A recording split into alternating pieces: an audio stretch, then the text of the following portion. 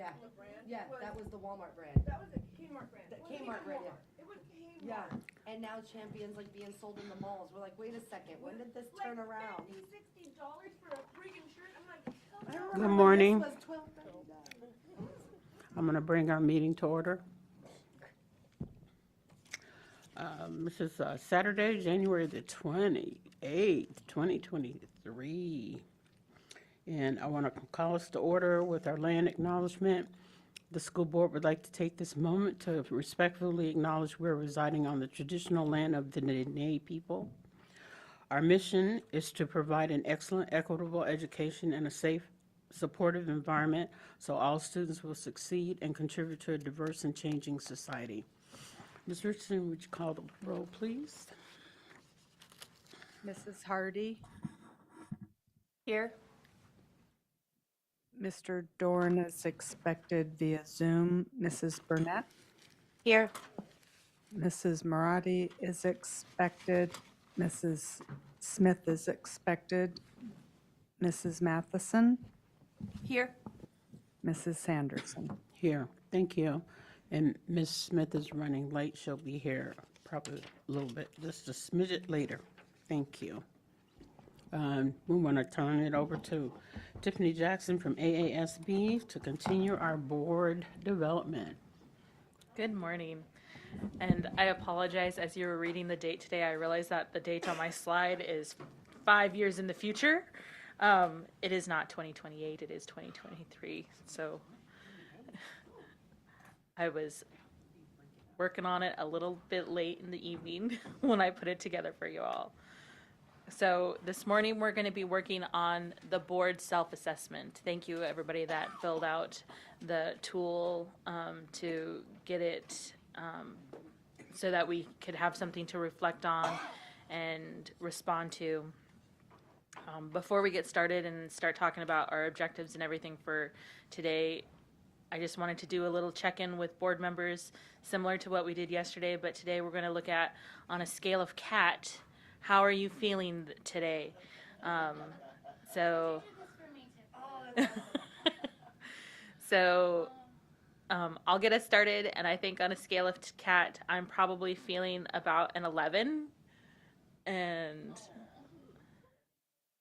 we'll just and we'll just go around. I guess a 6.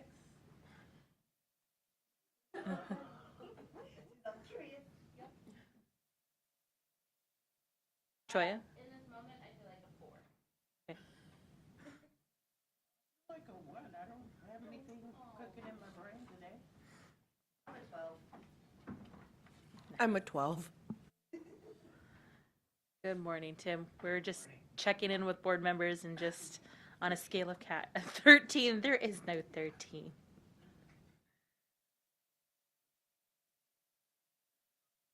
Okay. Scale of cat. Seriousness. There's no 13. Yes, there is. You don't always see a cat. Schrodinger's cat. Alrighty. So now you guys can judge where I am. Whatever one that was the winky face, that's where Tim's at. All right, so what we're going to be doing today is going over the board self-evaluation. We're going to be reviewing some sections of the self-evaluation and how they relate back to the roles and responsibilities of the board using the roles and responsibilities booklet that AASB has developed. And then we're going to work on developing some self-improvement priorities for the board for the upcoming year. So what are you all as a group going to do to improve the functions of the board? So I looked in your policy manual and I couldn't find a policy specifically towards the self-evaluation of the board. And it may be there. I admit I am not as adept at searching your policy manual as I am at the AASB policy manual, so it may be there and I just couldn't find it. But what I've included for you here is the AASB Board Bylaw 9400 talking about the board self-evaluation. And I'm not going to read the whole thing for you, but it talks about how to be effective and efficient in the operations of the board, that you need to take time to, like, we do the same thing. As we review and evaluate the superintendent, and we expect that our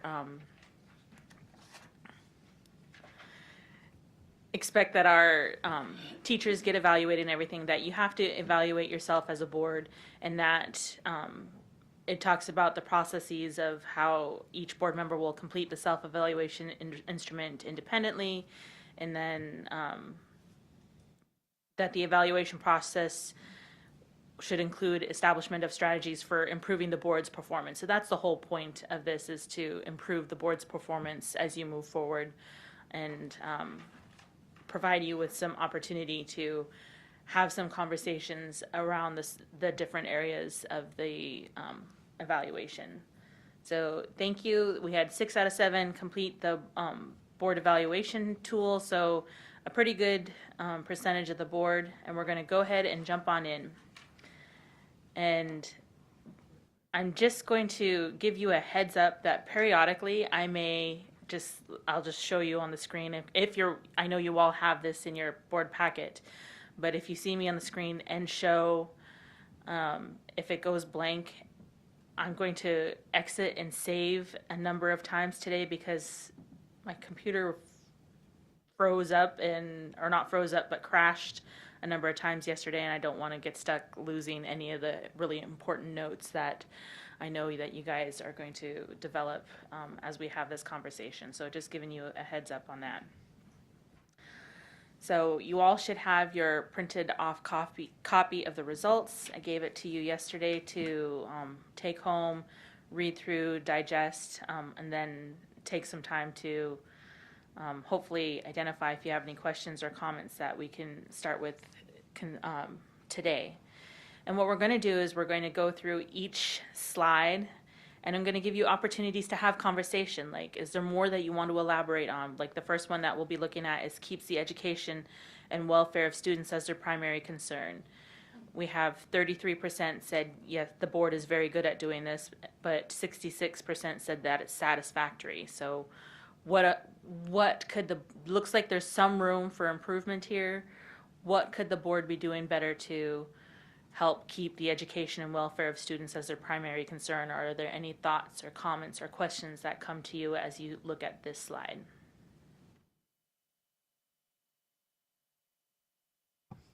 Well, I think school board members are doing this in the respect that they're making school visits, and when they're finding out things that need to be corrected or that raises red flags or concerns, they're passing that information on.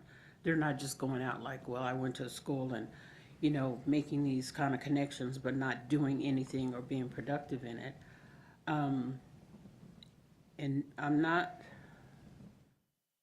And so some things I'm wondering if this is low, because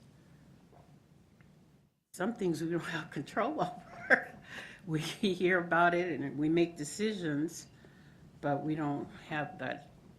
I mean, it's like we have total control, because we don't.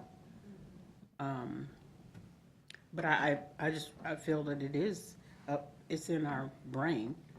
Maybe we just need a little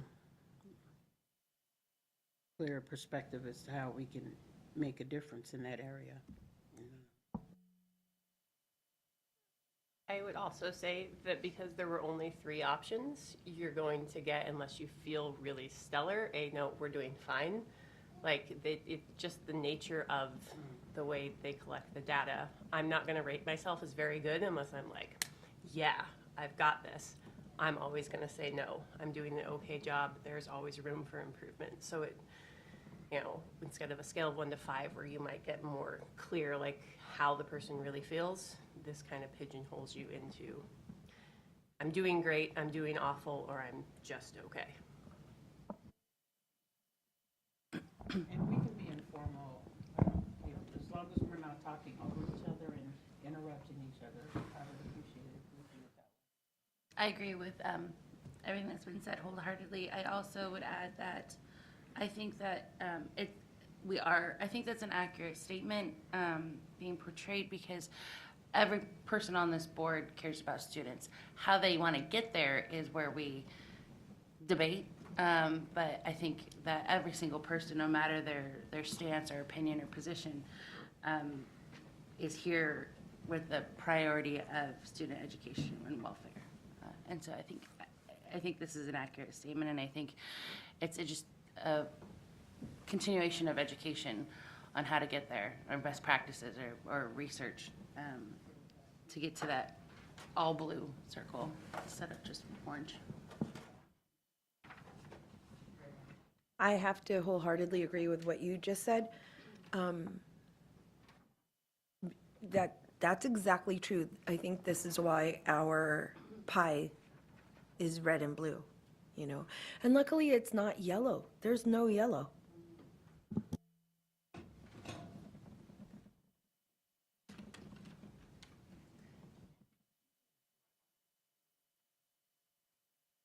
What I mean by education and welfare, and how that can change over time.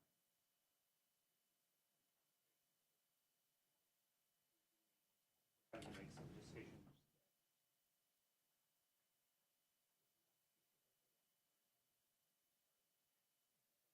Having that learning.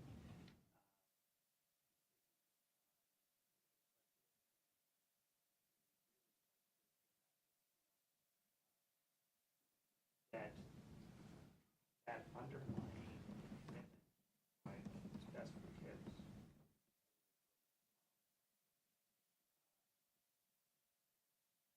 Looking and saying, well, how are we doing?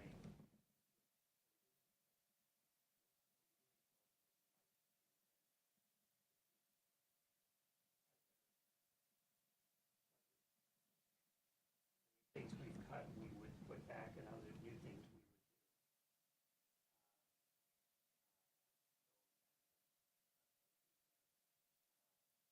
Some decisions were.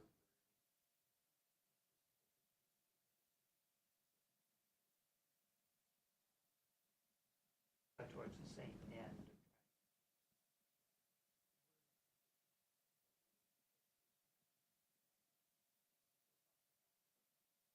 Post-pandemic. But I think one of the nice things is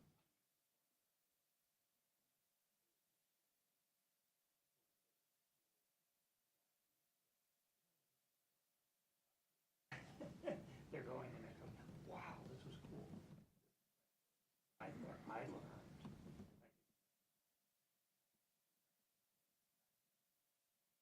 I think those are the very good.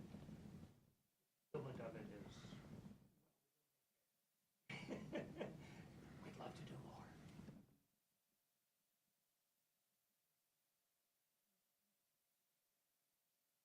Any other comments on this slide?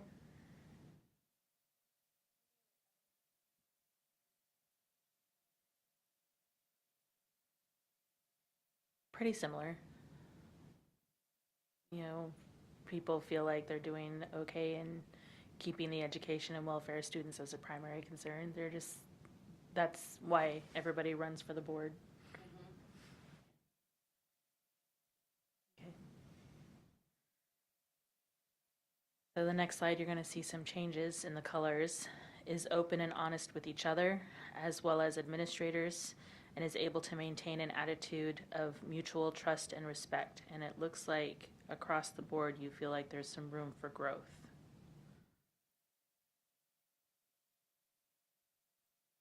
Any thoughts or comments? I'll start.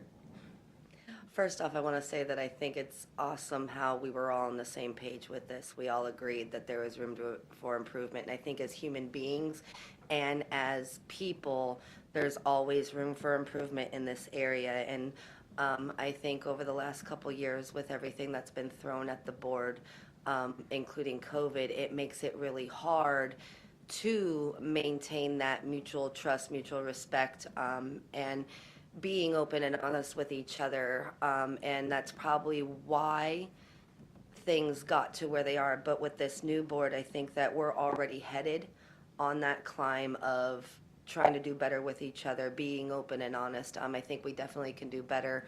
You know, if we have a problem with one another, if we have a problem with something we've discussed, we need to do better with going to each other with that and saying, hey, this is why I said what I said, or this is why I feel the way I feel, and hearing each other.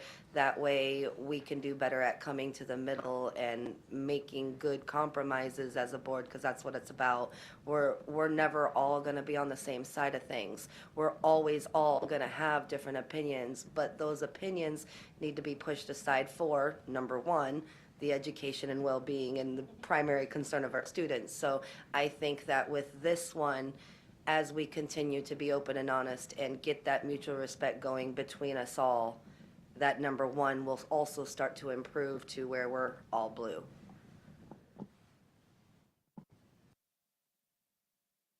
Yes, I'll go. I think being the new members on the board, it was really surprising from the public. It felt watching more like individual members, and I feel like now we're all becoming like a team. And we're seeing ourselves as like, okay, this person has a strength in this area, this person has a strength in this area. And especially the ASB training, the idea that like, no, individually we have absolutely no power. It's only together, and using that for the betterment of students. And I think like, even from people I've talked to, the public feels it. They don't feel this angst around us anymore. They're like, oh no, they seem like they're being adults in the room and trying to make like sound decisions. And so I think, like Melissa said, we're on this really upward trajectory of like learning to trust each other, and that we're not trying to like take the other person down, but we all agree that it's budding. We have not grown that to where it needs to be yet. Last year was really hard.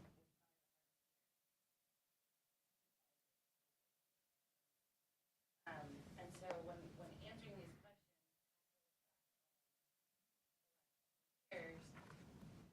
but since October, or November, I guess, October 31st, I've seen more improvement between than I have in the whole time I've been.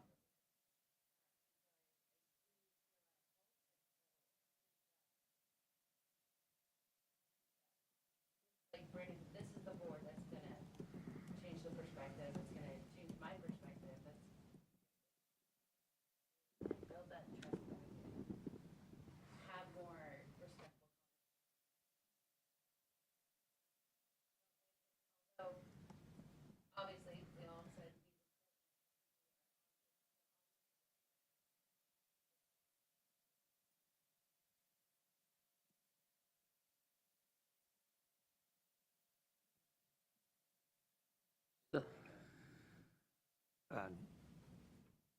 The other comments as well, but one of the things I looked at is in terms of administration, and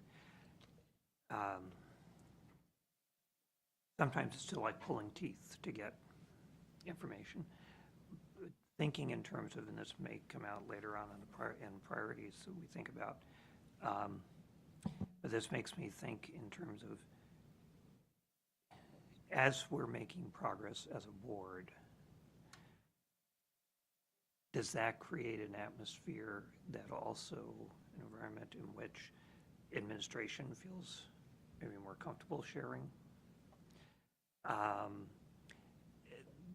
It also, as we look at a superintendent transition, how do we help with our current CSA and our new superintendent throughout this process? In a sense, what do we model during this budget process? Making it safe for administrators or staff members to put their ideas out, but also what we expect and need to have. And so I see that as part of this trust and respect, that where we need to improve and where I need to improve in how I solicit information, for instance, or express my feelings of the position on something, my perspective on something. Does it invite conversation, or do I cut it off? So when I look at this area, that's part of what I see also, and becomes very important as we onboard a new superintendent.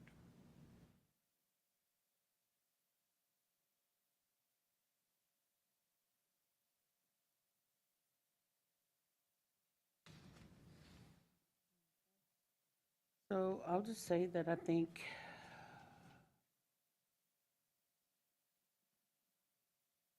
as we get stronger in our own leadership and positioning of the board, stay in our lanes.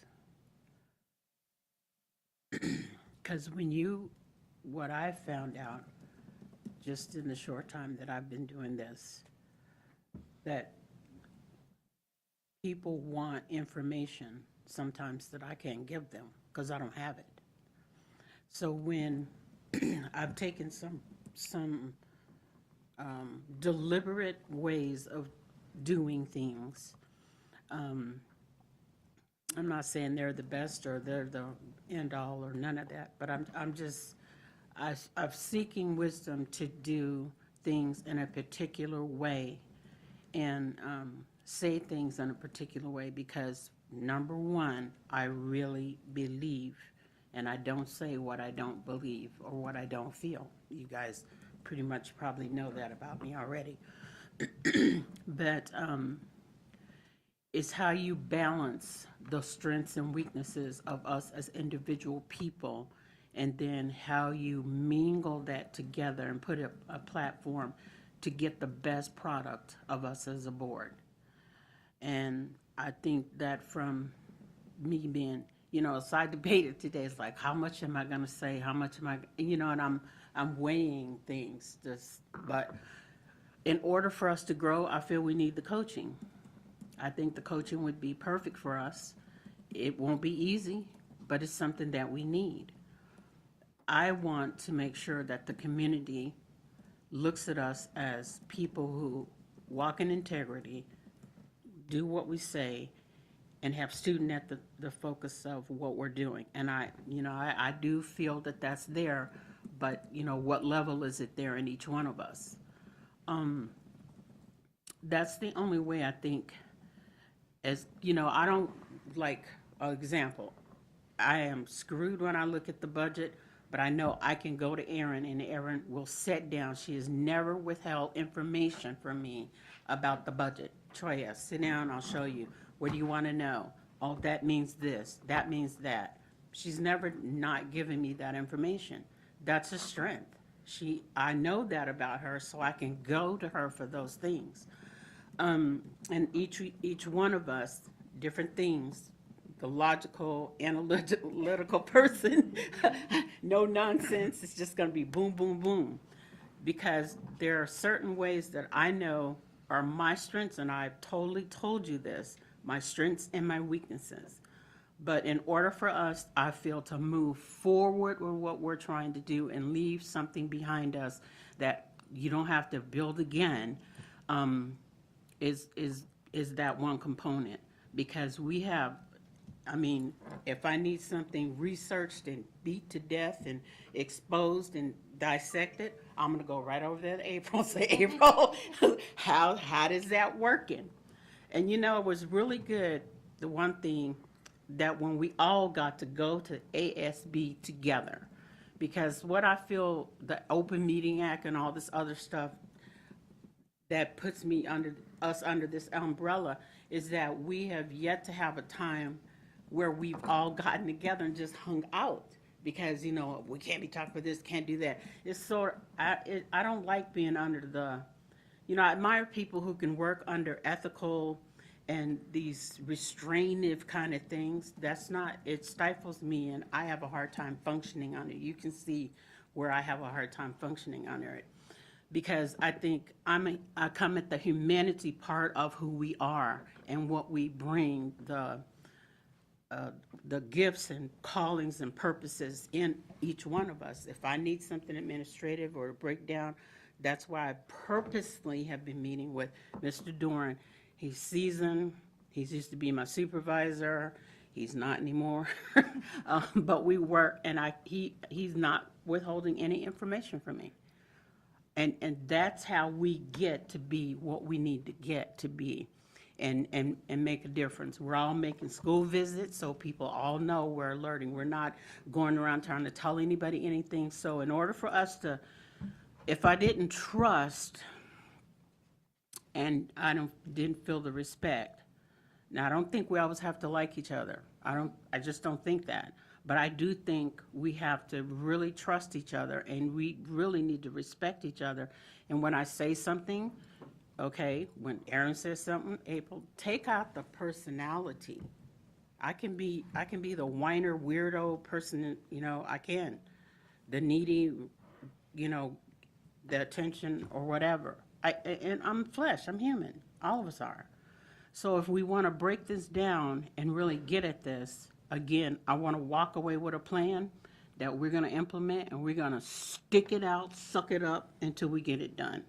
And then what that will be is the community will be looking, administration will be looking, and things will go out in the community that we're focused on our work, and we're tasking ourselves, policing ourselves. So that's probably the most I'm going to say today. So, but that's where I am, and I still say we're the board to get it done. So.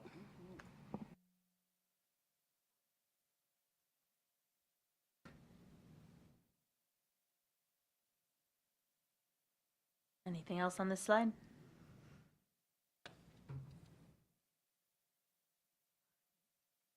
So we'll move on to the next one. Works to preserve the confidentiality of items discussed in executive session. It looks like overall, it feels very good, but there is still some room for improvement. There was still some votes for satisfactory or needs to improve. Any comments on this one?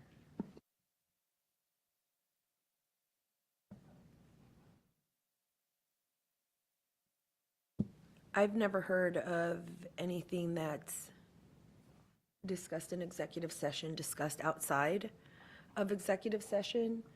So I'm extremely surprised that we have a satisfactory and needs to improve on this slide altogether.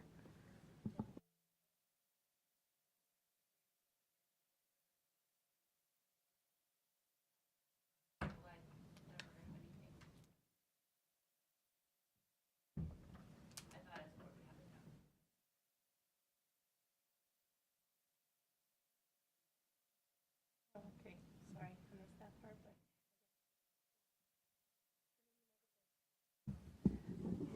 I'm the needs improvement. I just feel like, there's nothing that blatantly goes outside of our executive session. It's not like I see something splashed on the front page of the newspaper, but over time, not saying yesterday or this week, but in my time on the board, I feel like I've seen people just doing things that I was uncomfortable with, taking notes or sending texts or doing things that I just felt like this should just not be happening in here. And then sometimes, just be really honest here, I feel like some of our executive sessions, there are deep relationships with either organizations or people that we talk about in there, and the public interaction with those organizations or people gets the vibe that they know what we're talking about or what's happening. So I'm not saying that anybody's over there like giving the rundown on executive sessions, but sometimes it's about a feeling or perception, and I think that there's a perception. I mean, it's not a big secret. You can see in my comments that I made in this packet that sometimes I feel like everything we say about our union negotiations goes back to the union. So to me, that's a breach of executive session, so needs improvement.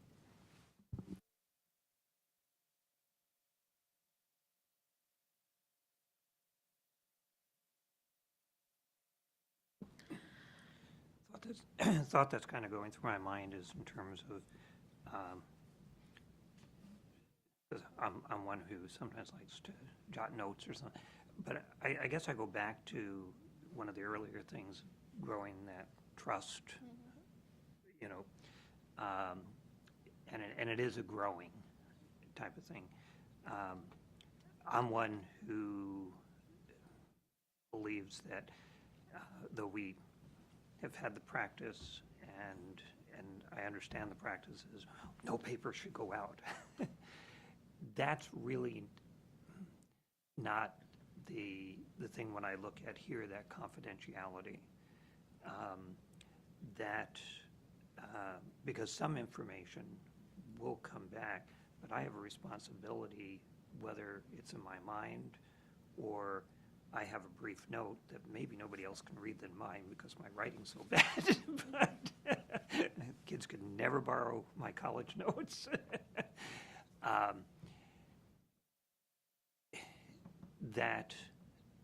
That's the confidentiality. I have, if I was to have a paper, and even not from an executive session, from other board information, I need to make sure that's properly handled at home.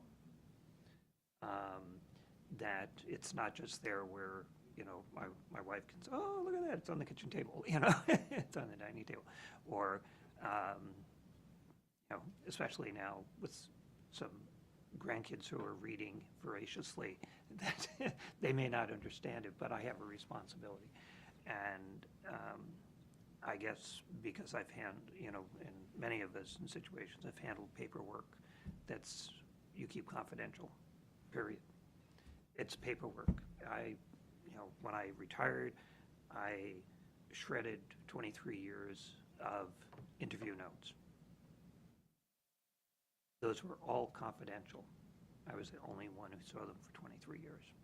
But I had notes on every single hire I made in this district. And it's a reason in case it was ever became a legal thing or anything and stuff when I had. But even when I retired, those shredded because they were my notes. They wouldn't make any difference to the next person coming in. So I think that part of this, and was mentioned earlier, you know, I've never heard anything outside that gives me any pause that people have talked. I think it's natural that, you know, you walk out and you say, well, is anyone going to say anything about this one tonight? Especially when sometimes there have been issues and that are going to hit the paper. We know they're going to hit the paper. We can't say anything from here. But I think, so I think it's that combination, and I'm not as specific about, oh, you can't take a night. No, because that note may be part of that conversation, and we've done that where lengthy enough executive session that you don't want to forget the question, so you jot it down, you know, and stuff, or do I understand this when we come to the end? And so I think that's all good. What we half dozen, one half dozen, or whether we walk out the door and we shred that, or we hit our computer and delete it, or whatever. I think it's that we maintain that confidentiality, and that's where I feel that people really do. And even when things I may have heard in confidentiality, whether it's in an executive session, whether it's something that somebody just shared to me, and somebody else says, I'm just thinking of the number of times that staff member came to me to let me know that they were expecting a child so that I could plan, in my mind, maternity leave, but it wasn't public. And somebody else said, did you know so-and-so? It was given to me in confidence, and until I hear them say, by the way, you maintain that confidential, and that's a similar thing that I bring to the executive session, and that I feel people have done. So that's, as we build as a board, this may come up. So. Normal too. And I guess because I've been actually researching some of this, and and I remember down at the training too, there wasn't anywhere that said like, you absolutely cannot ever take a note in executive session. That I remember, and I even remember like Cedar being like, your personal notes for you are fine, but like executive session is the same as like my understanding of Tim. I've been a special educator for a long time. That is live, eat, breathe confidentiality. Everything I do is confidential. Those kids have both federal rights and everything. And I protect those same things like, you know, do you work with so-and-so? Unless that person has a right to know, I cannot confirm or deny, even if you see them walking in my classroom. They have a right to confidentiality in their education. So it seems like we're placing these, kind of like you said, extra rules on top of things where we have to trust that we all were elected and that we all are ethical people, and we're not going to go and tell people what's going on in executive session. And that is a matter of trusting that the person is going to do what they say they're going to do. But that's what you have to do when it comes to humanity and confidentiality. And just, you know, and especially for me, I take notes because they help me remember things, and that is helpful when I'm trying to make my own connections. But my husband thinks I'm ridiculous. He'd be like, oh, how is it? I was like, I can't talk about it. I can't tell you anything. And he's like, well, that's silly. Like, I'm your husband. I don't care. And I was like, no, it does matter. I can tell you I had a good day or a bad day in this thing. You know, you have to trust each person that they're acting ethically, and they have to be their own police in that, unless you're given some burden of proof out there that, yeah, they're going and talking to people. I think the notes thing has come up a lot lately, and I would love to resolve it somehow. I agree with Tim and Brandy that it's not allowed. Is that right? It's not allowed. It's not allowed. It is allowed. It is allowed. It is We'll go with allowed. that. Not What a, happens to them? correct. is- It's allowed, you're allowed to take notes. And for me, I retain better when I take notes. I've been taking notes in executive sessions for 5 years. I don't keep those notes, or I give them to, used to give them to Sharon, now Carm. I think that they are allowed, whether they're electronic or written, and then we have to go back to our board norms and remember to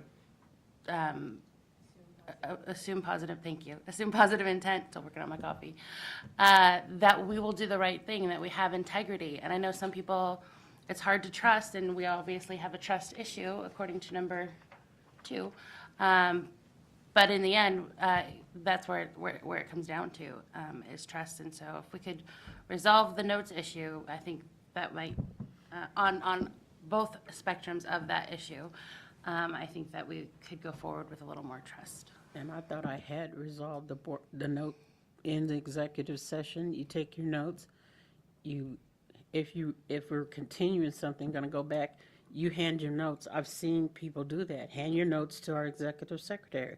For Brandy, she's taking notes on her computer. She emailed her notes, and that should be sufficient. Nothing left out of here, and the rest I have to trust. If I haven't heard anything out in the community, you know, I can make an assumption that you have honored what we have said. And that's all I can do. You're adults. I'm gonna be 70. What are you gonna tell me to do?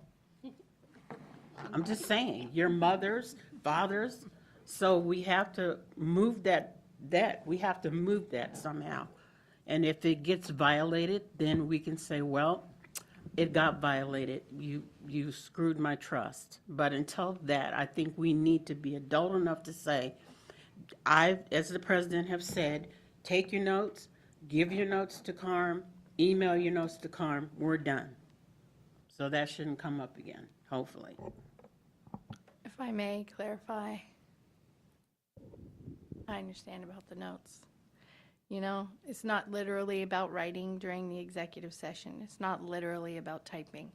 I mean, number 2, we clearly have some trust issues. I would like to earn and acquire trust of each other, but at the time when I fill out this survey, I'm not like over bubbling with trust. That, so, just reality. You want a board evaluation. That's the reality. Not bubbling over with trust. Then when we talk about our negotiations, it doesn't leave the room. Whether it's written down, whether it's in your brain, whether it's just anecdotal to someone and not literally what we said, that I still consider that a violation. And so for me, my life vibe is that things leave our executive session. The way it comes back around and I receive it is like, why do you feel that way? The only way you could feel that way is if someone gave you that feeling, and that feeling should have been contained in our executive session. So it's not about the notes, just to be clear. And I really want to trust all of you. I really want that to change. I'm totally open and to allowing it to change in myself. I hope that you all trust me because I will literally say whatever you want me to say. Whatever you ask me, I will tell you the truth about it. But that is the truth of my feeling about this statement.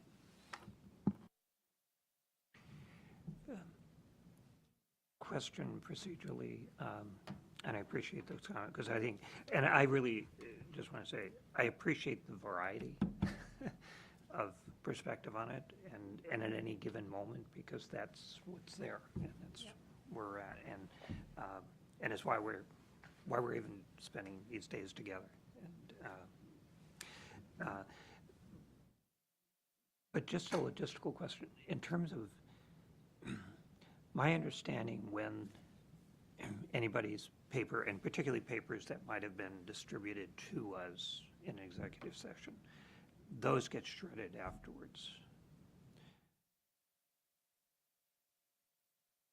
Emailing creates a paper of a record.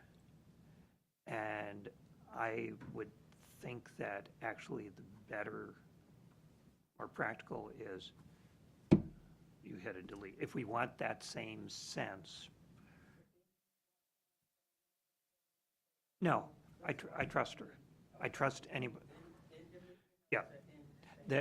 My big thing is I trust that it's done. I know that once something's on a computer, it's never really ever gone.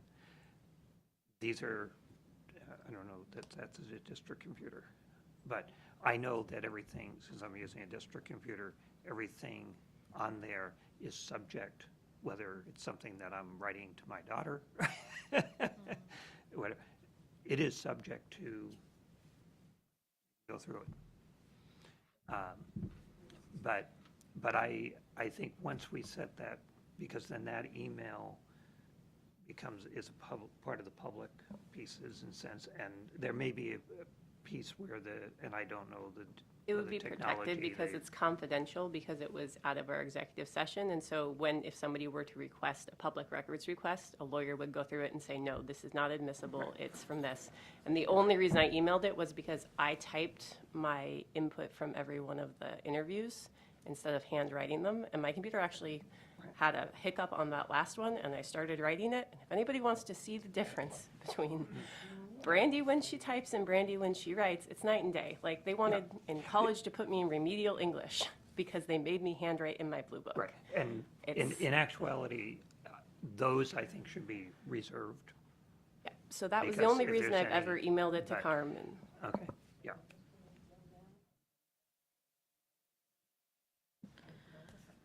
Just a note on that, when you're emailing things that are confidential, make sure you put in the subject line confidential so that your school district's attorneys have an easier time identifying, okay, this is a confidential piece of information.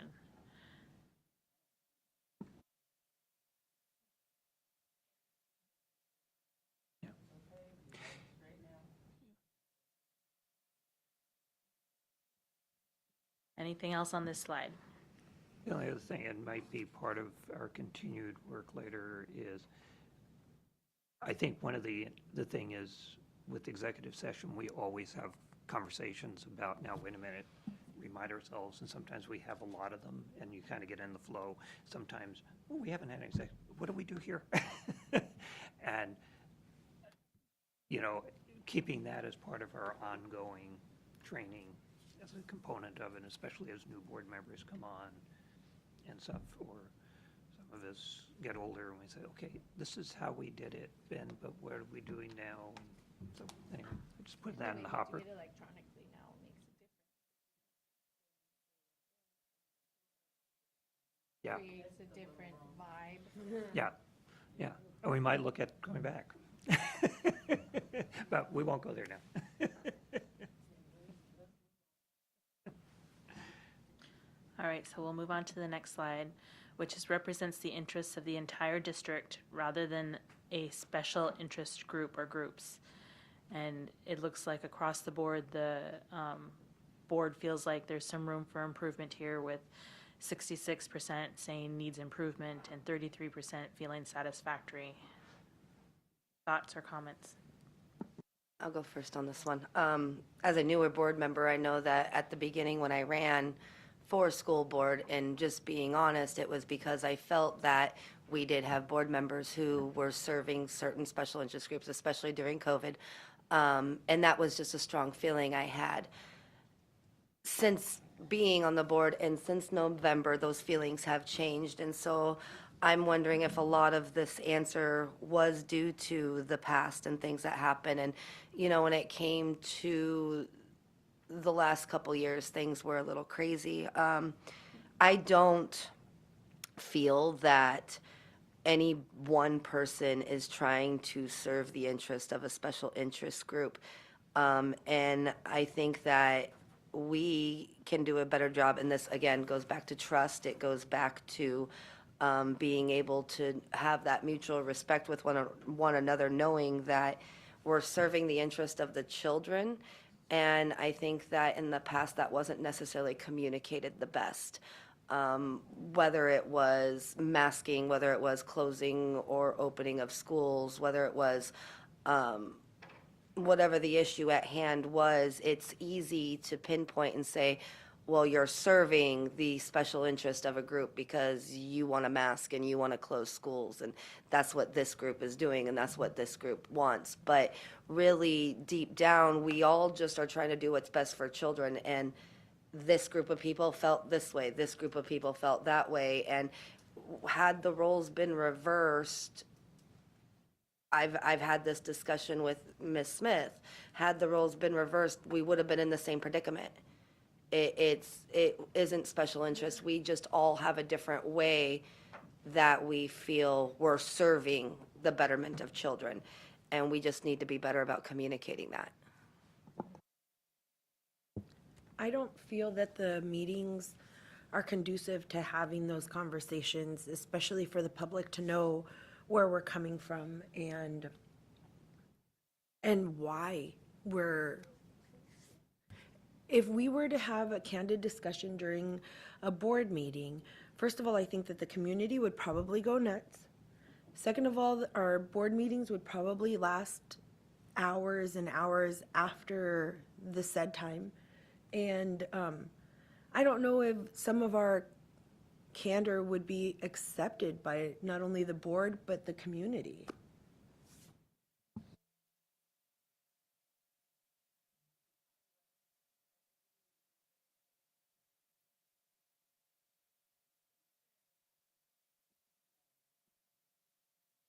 There's lots of examples of special interest groups. I mean, you could have, like, in COVID, you had parents that were for masks or against masks, but you could also have the basketball booster team. I mean, it could be any type of just special interest. Yep. It could be the LGBTQ clubs, it could be any of it.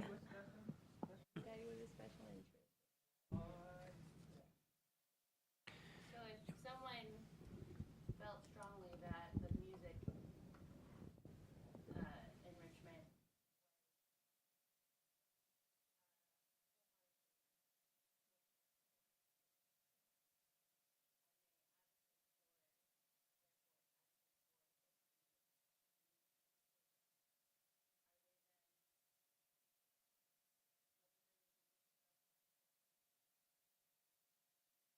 I mean, I would clarify, because, you know, here's the thing, like, I also support the music, right? But there's a difference between, sometimes you can see that a person wants to compromise, a person on the board wants to compromise about an issue. But their dedication to their special interest hinders that, okay? You can see that in an interaction. I can see when a person, or even myself, because I'll admit, I mean, I have allegiances to beliefs and to organizations, that it's like, this has got to break right now. We need to go in a different direction, or I need to let this go, or we need to move forward from this. But that dedication to not disappointing the people that you'll have to answer to when you leave here, that are a part of that group or that organization, hinders people from letting it go. You know, I mean, that's what you're talking about. It's not like you came here and your only purpose of being on this board is advocating for some, you know, organization, whatever, rock collecting club or something, you know, and that's not the thing. But it's like I'm really super dedicated to the athletic coordinators or the activities coordinators. I want them to be there. And like many of the district activities coordinators, they're like personal friends or people that I know, and their effect on my community and my own kids is really important to me. And sometimes I feel myself like I'm sticking to their gun too hard because it's important for me with my relationship with them, and not doing what's right for our board action.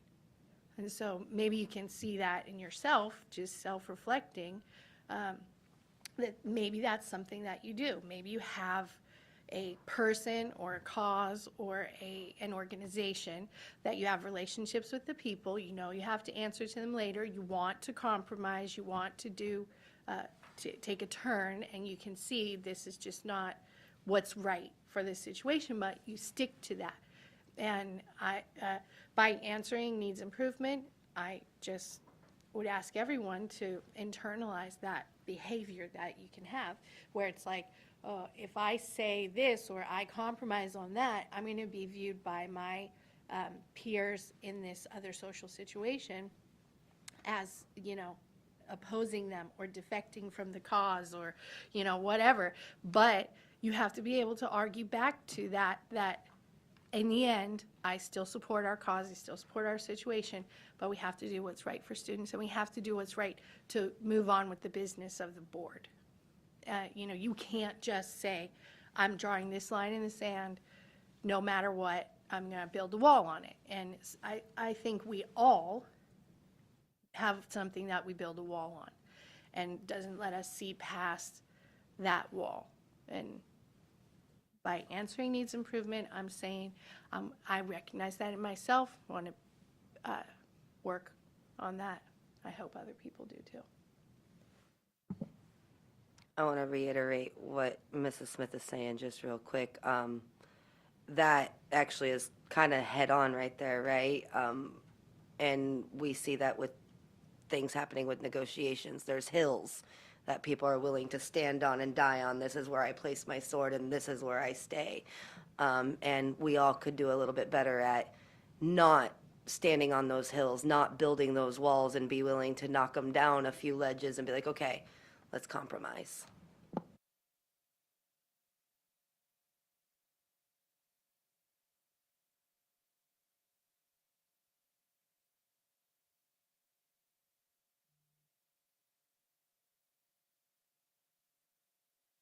I'm reminded in some ways of the number of times over the years that a board member has said, and I'm thinking of what I'm saying over these years, actually going back 40 years, board members have stated they came onto the board for a reason. Or a special interest. For a special interest, whether it was very a group's special interest, it was their special interest. And I'm thinking of Gene Redden right now, who was on the board long time ago, became board president for several years, and then who came back at a time when the board was struggling, and talked about his journey on the board, where he came in, and he said, you know, he was very thankful that people were patient with him, and they let him be heard. But boy, he said, I learned there's a lot more. And it's part of the learning curve of board members. And you know, about 5 or 6 names went through my head of people who have served on a board over time and really had, this is, you know, and then, you know, each of us, well, speak for myself, you know, in terms of, yeah, there were things in general that I wanted, but you still keep growing, and who we represent is everybody. And that's the nice thing about this board. We are pretty broad and diverse, and people I have a touchstone with, others don't have that same. There are people that have a touchstone with others that I have really no touchstone. And that's why we all bring that to the table. And I always said, people said, well, you know, would you run for assembly? Would you run for legislature? You know why I ran for the school board? We have one interest, which is kids. We may come at it different perspectives and bring different, but we have one interest. The assembly, city council, the legislature, they have many things that they, and so at least we start with a very common base. And when I listen to people and say, you know, for me, okay, if I join the board, what am I going to learn? I'm going to get there. It's because people have said how I grew, you know, Gene, Joy. Well, I won't go through all the names, but a bunch, because they have said it publicly. They came on, and they were, anyway, enough said. That's one of my improvements I'm trying to do. We love you, Tim. All right, so let's move on to the next slide. Understands the need for compromise and is willing to support the majority decision. Again, this has a little bit larger slice of the pie for needs improvement with 83% and a smaller slice for satisfactory. I'd like to start this one off. So I think I might have been the one that clicked satisfactory. Because sure, we're going to argue, and it's going to be difficult when we're trying to compromise. And when we finally do make a decision, though, I do need to say that every single person on this board supports it. Even if we do not like it, we still support it. We're not going to go out there and bash whoever voted, you know, that fourth vote or that third vote that voted for, I don't know, no nose picking. We're not going to go out there and bash it. You know what I mean? We're going to support the rest of our team. So I think that on the support the majority decision, we're doing a really good job, I think. So I think I'm the one that put satisfactory on there. But that's why, the support the majority decision. We don't go out there and talk about each other behind our backs. You know. The end. I know I hit needs improvement, because I have, before being on the board, seen the majority decision not being supported, and I have seen board members advocating against the majority decision, and that's not okay. When a decision is made, whether you sit on the left side of the track or the right side of the track of that decision, bottom line is we need to be on the track, because that's where we get where we're going. And so we definitely, and I, with this board, with this makeup, with these people that we have, if we, in a year from now, doing this again, I think this chart's gonna look a lot different. But based on the past couple years, there has definitely been decisions that not everybody has supported, and it's been publicly known by many people that the majority decision was not supported. And so as board members, it is important for us to remember that after our debates, after our executive sessions, after we decide and we make that vote, that even if you didn't like that decision, we need to support it. 100%. We all, every single one of us, all 7 need to be on the same page that, okay, I did not agree with this, but you know what? This is where we're going. This is what happened. And now it's time to support and go forward and be a board. This is my biggest area for my personal improvement. I have the hardest time internally supporting a decision that I might have voted against because I felt it was unsafe or unethical or lacked integrity. And so this one I struggle with, and I hope to improve this year. And I will put a lot of energy into it, but just I take full accountability for this specific issue. I mean, of course, during COVID, we all had a lot of drama, right? And that was an extra, it was just extra, right?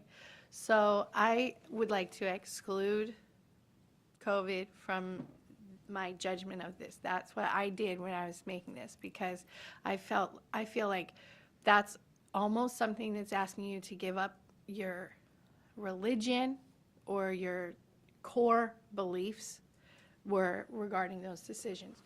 So when I voted on this, I excluded people's behaviors during COVID, and I was thinking more about things like school closures or program cuts, and even a good example is about the BSA last year.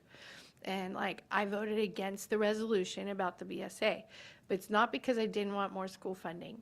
It's because, you know, how I feel about the resolutions, and I just didn't like the way that was, and I felt it needed to be said in a different way. And I didn't support saying it the way that it was said, which is why I really appreciate the process that we're doing now to just work at that from a different angle.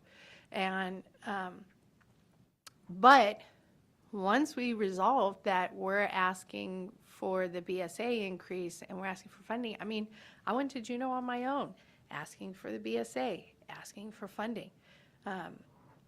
Not with the same fervor as if it was my own idea, but I would never certainly go there and say, hey, I know that's what they want, but here's what I want. And the reason is because I can't do that because the board resolved that this is what we're doing. So I just think there are little things that when you speak publicly about something that we did, just for example, the school closure, it's just a self-reflection to, for example, you didn't support keeping Nordell open and the education center, but constantly bringing it up that we should revisit that, or somehow we're going to reopen those schools, or, you know, encouraging the community to keep coming and testifying that we should go back on that or something. It's just a waste of effort, and it creates division on the board. So that's really what I'm talking about here, is like, supporting the majority decision isn't like you believe in it now and you think it's great. It's about working to make it as great as it can be, since it's going to be there anyway. That's how I view it. So I really did exclude people's decisions and behaviors about COVID from this because I don't think it was valid.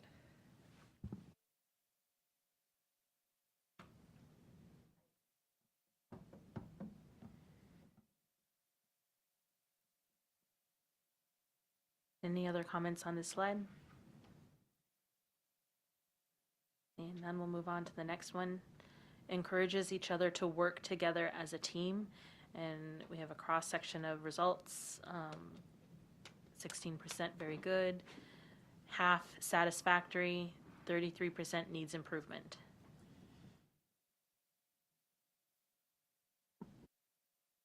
I'm pretty sure that very good was me, because as of right now, since November, I think it's been great. And I'll echo with Melissa. It's kind of weird for us to do this because in a lot of ways we haven't made really, really tough decisions on this board. We were community members, but we weren't a part of that decision. But since we've been on the board, it has, people often ask me, how's that school board? This seems like really intense. You're there all the time. And I'm like, I actually really enjoy it. Like, I knew what I was signing up for, and I've openly, just even yesterday, was like, no, people aren't who you think they are. They're different once you get to know them, and I can appreciate these, their perspective this way, and I think that's helped a lot to see people in that light and to realize it was very different sitting in a testifying stand talking at you versus working with you. You can understand the nuance that isn't available to the general public, and that's nice, and it makes it easier to see people as a team member and not as an adversary. I think I put satisfactory only because we don't get a lot of team building time. So I don't really know my team. Going to ASB in November or October, that was so much fun. I got to know my team members so much better. I think that the Opens Meetings Act is, like, I understand why it's there, but it's also a hindrance to developing a team.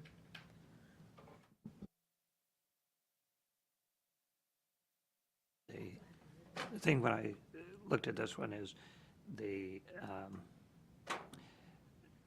last election, the campaigns were, I thought, were truly impressive for school board.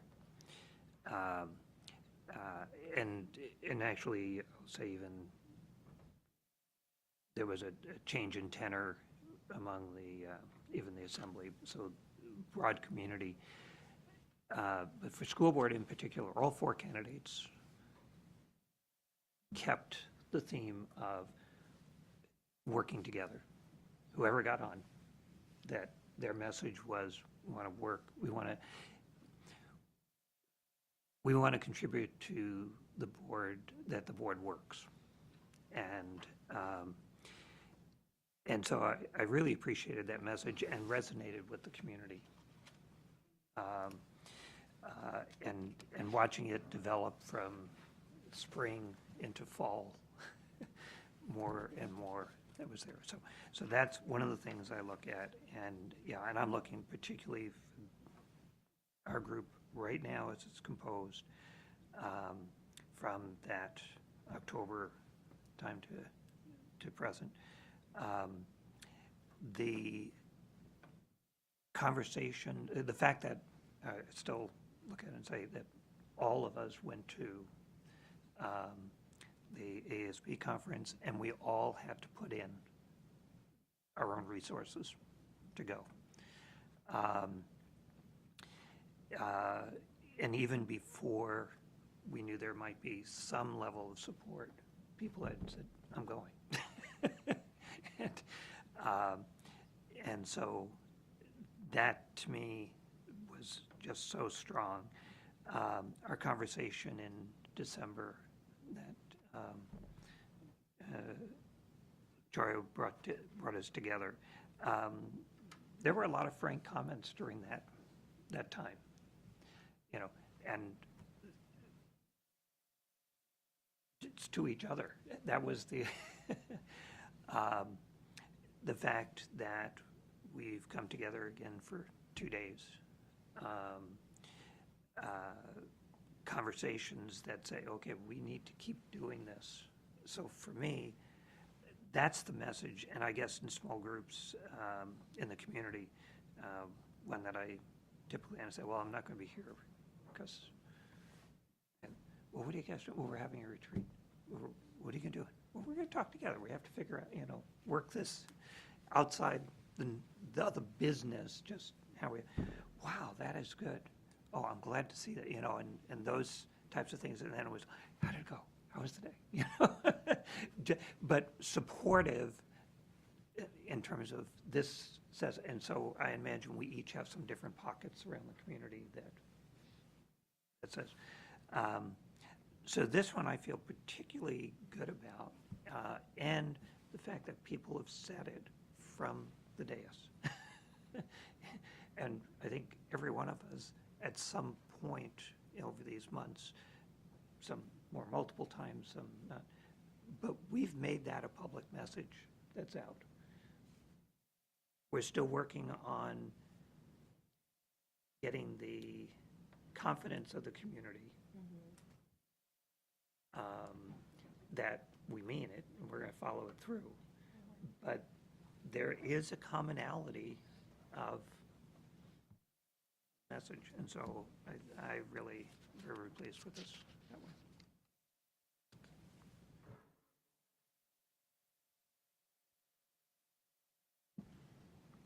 All right. Next slide.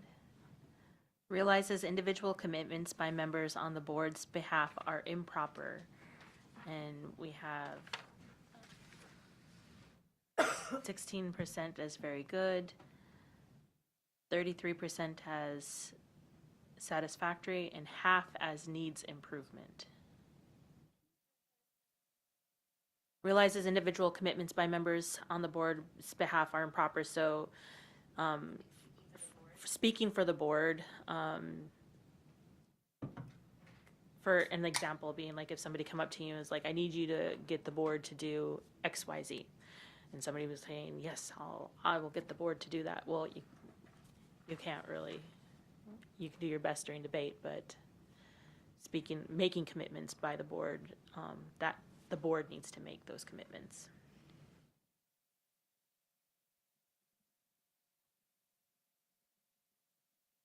Any comments on this one?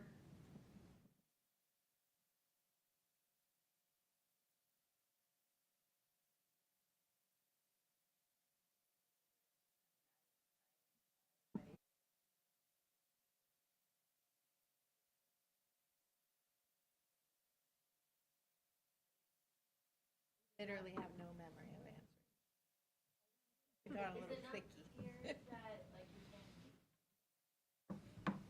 I don't think it's clear to the community. No, but for us, yeah, I agree with that wholeheartedly, but as a board member, board I realizes. know, like, I don't even respond.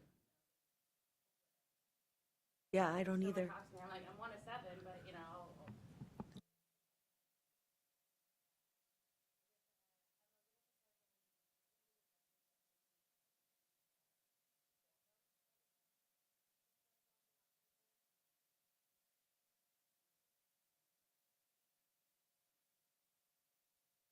I think I chose satisfactory because I feel like we know that we can't speak for the board, but I feel like the community doesn't know it, and we need to get that out to the community that we cannot, like, I can't say, oh yeah, we're gonna vote for, whatever, nose picking. But, I think it's so gross. But, I think that the community doesn't understand that, and there's a lot of pressure to convince the board, and, that's just not me. So, that's why I picked satisfactory and not very good.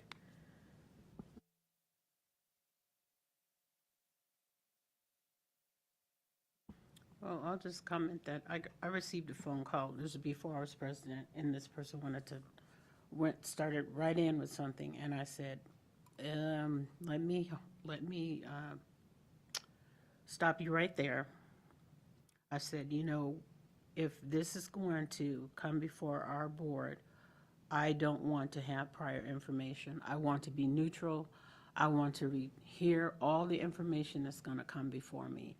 And I want to be able to give a non-biased answer or act in a way that would, and I'm going to stop you there. I said, but when this matter comes before the board and the board takes action on it and we have a vote, I said, and you want to talk to me after that, I will talk with you and, you know, if there's any other solutions, maybe point you in another person you might can talk to. And I said to that person, have you talked to your child's teacher? Did you talk to their principal? Have you come before the board? And I just put them through the chain of command. And they said, no, but I was told to call you. And I said, I do appreciate you, and you can always call me. I said, but I don't want to hear information that will, you know, be biased. I said, because I am just on the board, and all of us are going to have to hear this information. And then according to whatever policy we have, we're going to act from that. And, you know, hopefully we will do the best for your student. I said, and then if you don't feel that we did, there's other ways that you can, you know, advocate for your student. I said, I hope that was helpful. Well, no, but I was told to call you. And I said, well, I do appreciate your call, and you can call me anytime, but, you know, that's all you can do, so that you're not snared, because people come up to you all kinds of places and ways, and they want to, you know, so that's how I handle it. And I try to stay in my lane.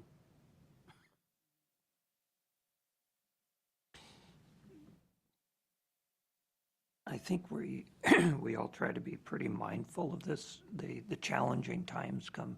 I'm thinking in terms of testifying to the legislature or to the assembly, even if it's a topic that is not directly related to the district or to education. I try to be mindful, you know, people know who I am and that I'm on the school board, to make sure that I say I am speaking as an individual, and to try to put my comments in terms of a very individual, rather than that it would imply that even I am representing the board position. And sometimes that can be tricky. I was called on one where I testified to the state, and when they put the name of who was speaking, they said Fairbanks school board member. I had specifically said to the person taking it, I am not, Tim Doran, I'm from Fairbanks. I am not calling on behalf of the board, school board, because they said, oh, you're on the school board. I said, I am not calling. And I had asked them not to put that on, but in the process of who else was calling, who knows, they did.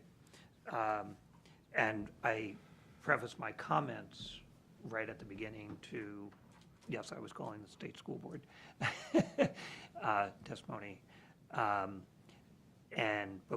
I said that I am not, that I'm speaking as an individual, and that specifically the board had not taken a position on this, so I was not, to try and make sure it was clear, especially what they did. And so those are sometimes tricky pieces, but trying to be aware of, because we all have those opportunities, and things where we may be asked something, but making it clear that, and it's kind of a fine line sometimes. That, but that's the reality of a small state, small community. It's kind of like when we talk about the Open Meetings Act, and we're all going to an event at a school because we have kids, we have grandkids, or we're just interested. So school board members that would come to a concert, they didn't all get together in the corner. They just spread out. No big deal, no perception, but they're neighbors. And we talk, in a sense, we ask the community to trust us. And I would say over the time, our community has been very good about that and recognizing we're small.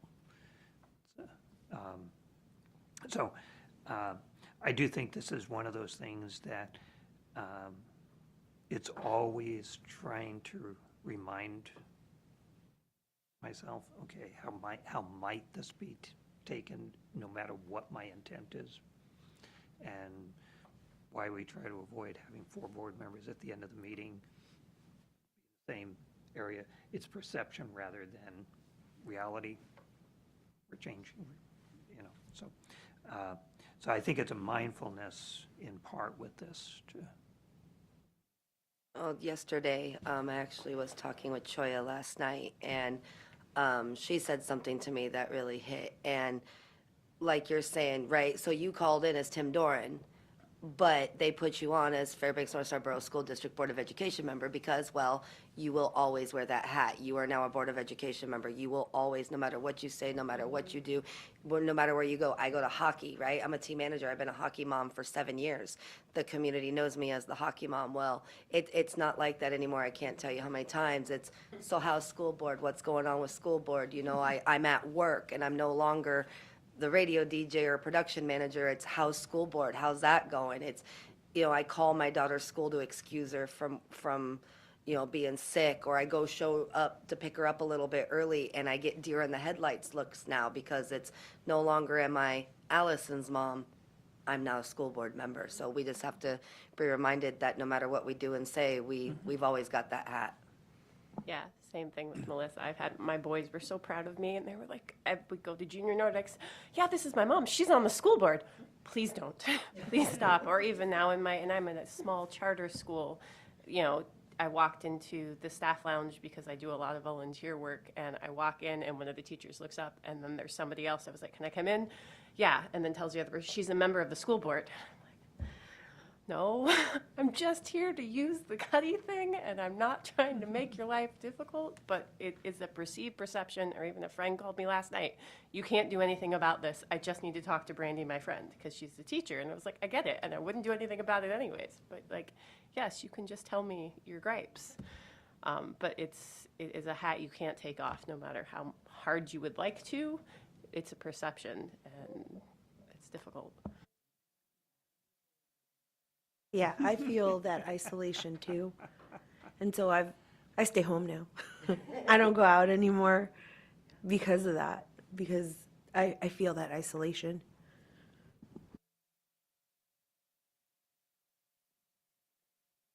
All right, let's move on to the next slide. During meetings is polite, listens carefully, and is respectful of each other as well as school personnel. Looks like a large percentage, 83% said needs improvement and 16% said satisfactory. Comments? I'll take this one first just because I have always been Miss Chatty Cathy on my report cards. It always said, great student, talks too much. As a new board member, I know that I'm guilty of little giggles here and there, or little side comments here and there about things, and that should not be happening. So I know ICLIC needs to improve because for myself, I need to do better when we're sitting there at the diocese and that it's a meeting. We need to take it seriously. We need to act like we're in a meeting and not be fooling around, joking around, and being perceived in the public as, well, they're not professional. So I take responsibility of this is going to be a huge improvement for myself. I think that part of this too, I really appreciated Mrs. Smith saying something about eating at the dais, and I think it was just even like an offhand comment, but I took it really seriously because, not the other day because I was starving, I'm sorry, and I apologize to you in advance. But it was really eye-opening about communication, like the little things that drive people crazy. I don't remember, I used to sit by someone when I was over here, and my typing drove them bananas. Was it you? I think it was you. I used to wear a perfume. She did. She's kept me really far away since then. Or your comment about like it makes you uncomfortable when we're typing or have our electronics out. So now I put my phone in the drawer, so it's not even like in the area. So it's just communicating our needs and concerns to help be more respectful to individual needs. I think that is really helpful for me. I can't guess, what I'm doing to drive Tim crazy. I mean, sometimes I can guess, but if he communicates it to me, then I can respect it and try to do something about it. So I think I do appreciate it, and I hope we can communicate needs better.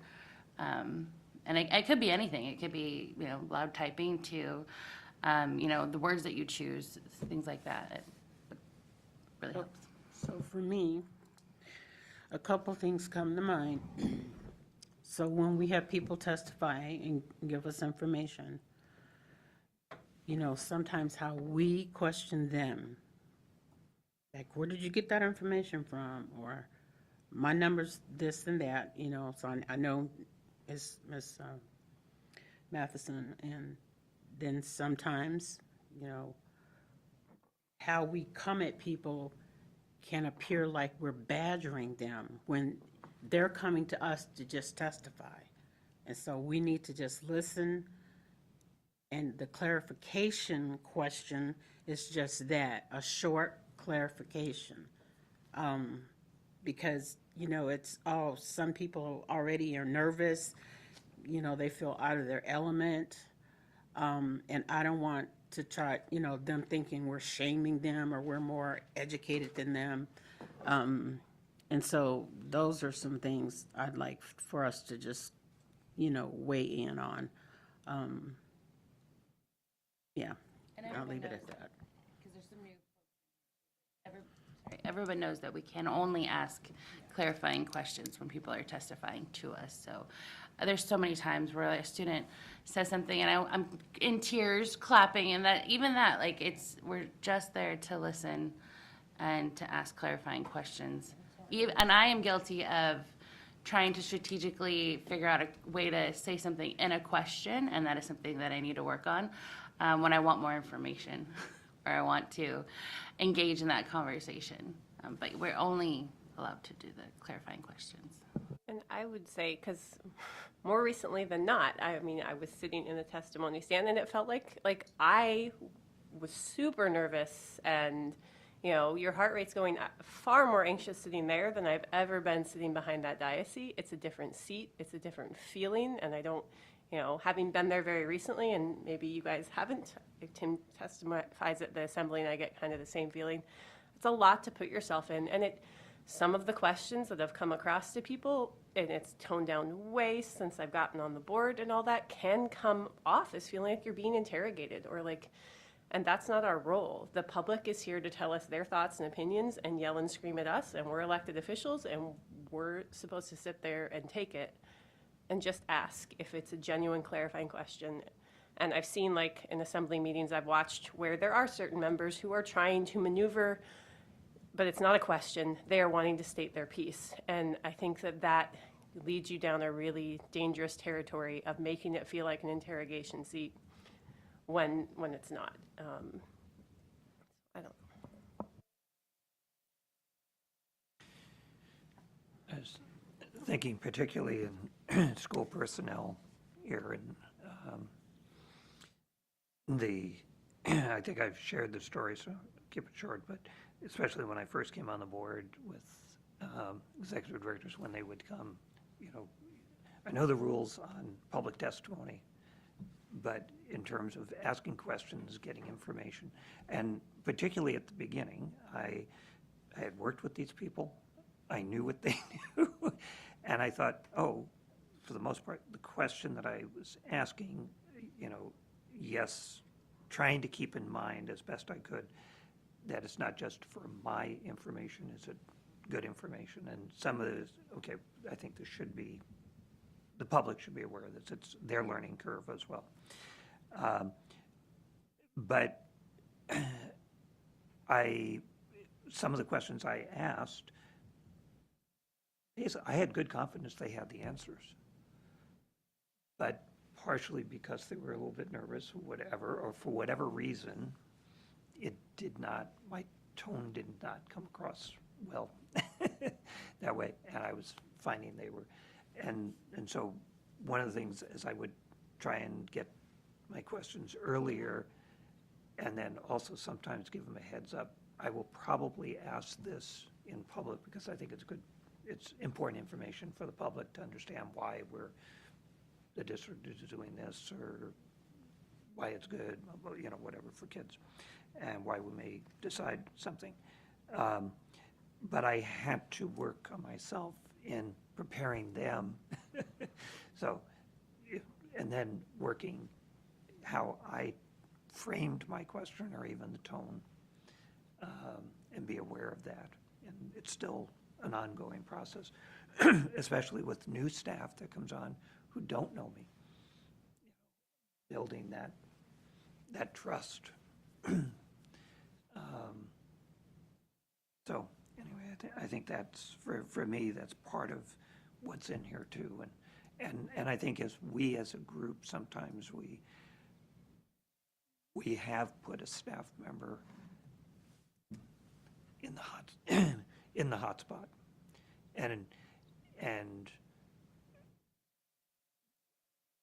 And sometimes it's that staff member who's been there and going through the administration, going through, you know, whatever.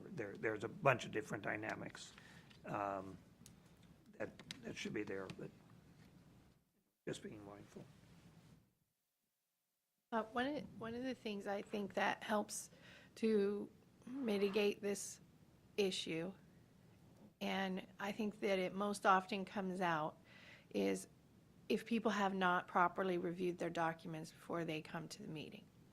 Because when you're caught off guard by something that's put in front of you, you are more likely to be off your appropriate behavior, or to not be prepared for what you want to say about it and say something that you wouldn't otherwise normally say.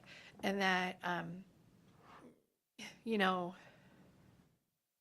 I think like during this meeting or other board development meetings, I will be really frank and say something to you, but I would not do that during a board meeting, because most of the time I know what my problem is before I came there, and I already know what needs to be done about that problem. You know, there's occasionally that didn't go the way I thought it was going to go, you know, and I can feel myself like I'm caught off guard. I don't have what I need. I don't have enough information, and I'm confused about the situation, which makes you just react in a way that you haven't prepared for. And preparedness is what makes the board meeting professional, and it's what allows us to get our work done.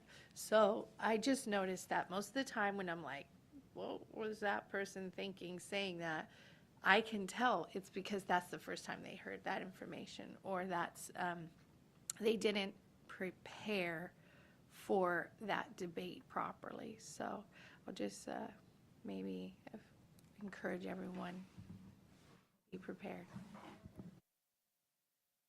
Just along these comments, a best practice that exactly what you're talking about, Ms. Smith, is when you read through your board packet and you identify questions, if, whether it's for the business manager's report or the athletic director's report or whoever's report, that you write them down. Or what I used to do as a board member is I would write an email to the superintendent and say, hey, could you let the business manager know I'm going to be asking this question during the board meeting?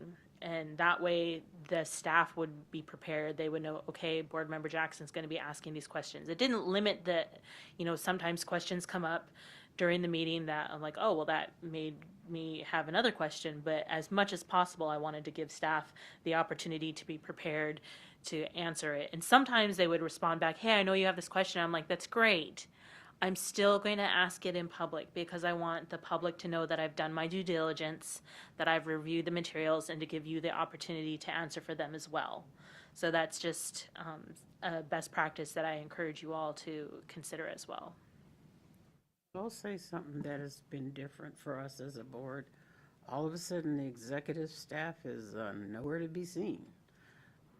I don't think they need to be here all the time, but it's just weird to look over in the gallery and it's like, Andy's over there and Kate and Luke's over there. But if you had a question, ask somebody else, you have to forward that question forward so it can be asked.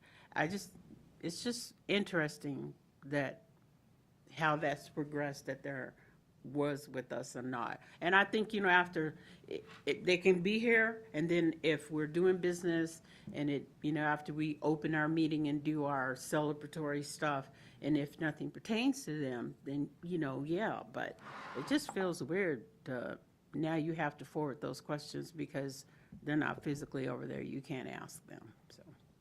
That's definitely interesting, because I remember when I first came, every single director that worked here had to be there. And I was actually like, man, we're torturing those people. Like, why? We're just sitting here talking about whatever. Like, this has nothing to do with them. But so many times, it came around to like, oh, we need more information. And I'm not sure why that changed either.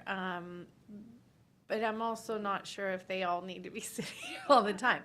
But it is a change, and it's interesting. And, it would have been nice to get a note to say, I know this has been our practice, but I don't feel it's the best use of our staff's time, and so we're going to free them from that obligation and just have the relevant people here. That would be a nice communication. I would, We could even say, hey, on tonight's agenda, we have da-da-da-da-da. We really would like it if we had the executive directors all here, because I know that these questions are going to come up, and we'd like them to be answered. Then maybe they could show up to a meeting or two. I don't know. Yeah. I'm sorry, go ahead.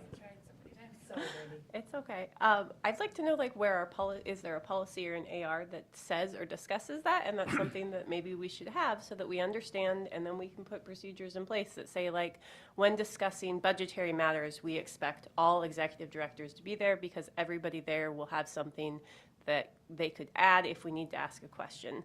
If we are just passing resolutions and thanking kids voting, they don't need to be here that day, and there are some meetings that are very light like that, so we could create then they'd know. And we've had a lot of turnover, now we have, I think, 3 or 4 brand new executive directors, and they're brand new to those positions. So onboarding is so important and often not thought of. Yeah, So- I think that's the superintendent's job, to decide who's going to be here. And if it's important to the board that everyone is here, it's just our job to tell her, hey, you know what?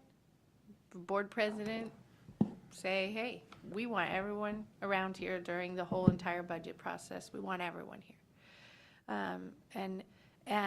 But how do we know that that's what the board wants? Because we never have a conversation about, like, hey, did you notice that there's no one around here anymore? Like, where did they Haven't had go? time So to have a how did that conversation. conversation ever come up other than this situation? And because I noticed it, other people clearly noticed it, but what in the world? If we told Karen tomorrow we want every single board executive director at every single meeting, that's her job. She would get them to come here.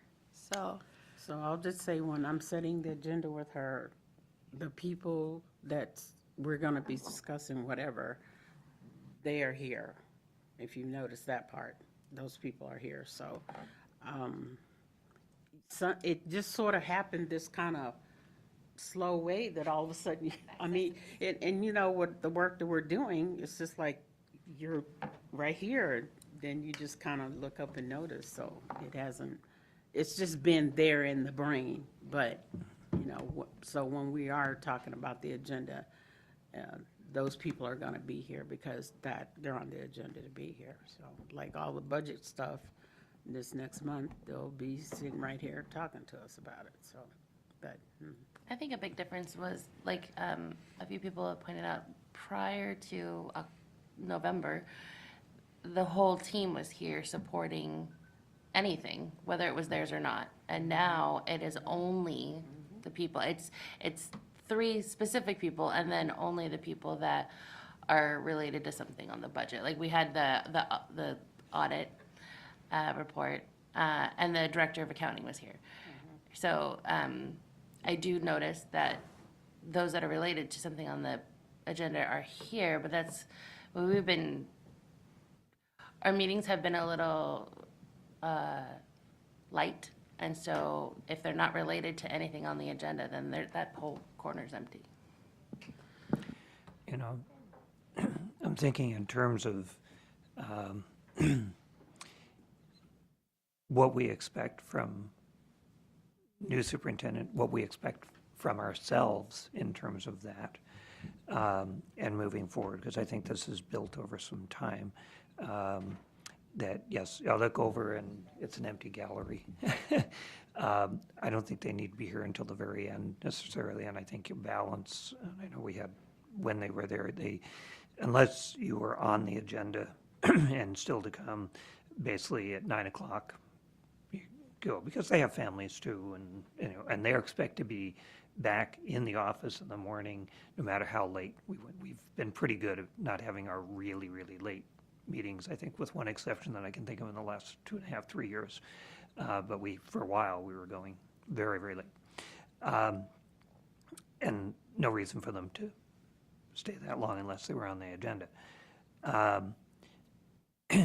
There's also just even if they're not on the agenda, there's a presence thing. As you mentioned, we've had a lot of change and just organizational, that's part of time, and people who had been around in the district for 30 years and said, oh, this is time. And, so it's natural stuff. It's not people running from things. But if you don't see them, you don't know who they are. It's one of the things that I look at is we have a lot of new principals, many of whom we have never seen. And is there a way that we could get them here without being burdensome? They've already got a lot of things, or putting them on the spot. And I've shared a couple of ideas on that. But I think this is also, as we move forward, and it's related to these questions,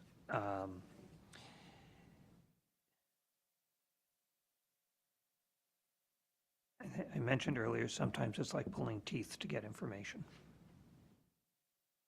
And one way to hold information is to have less presence. And I think that sometimes we have some factors of that. And as we go forward, how do I promote the comfortableness to be there and the confidence in new people coming on even into a position that are learning that position? How do we build their confidence in speaking out and becoming comfortable? But part of that is getting to know them, and that's there. So more moving forward with that, what is those expectations we have of administration that helps us do our job, but then how we help them do their jobs? So. Kind of, just because I don't want to forget, and I like that idea a lot, could we set up where one member from the board, they have monthly principal meetings for secondary and elementary, and we come and we have a time set up at the beginning of those monthly meetings where a board member comes, and that might help that feeling of like, I can't talk to board, I can't, and then we can come back and tell the board kind of like they're their own little committee or something. It's not a committee underneath the board, but some way where they have a way to talk to us. And then you get to meet the new members, you get to meet the new principals, and they are the administration that has the most face-to-face contact with students daily, every single day. They see every single thing, and if you want to know what's going on, talk to a principal. They know what's going on in every single facet of their school. And then I think of myself as a public servant, and asking them to come here is asking them to come and report to this governmental body. Us going to them is us serving them. What do you need? Kind of the, any of the meet with the superintendent things they're talking about. There should be something meeting with just a board member that's informal but gives us feedback and helps us better serve them. So I don't want to commit to that, but I'll keep it, make a note of that, if you would, Miss Tiffany. Because, with leadership changing, there'll be some changes that we don't know is coming, so I want to be open to that, but, yep. And maybe with that is, what's our concept of getting to know who's out there type of thing with it? And then leave that for the superintendent.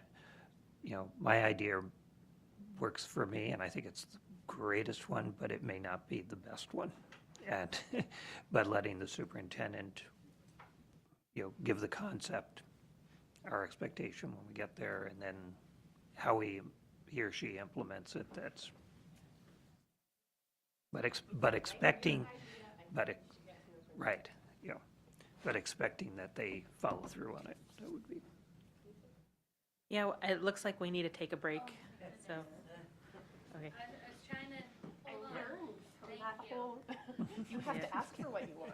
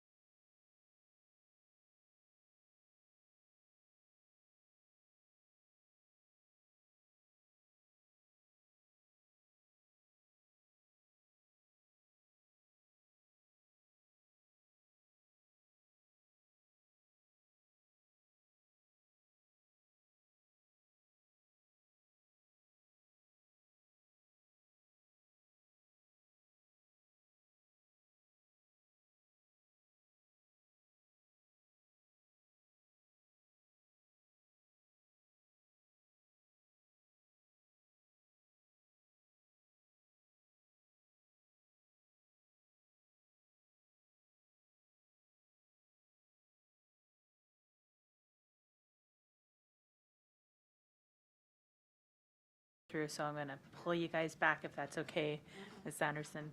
Okay, so. What our break time was. I didn't give you a break time. I just said we'll take a, I think Yeah. Jim's on the phone.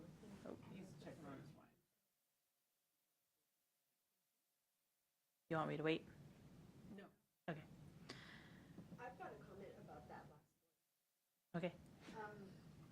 So with this one, I wrote needs improvement because we might be polite to our constituents and to each other during a meeting, but some of the little comments afterwards or before meetings, I find disrespectful.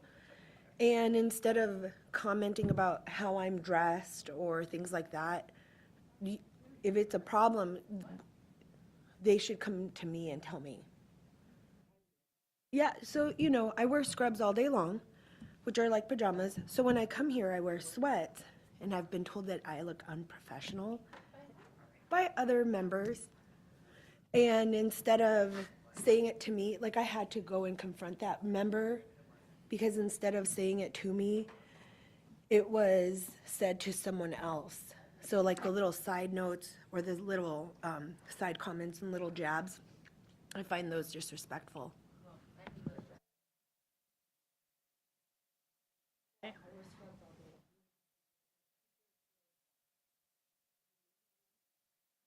All right. The next slide is, comes to meetings prepared to focus on discussion issues and keeps comments relevant and brief. So we've got 66% satisfactory, 33% needs improvement. I'll go first.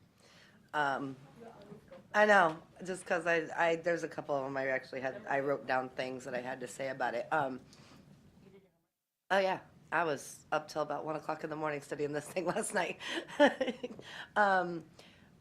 I do feel most people come to meetings prepared and ready to focus on the discussion. I just think sometimes those discussions go for way too long.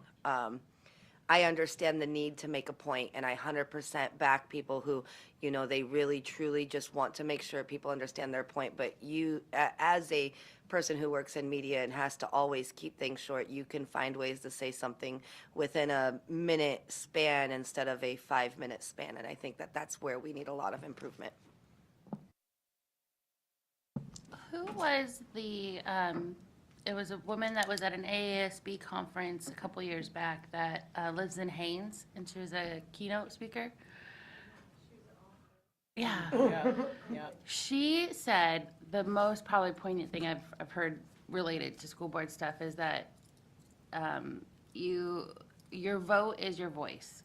And so when you feel like you want to just beat something to death about anything, and you're lacking brevity, just remember that your vote is your voice, and that's your opportunity to use your voice.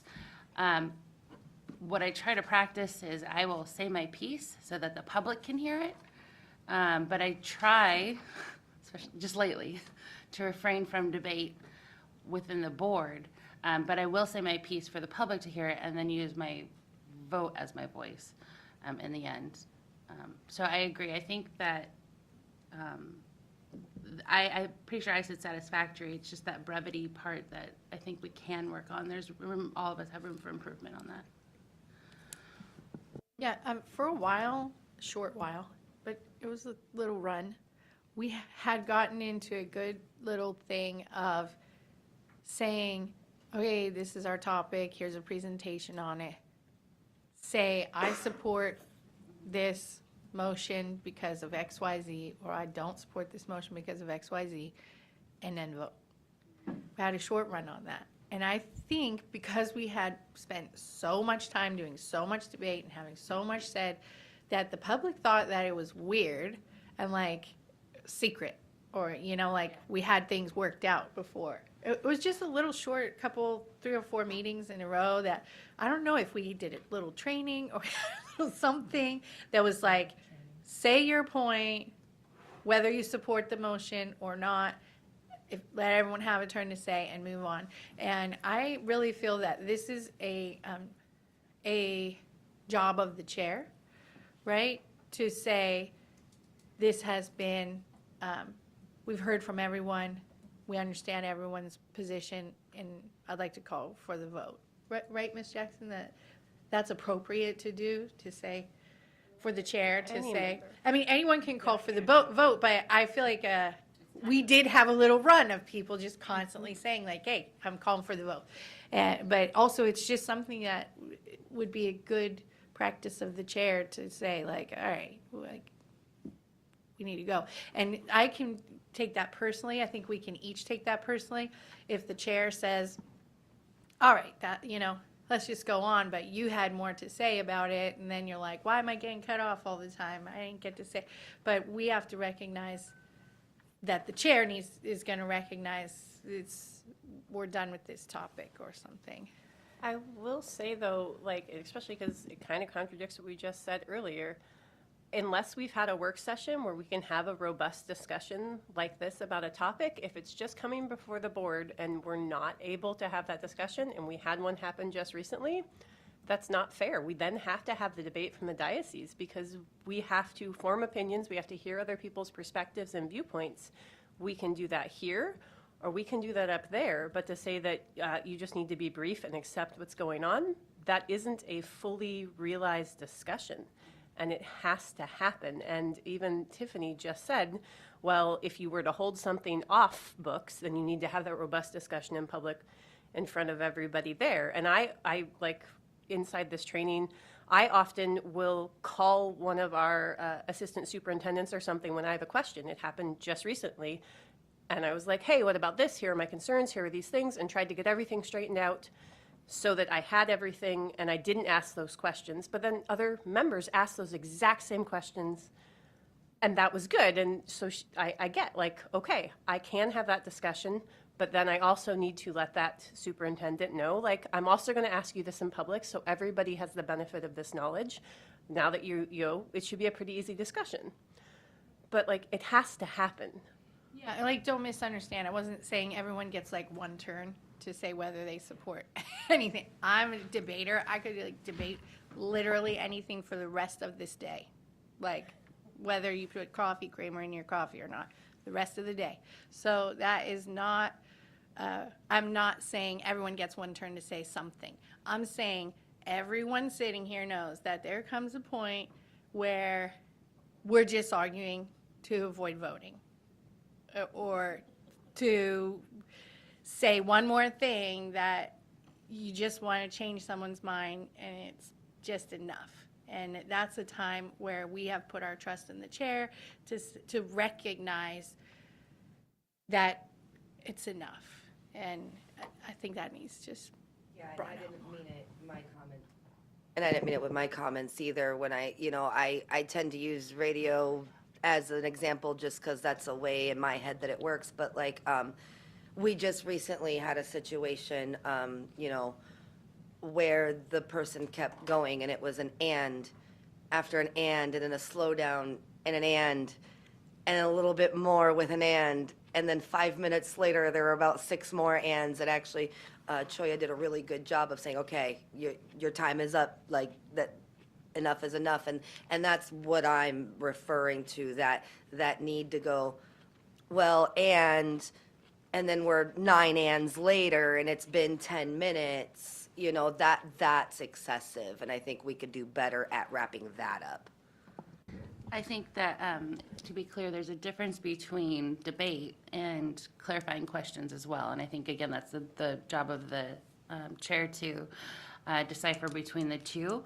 But because of the lack of information that many board members have mentioned, and unanswered emails, because we should be emailing those questions ahead of time, that we do have a lot of questions during debate or during meetings, but work sessions would definitely be a proper place to ask those questions, and then brevity in the regular meetings.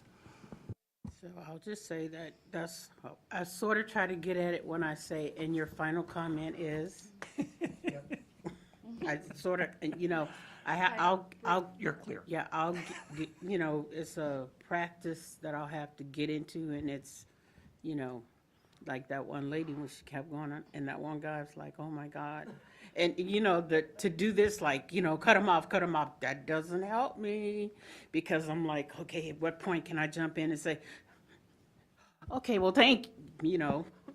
So, I'm gonna put on my special education hat and be like, but you can't meet unexplained expectations. And in situations where we're doing things like that and having just come off campaign season, we can have visual cues of here's your yellow, here's your red. It's very clear. You can't get upset with people for not meeting unknown expectations. And they do, but I don't know if that's something, there's just some way, if we have an expectation, we should make it clear and visible so that people can meet it. And even with our own selves, like immediately when we're like, some people go on forever, I'm trying not to. Like maybe we all have our little 3-minute egg timer and we turn it over and that's our, oh yeah, I've been talking for a while, maybe I need to wrap this up. there are things I have gotten from, you know, other presidents of how they're doing things, and, you know, I haven't put all of them into practice. And again, it's learning my own place and, you know, how to insert those things and, you know, keep things moving. So it's not that I'm not aware of it, it's just that in my head, I saw the little red, yellow, I really saw it, you know, in my head, and I was like, oh, boy, I wish I had that little sign. I could say, like, you know, and, but, yeah. So When it's I- something, go ahead. When I looked at this, I smiled. We weren't pinpointing you, Debbie. You know, the first phrase, that's good. Preparation for it and focus on those. Very good. The second phrase, relevant. I work really hard on that, and I think I do pretty well with that. Brief was, what did it? And trying to be cognizant, and you guys are great with it, and I think I heard you one time say your final comment is, was that directed at me at that meeting? Yeah. The caution that I've got in broad is that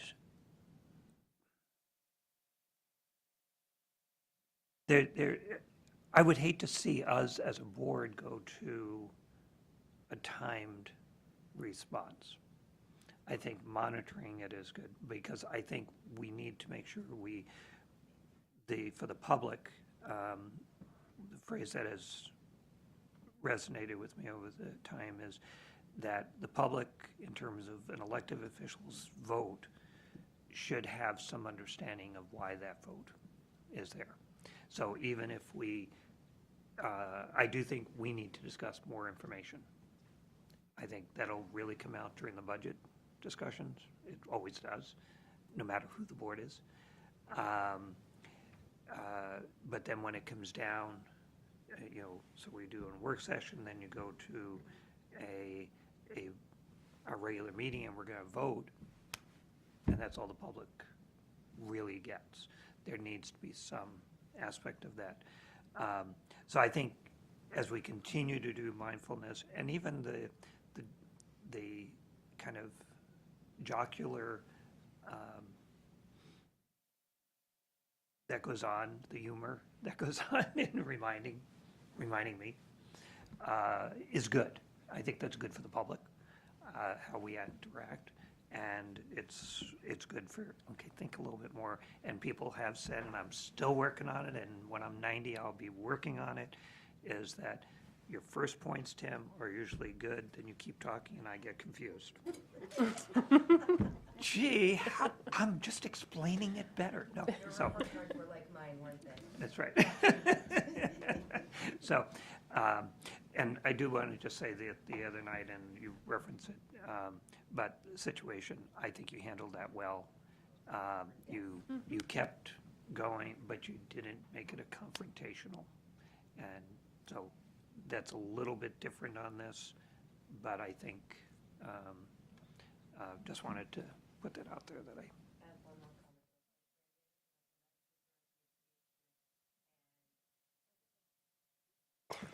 Microphone.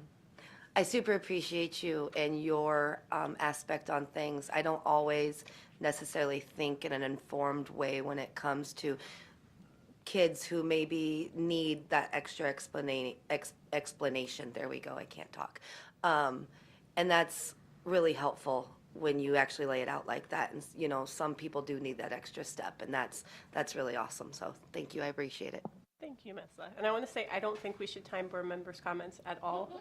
I meant as a visual, individual thing, like, oh, right, I try to, hack my brain, and things I struggle with, I'm like, oh, well, if this is something I'm struggling with, that's what I would do to help myself remember, because then I kind of get the feeling. And there was something else I was going to say, but Tim, we love you. It's okay, and you always do have great things to add. Oh, it was that the last thing, I agree, we should not just get out there and vote. The public will lose their minds. But when we're voting, as long as we've done the work session and done the work, that should be our synthesis of, here are my feelings, my thought out ideas. I am presenting them to you. You understand my vote. We understand where every other person on the board is coming from. But we're not informing ourselves and developing our opinion at that point. By the time you're up there making that vote, you kind of already know where you're going to go. It might change a little, but we should have done the work prior, and then we're just informing the public.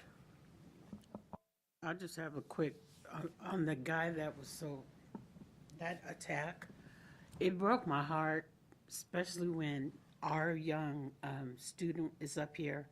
And the offensive thing that they said, it was in my head. And that's why I struggled, when we were talking about something else, because my brain just went. I was so hurt over that, not, just because I just consider her such a precious person.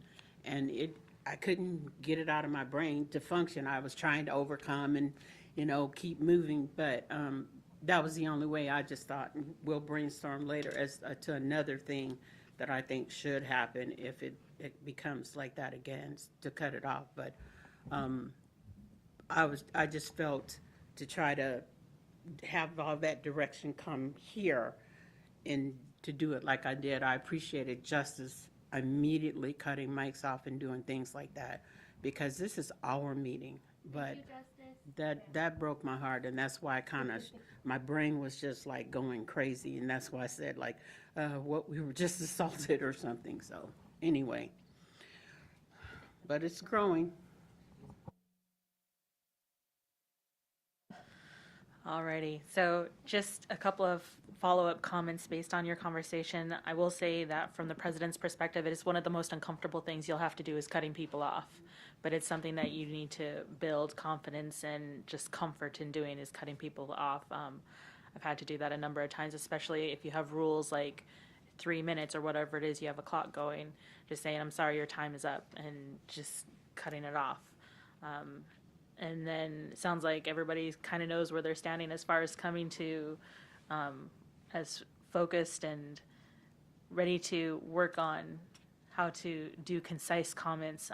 One thing that I used to implement as a board president was, okay, it sounds like we've heard a lot of opinions. Is there anything new or anything that hasn't been said needs to be said before we move on to a vote? Because sometimes you hear things and it seems like it's getting said a couple of times around, and we're all very intelligent people. We hear it once, we got it. It doesn't need to be said over and over again. So that's kind of where I get into that. Is there anything new that needs to be said, or anything that hasn't been said to add to this conversation? one thing that kind of goes through several of these, including this, is when I prepare and I come and I do have a sense of how I'm going to vote, but the importance of hearing what the different perspectives are, and that may change vote, and whether even, testimony won't determine how I vote, but hearing that sometimes will impact it. But hearing from board members, and it's the growing theme that we've seen, getting to know each other is important.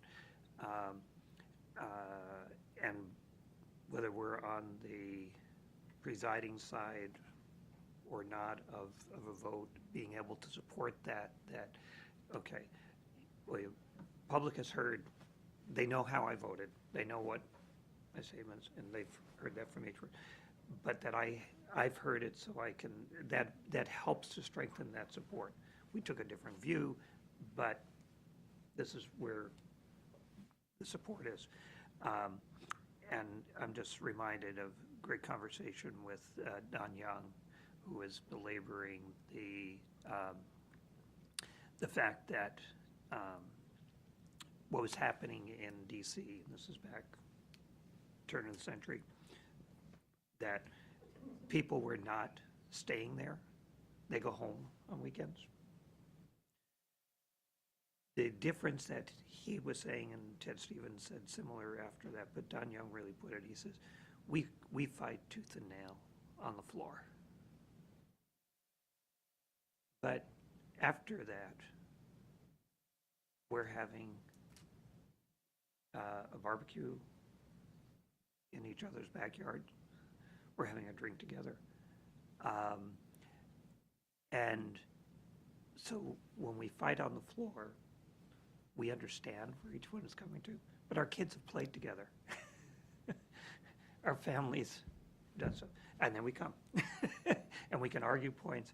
And he was saying and quite a number of the Congress people were trying to figure out how do we get that bond together. And it's really the same thing we say here.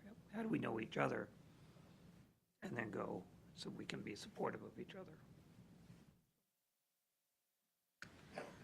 All right, let's move on to the next slide. Does not use the office for personal favors or individual needs. And it looks like you guys are feeling pretty good about this one with 66% very good and 33% satisfactory. Any comments? Who's getting personal favors? Because I don't get any. To know. I want to know Quite the that too. opposite.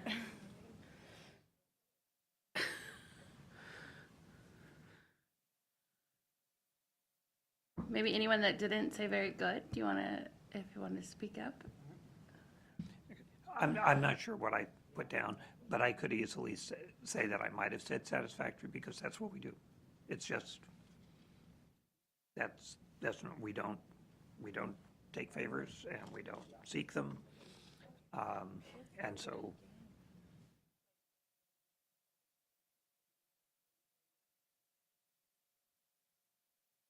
like I could even, like I didn't, I put very good, but like I had the opportunity to apply for a job at UAF that would have been overseen like part of North Star College. Like they sent me an email like you're really well. And I was like, oh, that does sound like really something. And I am looking for like where I'm headed next. And I was like, but no. Even though it is not technically a conflict of interest, it's a completely different job. But like I couldn't in good conscience vote when I'm like employed by the people who we might be voting on. And it was just, I was like, no, too messy. And also, would they be able to separate, like, oh, but she's going to be voting on this? There were too many messy things to touch that thing. So not going for personal favors or individual needs using my office. all right. I also think in terms of how you treat my kid, because, we've had board members who have said, I came on because how my kid was treated, Now, in those cases, I have no indication and never felt that they were going for personal favors for their kids. It was just a general concern that they wanted to do that. And then they learned and they said, oh yeah, that was right. And I've said that publicly. But those are the type, there's lots of different. As somebody who works in a job that literally I use for personal gain, I can honestly say I've never seen that come out of this room. All right, then let's move on to the next slide. Is concerned about achieving results rather than giving a good appearance. About half said very good, not about half. Half said very good. 33% said satisfactory, and 16% said needs improvement.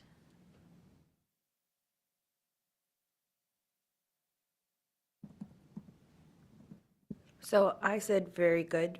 I don't feel that any of us, my perception is that our team isn't concerned about good appearance. We're more concerned about achieving those goals. And of course, that's just my perception.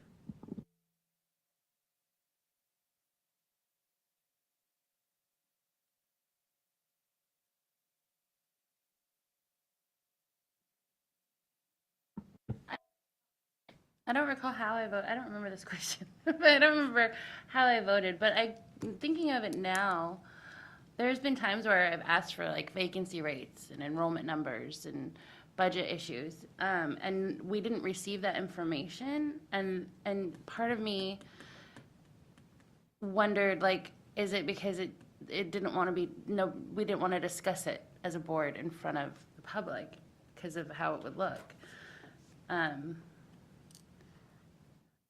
But maybe I need to practice what I preach and assume good intent, and that wasn't the reason. Just thinking out loud.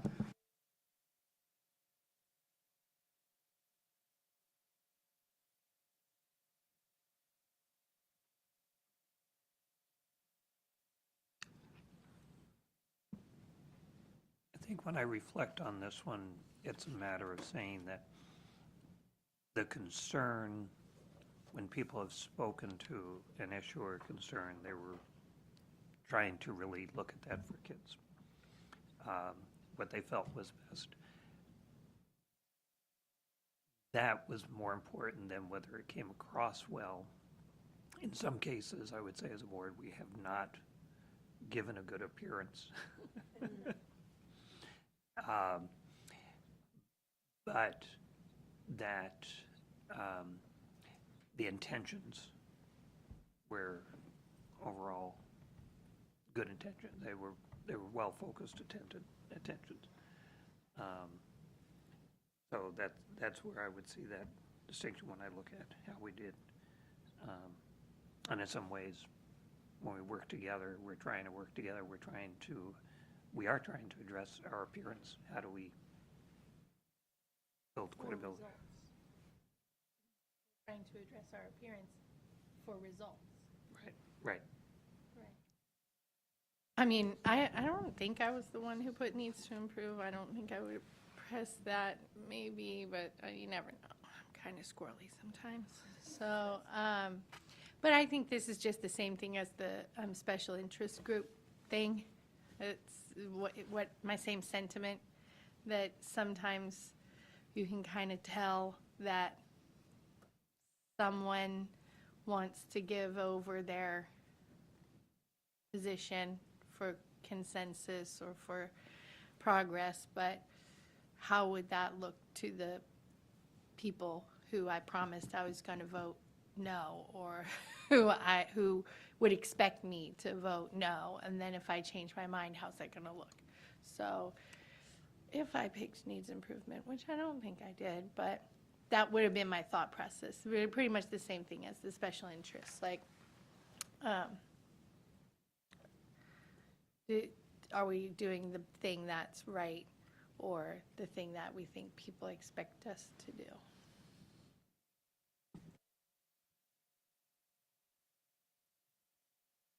All right, the next section is about comments, and you have those in your packet.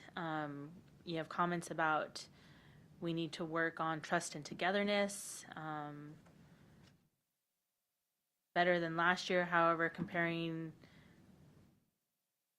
that is comparing to dysfunction, seeing improvements, have turned a corner. Any elaborations or thoughts on the comments?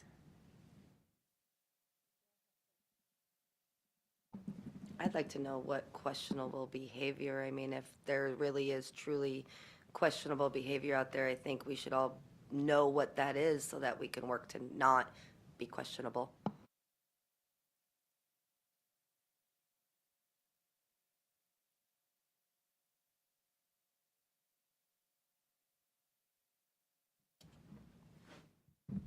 think that various questionable behavior has just been discussed for the last 2 hours.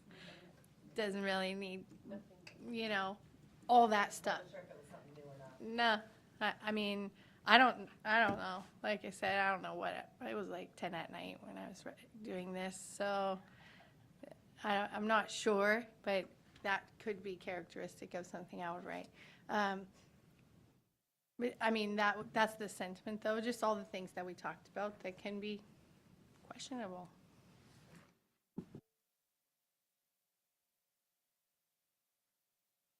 So this section that we just spent a couple hours discussing on was really in relation to the roles and general functions of the school board. And just a quick overview about what some of those general functions of the school board is. You're representing the public education and serving as a liaison between the schools and community. And you see that every day when you go out in public, when you go to the grocery store, when you go to the gas station, the post office, and people are approaching you wanting to talk about education. You're the elected policy-making body of the district, so that's how you govern. We're going to have a section here on policy coming up. Recruits and hires the superintendent, your relationship with the superintendent. We have a section on that coming up as well. Hiring and empowering the superintendent, requiring professional leadership, attending educational conferences. You've talked a little bit about that today already, about how you've seen some value in that, and approving of a planning process when it comes to working with your stakeholders. Your superintendent serves as the chief executive officer, is employed at the pleasure of the district, administers the districts within the policies that you all vote on, delegates authority as appropriate, provides the educational leadership throughout the district, is responsible for overall operations of the schools, makes recommendations to you as the board, identifies needs for the board, and is aware of tracking state and national educational developments and reporting them to board. They also participate in professional associations and conferences like the Superintendent's Association, and implement your strategic plan. So we're going to be jumping into your board and superintendent relations, and we'll just go ahead and jump on in. So slide Graphics, I think those would be like helpful to have in each of our superintendent. Yes. Have to own them, are they? It's available on our website, but I can certainly get copies of them to you I guys. just mean that they don't, because like new board members aren't going to chase down that stuff, and this would be good onboarding type stuff, and to hand out to candidates that are, I mean, we have a whole election this summer. When somebody files, the borough clerk should be like, this should be in the packet, because the packet they gave us was pretty worthless. Like, it was just a bunch of regulations and things where this is concise, and like, here's what you should know you're applying to do. That's the new one. Yep. Yeah, and everybody got a You gave copy. us one of those, but that was like at the end of the campaign season, and I was just That's saying, when they like, came out. Yeah, that's when we got them. This is an updated version that was just Yep. done this fall. This wasn't so much And you got criticism, the first it one. was, we need to make sure we have some of these, we hand them out to candidates, and we have them in each of the drawers so that they're just there. I concur. All right, so let's start with the board and superintendent relations. The board and superintendent work together in the spirit of mutual trust and respect. Across the board needs improvement. Any comments?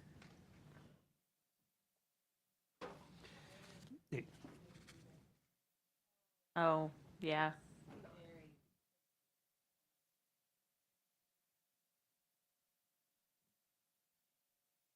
Well, I can just speak to one thing that I think it's, Well, do you want to address the question that Brandy just had? Whether you want to go, Discussing this in the open public is not a good idea.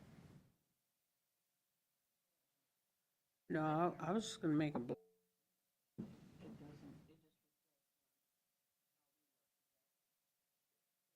Relationship does. the board president and the superintendent works together, and it's something for us to be aware of, and as administration will change, then we'll work on, relationships and things that we have talked about in our meeting and have been made aware of as new things happen, so. But in setting agendas, you have that relationship with the superintendent, you get to talk to them.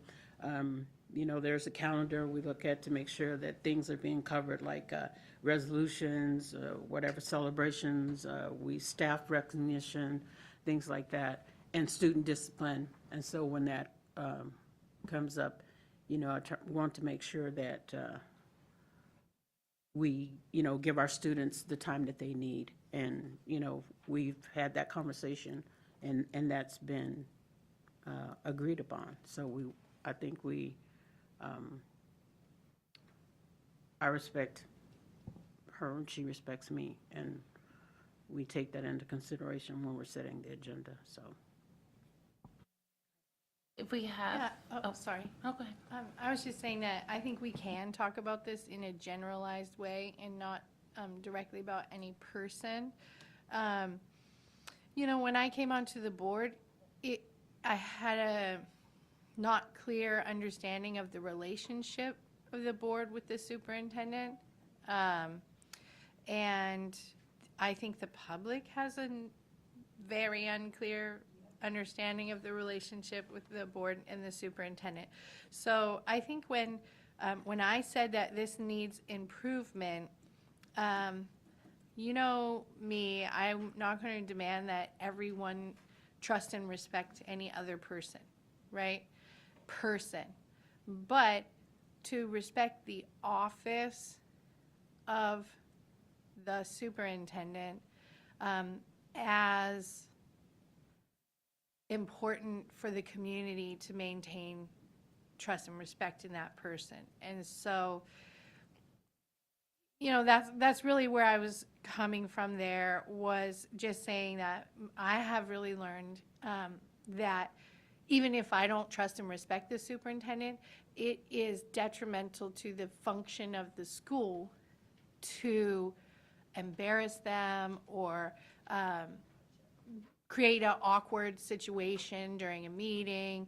That, for my own self, I have found my best practice to be to note something that was distressful or disturbing or whatever during the meeting, and then address it with the board president and ask them to talk to the superintendent about it. That has become quite swiftly after I got on the board and figured out that this doesn't work that way. That's sort of been my best practice. Of course, I think everything I do, everyone should do. So, but just saying, okay, yes, there are things that, no, or this, they should have been able to answer that, or they took a bad tone with the board during the meeting, or, not about a person, but even in the future, that could happen in the meeting. I mean, the superintendent could blow up at us during the meeting, like, hey, if you don't like what I'm doing, why don't you just fire me?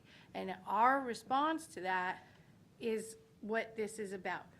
Are we just going to respect the office, and how we respond to it is about the office and not the person? So I think we just need to improve with separating the office from the person and giving our board norms toward the superintendent. I'd like to agree with April with that. And I'll take it a step further and just go into generalized leadership. Let's take it to national, right? Let's look at the Office of the President of the United States. Lately, like in the public or on social media, you see people that'll do things like, well, that's not my president. That's not. Well, it is. Respect the office. You don't always have to agree with everybody who's sitting in that power, but that is the office of the school. The superintendent's office is the overseer of the district, we oversee them, and the sooner the board, the reason I click needs to be improved is because the sooner the board realizes that we work like this with our office, the sooner that we all start developing better with that mutual trust and respect. As April said, you don't necessarily have to like that person, but you do got to respect the office that they're sitting in and know that this is the way that we're going. And so if there are problems, like she said, bring it to our president. We can have meetings with the office and discuss, you know, things that we didn't like or things that we did like or things that were a problem without disrespecting our schools. If we disrespect it, the public's going to disrespect it. And you guys are in a great spot right now to have this conversation because you're looking at hiring a new superintendent. So start thinking about what is the board going to do to ensure that we have that spirit of mutual trust and respect moving forward. Like, there are definite things that the board can do to help grow those. So as a military woman, I don't have a relationship with the superintendent because I've never had to really bring anything to her. I've always been taught that you go to the lowest person on the totem pole and then move up from there. And I think I've only ever had to bring something up to her once. So it's not that I don't trust her and I don't respect her. It's that I've never had to really bring anything to her. I trust that she will take care of anything that I bring to her. I trust that there will always be respect when we speak to each other. I just have never had to bring anything really to her for her to fix or explain or, you know what I mean? Yeah, I would just like us to focus on like what we're gonna do moving forward, because we are hiring a brand new person to lead our district, and we want to start everything off on the right foot, which is procedures and being clear with our expectations, and that may mean having a work session. And I would like to have the superintendent be seen as a member of our team. They wear a different hat, they serve a different role, but we are supposed to all be on the same team, Team Fairbanks School District. And like we've all learned, having those communications and being able to get to know each other better has made us stronger and less of any infighting or bickering between us. I think the same thing will be said with whoever we hire as a superintendent. We need to see them as a person to understand where they're making these decisions, and we won't like every single decision they make, but understanding why they made the decision that they made will help us be able, because, you know, unless we're going to take a board action, also support their decisions. You have to get behind, and it's the same thing in a school with a principal. You won't love every single decision that leader makes, but you have to, for the good of everybody, go along to get along, as long as, you know, things are safe and we haven't like exceeded some kind of norm there. So I would like to focus on like how we're going to do this, how we're going to set those procedures and norms in place so that we are in good shape when this new person comes on board. Not like rehash. We're all, I mean, unless saying something like this happened and I want to make sure we have a procedure for that, but I don't want to focus on like everything that's happened. We need to move forward with where we want to go. When I looked at this section, and which is board and superintendent relations, and the next section, which is board and staff relations, this is a self-evaluation. It's us as a board. It reflects more on us than on any individuals. That I would see that this, at this point in time, really informs us as we are going forward with superintendent. How do we set the foundation for that working relationship? And that be the priority. But this informs us, how am I doing? And I just said, you know, throughout all of them, we have room for improvement as an individual and as a board. how do we get there? How do we set the environment in which all of these expectations, these relationships are positive and constructive? And so I'm comfortable in terms of taking this as informative to us because we're reflecting on our behavior, on my behavior. And if it's not right, the people we work with, superintendent, staff, they could be trying their best.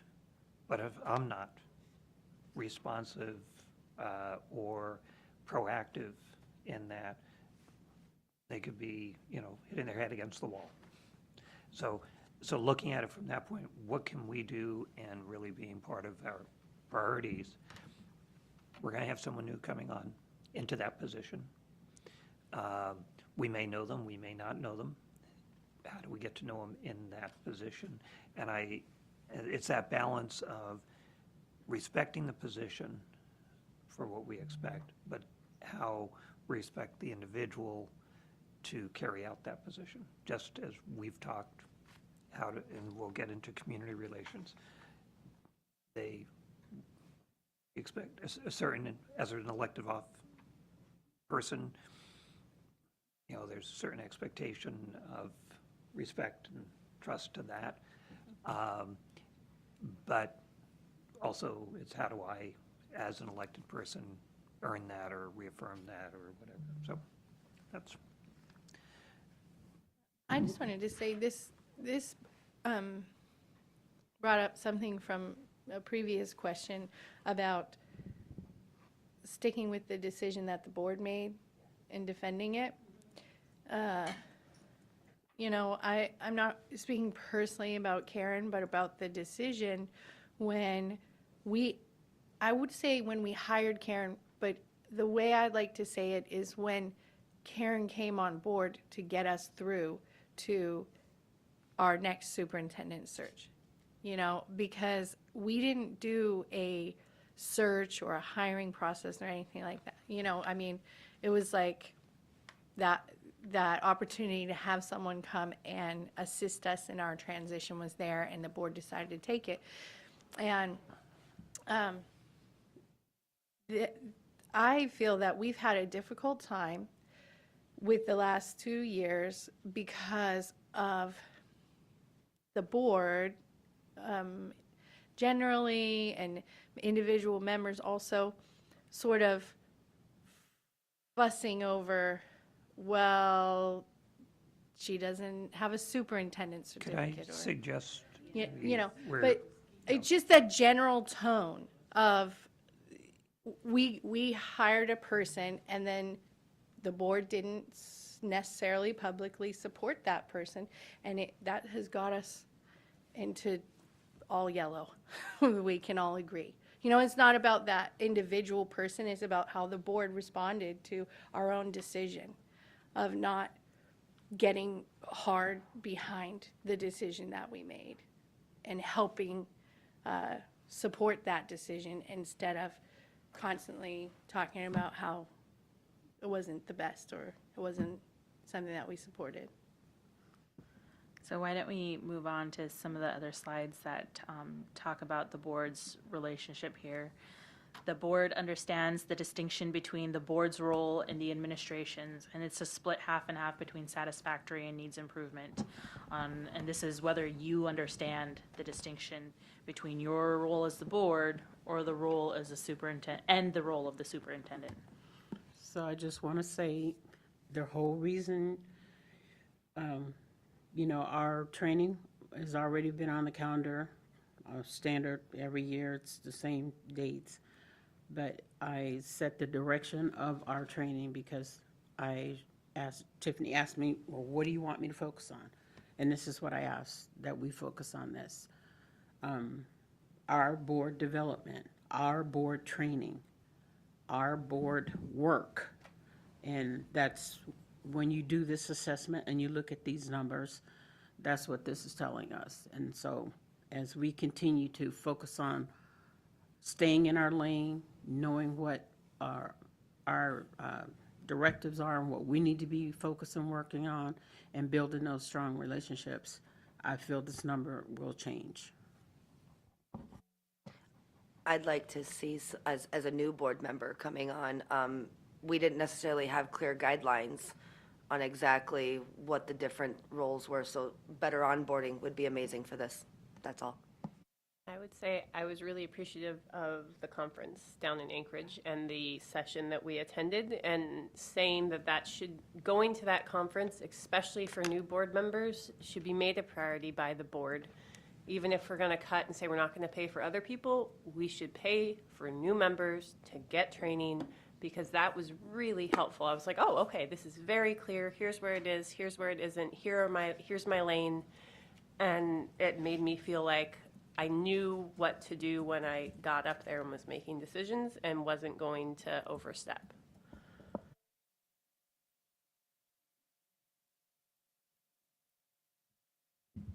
Thank you. When I first came onto the board, I actually have asked and continue to ask. One of our roles for the board is to communicate with the public. Why don't we spend more energy, effort,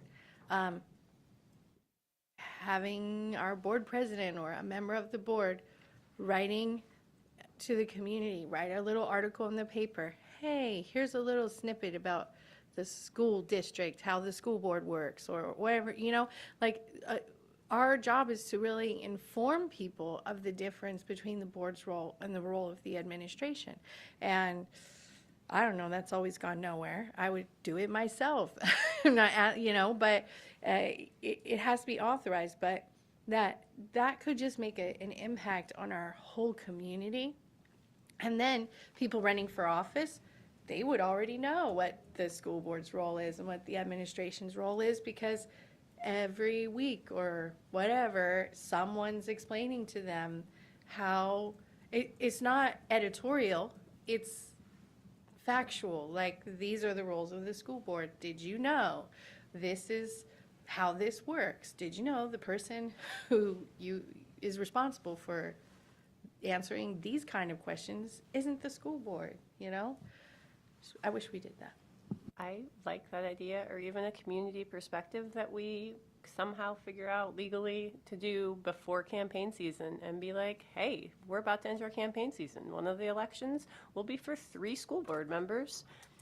Here are the functions of a school board and what a member can and can't do. Here's your relationship with the superintendent, and educate our community, because I was a teacher, I was well informed. I was not informed enough.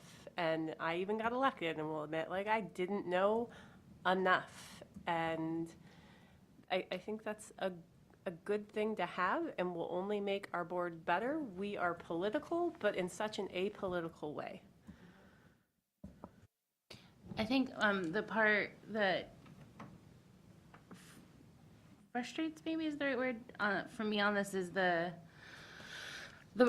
understand the role of the board is to supervise the superintendent, and then as one of the roles. And then one of the roles of the superintendent is to oversee the operations. So what happens when the superintendent's overseeing of the operations is something goes wrong, or something is not being done to the board's intent? How does the board supervise the superintendent without being told that that's not the board's lane, or that's not the board's role, or that's operations, so the board doesn't have any say in it? Anchorage handled this in a way. Anchorage School Board, the superintendent does oversee operations, but when operations are not being met to the intent of the board, then the board does step in. And we saw that happen a couple of years ago. And I think they did it well and efficient and respectful, because they have that knowledge, and I don't know if it's in policy or not, but that I see that as a great example of that situation, but we don't practice that. Just a thought with that, I think it's one of the things that has come up a little bit is, and I believe you,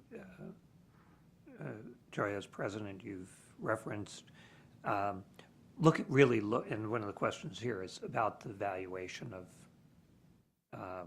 do we do that with, and the evaluation is not something that's done once, but it's those ongoing conversations.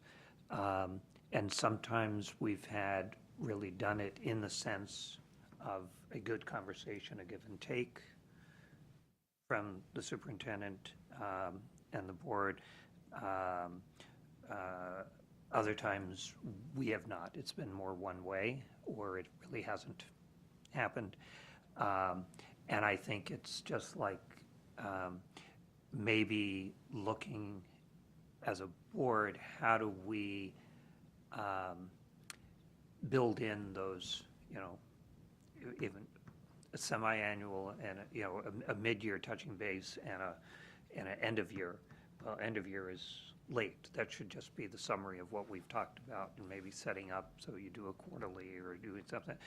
Certainly if something seems to be out, that's where we may need to have a conversation, and those can be done in executive session, but not to let things build.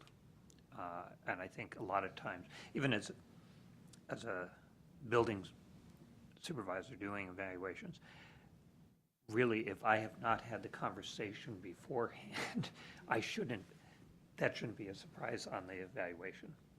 That shouldn't be the first time I bring it up.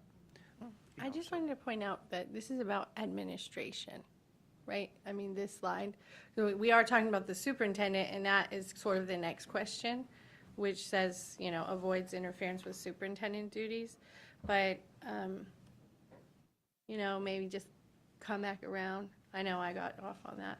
But for like our executive directors, principals, right, whoever we consider administration, what our relationship to them is, I think the superintendent is maybe a different question. But I wanted to just bring it back around to administration to say, sometimes I still feel a little confusion about our practice or policy with this, because it's like yesterday someone asked me a question on my way home. I went to get Choi's coffee creamer and someone asked me in the grocery store, hey, do teachers have a concussion protocol training? And when did they get that? And do kids really have to be expelled from school for 3 weeks if they get a concussion? And I'm like, I have no idea any of that stuff, right? And so then I'm like, okay, well, the only thing I can do about this is ask Karen, right? But she doesn't have maybe a particular understanding of that, and she's out of town for a conference, so they sent me to the nurse manager. And the nurse manager answered the questions perfectly. FYI, yes, they do, and no, they don't. But it was like, even right there, I felt like, Ms. Poland sent me to her to get my question answered right now, but is it okay for me to just ask her that? Because I already knew she was the one who has to tell me, but we have had so many problems with that type of interaction that I'm just at the point where I will not call anyone unless Karen transfers me to them, or her admin assistant transfer me to them, or Carm can transfer me to them. Who do you think I'm supposed to call? Should we have that type of nervous, stressful, like I can't call anyone? Is that what we're supposed to have, or is there something different, or is it up to us? I'll just say that I think we need to learn what the procedure and the protocol is and follow the protocol and procedure. Is when we don't, that we get into muddy waters. So this one just says that we need to know what the role is. So if we're not clear about that, again, it would support that we need coaching or understanding of it so that we are clear on it and that we function in the knowledge of it. It's when you don't have it and you start searching or grabbing for things that you have a tendency not to get into trouble and not be where we need to be. And that's up to us to police ourselves and set the priorities and set the things that we need so that we have the tools to function in our game. Every staff, teacher, administrator, they got tools, they function with the tools.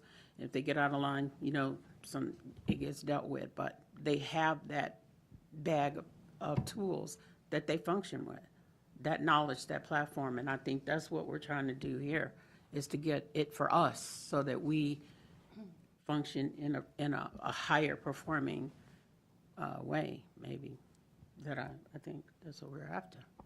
I think I might come at it from a different thing because I've been part of the system for so long that, like, I don't think anything of if I were to call Luke or if I were to ask Kate or if I were to talk to a building principal, if I'm trying to find information and not push an agenda, especially something like that. I my whole life have been like, well, how does this work? Where does this go? Who's the person who would have this piece of information? And that's just becoming an informed citizen. And you're able to do that regardless of whether or not you're a school board member or not. Like, you can call any one of the executive directors. That's why their numbers are listed on the website, to be like, hey, I have a question about transportation. What's this? While doing that, keep in mind that, like, if you're starting to give directives, now you've crossed a line because you are a board member. But if you're just saying, how do we handle concussion protocol, and you aren't familiar with that should be, any citizen of Fairbanks should feel comfortable calling and be like, what is this? Because it is. It's actually a huge, robust program. Every single student has to sign it. You have to watch a video. We do these things. And I can't think of a single teacher or administrator that would be like, oh no, somebody's calling me and asking these questions. You kind of live for those. You're like, oh, somebody cares. This is great. Let me tell you all this stuff.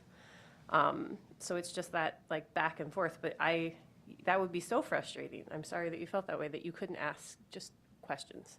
Well, the person who I talked to was very excited that I asked them. They gave me a lot of information, way more information. I just wanted yes, no, for it. But it's just been a thing. This, why we're not in the blue, because it's been a thing, and I just would appreciate AESB perspective on how's that work, or how's that supposed to work? How about that? So I think it's important to know what your policies say about interacting with your staff. I worked with another district where a board member says, I have no problem just jumping in and wanting to solve the problems for whoever member of the public comes and talks to me. And, sometimes that's talking to teachers or that's talking to whoever. And the administration went, it helps us as administration to know when these concerns come up, because if it's something that we're hearing a lot of, we want to be able to track it. We need to know if there's any change in course that they need to take, but it needs to be clear for everybody. And the fact that you have a board but there's different feelings, like, yeah, I feel totally comfortable, or I'm not sure. Like, there needs to be clear understanding for everybody's perspective, and maybe that includes having a workshop with your executive staff saying, how is the best way for us to communicate with you? Is it okay for us to bring these concerns to you? Is it, and do you want us to be, just how do we best go about that? And I think it would be a good idea to have a workshop with your executive staff to kind of hash that out. So we understand that that's exactly what this question gets to, understanding the distinction between the board's role and the administration's. And thanks for pointing out the administration is bigger. It's not just the superintendent, it's your principals, it's your executive staff, it's, understanding where your line is. And I appreciate you saying that the distinction also being, once you start giving direction, that's crossing a line, because you don't get to give direction to any of your staff. I definitely feel for Mrs. Smith, because in that feeling nervous, I have had my hand slapped so many times for just asking a question from an executive director that I will not do that ever unless something big changes. I only go to the board president, and then I ask the board president to navigate that. But there's been so many terrible experiences, not from them, but from other leadership saying, like, you're not allowed to even contact them. to ask a question, you have to go through the board president, that I don't feel comfortable doing that. And it's interesting that not everybody feels that way. So I would really appreciate a work session on it. Yeah.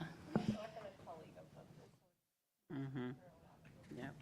You come Well, from a Well, totally on a different- personal level, I don't feel like, oh, if I called up Andy, he'd be like, "Psh, why'd you call me? You're not supposed to call me," or something like that. It's more like, I want to do what we're supposed to do. So I don't want to act outside of the procedure. And I just feel like, I know, but I feel like, okay, I see what Aaron is saying was very visible. And so then it just, I mean, I didn't get that vibe from anyone telling it to me. I got that vibe from visible interaction, of other board members saying it, executive directors saying it. I mean, it's just like, hey, there's a line and you're not on this side of it. And so I just was asking like, oh, were we out of line with norms having that relationship? Do we get to decide that norm? And I think what you're saying is we get to decide that norm to a degree. To a degree. Right, and so that's great, that's the answer, which is, if that we need to find out what our way is, and so, it's confusing. So Am I there's- dense? Because I've never felt that way. Yeah. So this is, Really? yeah, Okay. so it's 12 o'clock. So, Ms. Carm, is lunch ready? Hey, I say we break for lunch, and can you tell me how long you would like? I would like 30 minutes so that we can get back to working. 35 minutes, that's it. 35? Okay. Yep. All right, guys, we are We have recessed so for much lunch. still to do. Enjoy.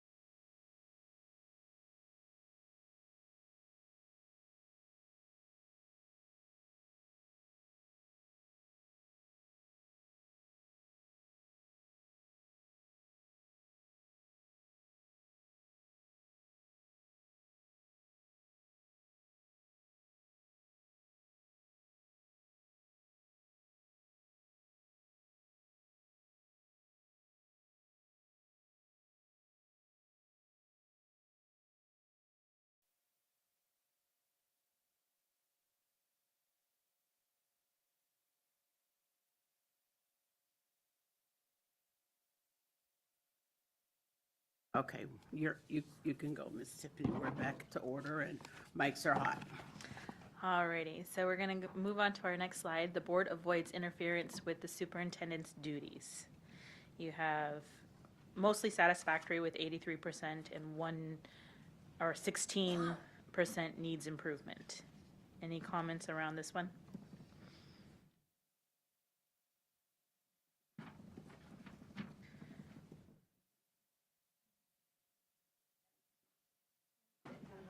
Yep, covered it all? All right. The next one is the board solicits input from the superintendent in the development of board policies. 83% satisfactory, 16% needs improvement.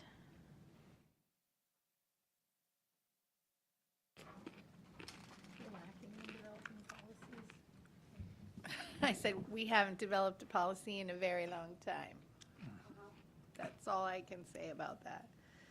I agree and had to go back to like years back to answer this question on how we did it before. Hence our training. So again, it's probably an opportunity with your new superintendent as they come on board to have the conversation with them about how it's been a little while since you've done some policy work, and it may be something that you want them to look into or spend a little time on. Next is the board gives direction to the superintendent rather than through individual staff members. We talked a little bit about this earlier. You have 16% very good, half satisfactory, 33% needs improvement. I think we talked about this one in length as well. And what I heard, and maybe correct me if I heard incorrectly, but we want a work session before the next superintendent's hired to solidify the process for this.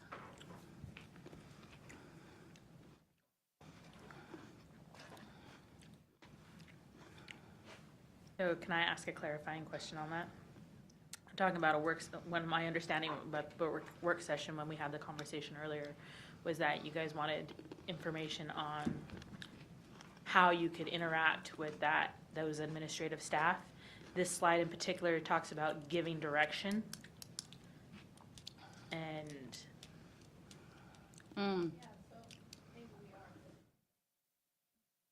I see. Yeah, that's a good clarifying. Okay. Because I don't ever give direction to other staff, other than the super, which I don't either.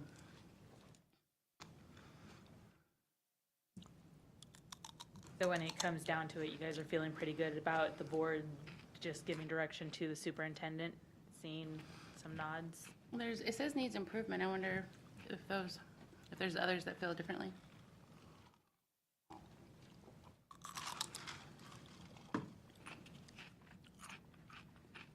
I guess maybe just in the past, that hasn't always been the practice. Sometimes, which like I had mentioned during our break, like it's almost like the executive director team has a little like PTSD regarding the board, because there's been some give me that report, or I need you to tell me this information, or at the next meeting I need you to clarify this, which is really giving direction to the staff. So I probably put needs improvement on that for that reason, that it's been a practice that I think is being worked through, but now we're on like the extreme other end of that. So I know that I marked needs to improve, basically because I feel that we could give more direction to the superintendent. We could, there's things that I've heard the board say, there's things that I've seen us discuss, and then these are things that can go directly to our superintendent, and then they stall and we don't take them to her. And how is she, like, then we get upset because she didn't follow through or she didn't go through this. Well, we never really actually gave her the direction. Like, Miss Moline, this is where we would like you to go with this is what we would like you to do, and then she does it. So I think that we could be better and clearer about our directions to her so that her or our next superintendent are able to do the will of the board.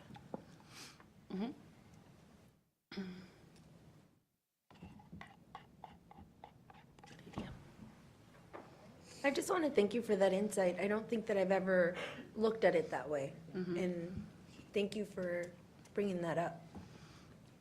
Yeah, I appreciate that it's what can the board do, not this person's doing something wrong or not doing enough, right? It's bringing it back to us on how we can change. Yeah, just clarifying it so that that office understands what we want. Because I know that there's been many times, even I've said something, or somebody else has said something that this is the direction we would like to go, and then we don't actually clarify that, hey, we would actually like you to do this, so if we were better about that. Yeah, not just a pipe dream. All right. Your next slide is the board and superintendent together develop annual priorities that align with the strategic plan. Have 83% needs improvement and 16% very good. We had a little bit of a conversation about this yesterday where it sounded like the board was feeling like you didn't do that annual priority setting. Any more comments today? We haven't done it since 2019, and I sent President Sanderson a copy of the last time we did it, which was in 2019. But when we did it, it went well, and I appreciated it, and it was efficient, and it really helped the board and the superintendent work better together, because everybody was on the same page, and it was clear and communicated. So I'd love to go back to that. I also feel like the past 2.5 years, we in society have been Yeah. figure skating on an ice rink that's on fire. So now that things are starting to calm down, it's easier for us to start prioritizing and aligning to our strategic plan.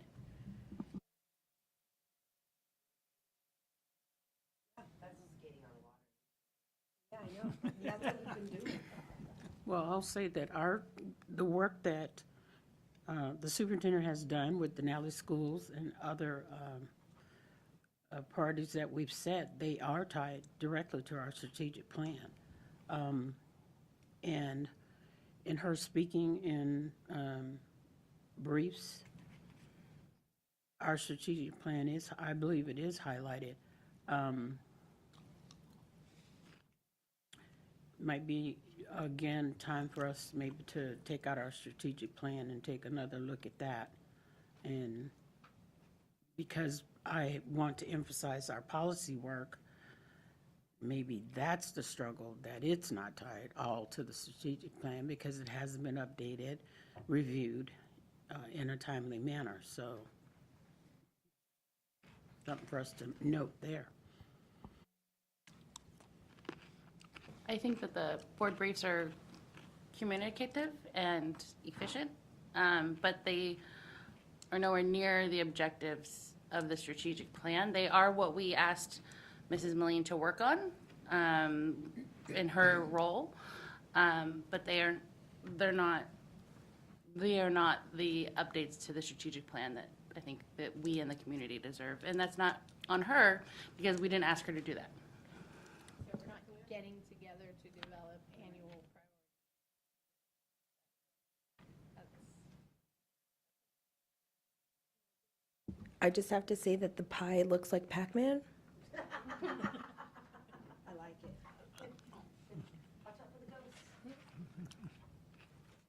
Alrighty. The next slide is the board plans regular work sessions and other opportunities to encourage open communication between the board and the superintendent. And it's half satisfactory, half needs improvement.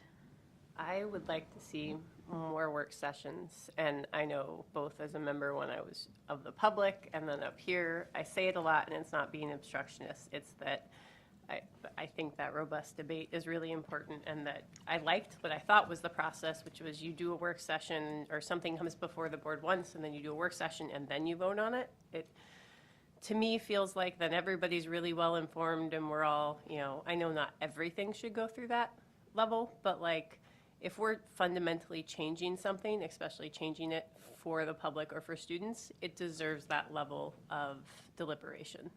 I 100% agree. Yeah, actually, how will I say that?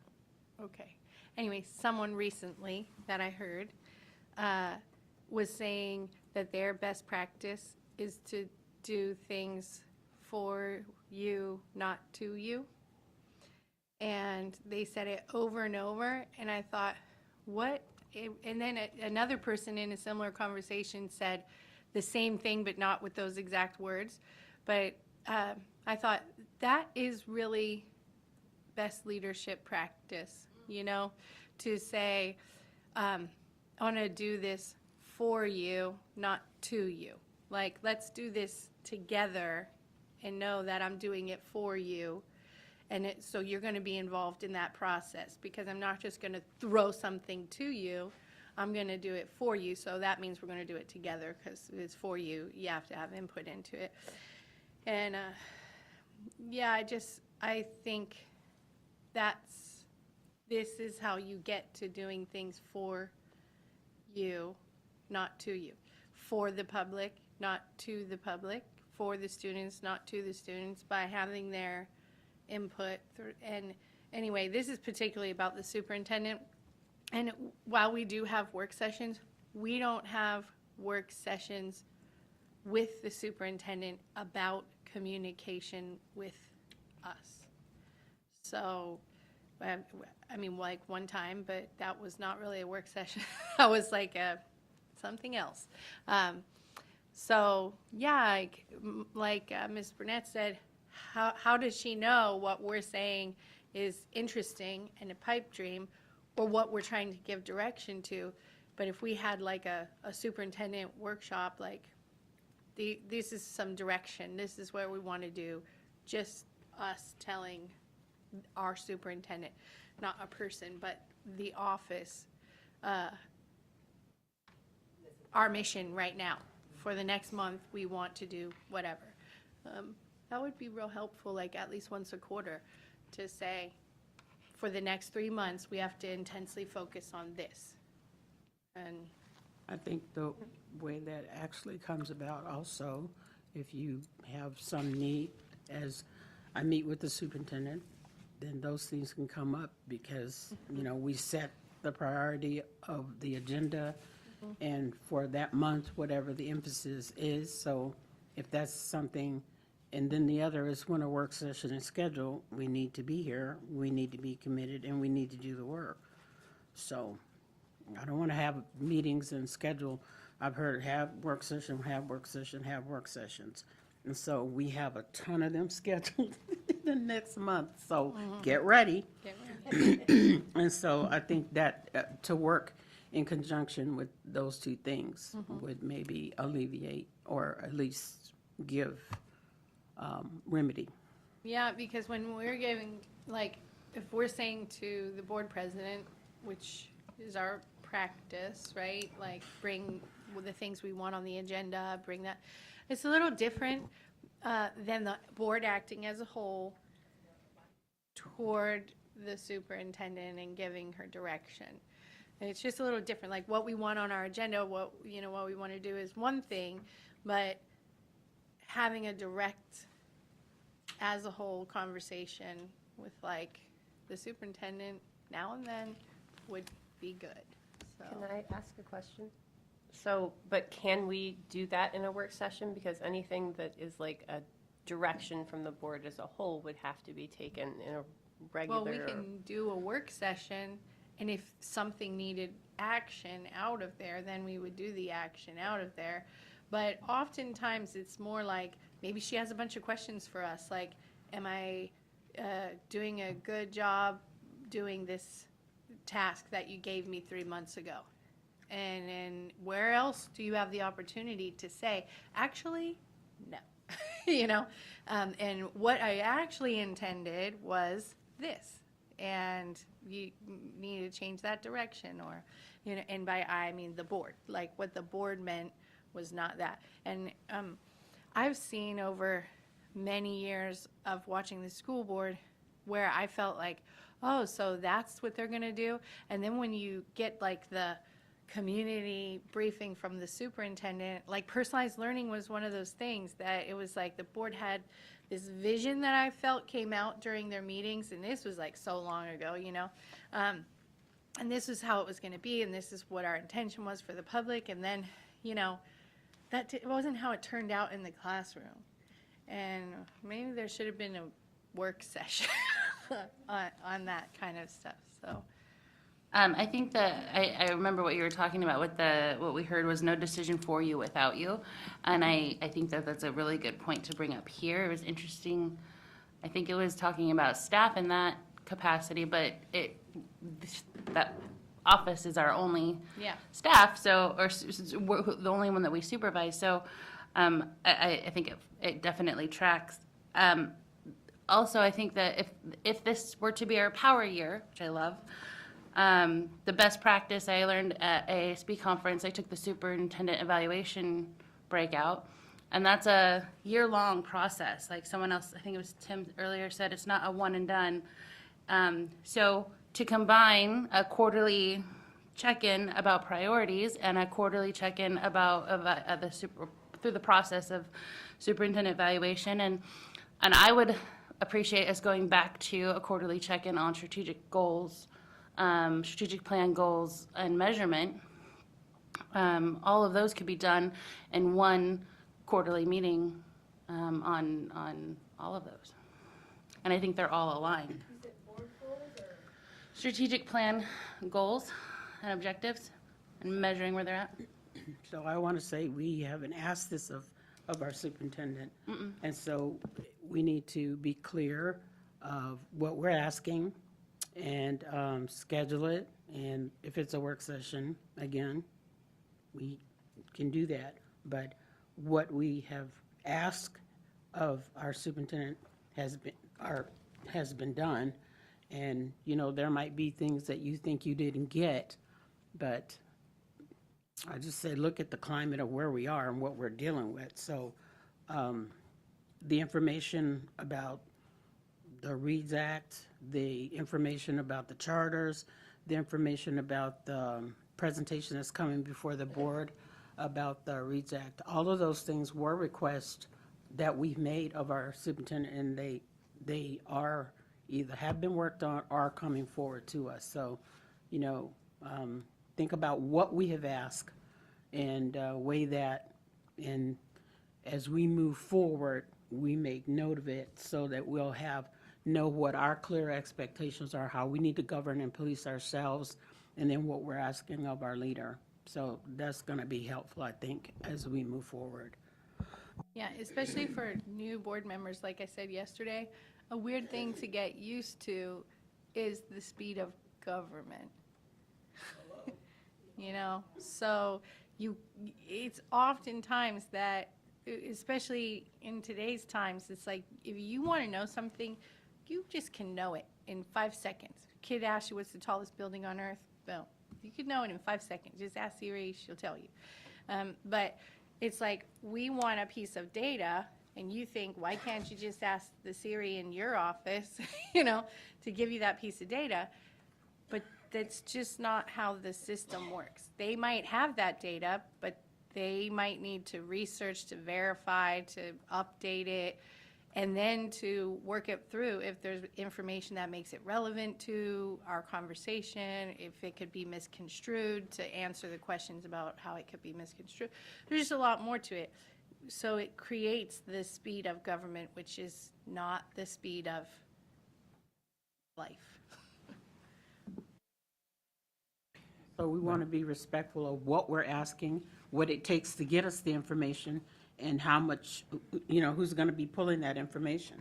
I think we learned that by one person asking for something when I first got on the board, and they didn't expect what they got. And when they saw all that work that had gone into it, then it was like, I sincerely apologize. I didn't mean it to be like this. So that's why we have to know what we're asking and the impact of the weight of what we're asking for. But I hear what you're saying. And I hear what you're saying about being mindful of how much we ask them, our superintendent to do, but I think what it is what we're doing. They're not gonna have to provide very much an update. I would love an update on our strategic plan goals and objectives. But other than that, I mean, we mentioned the priority setting. That's the board providing input to the superintendent, and a quarterly evaluation update, that's the board providing input. So I don't think it's asking too much to go on this, but I do hear you that this is not what we asked our CSA to do. I'm hoping we can put this in place for our next superintendent and start with very clear quarterly expectations. Yeah, I think in this area, one of the things that I would just add in is the importance of our public notification of the work sessions and the board meetings, and that we get them, and that the information, there be attached information for us and or the public. You know, I know some of it is administrative for us, but that they're there in a timely manner. And for me, in this area, is the greatest area of improvement that I see that we need to do. I agree. All right, so we're going to move on to the last slide in this section. The board upholds its contractual agreement to do an annual evaluation of the superintendent. Half said needs to improve, 33% satisfactory, 16% very good. So I'll speak to it and just say that when I met with our Ms. Newleen, because it was unfinished work from the last president, I wanted to get that on the calendar, and we agreed upon some things to have on the calendar, but with our superintendent search and then going into budget. And so we discussed how we wanted to do, how that should come about so that there's closure and that, you know, it is documented. That's not the word I'm looking for, but that though we have a record and that we had that closure. And so that has just been moved down on the calendar, but it is there, so.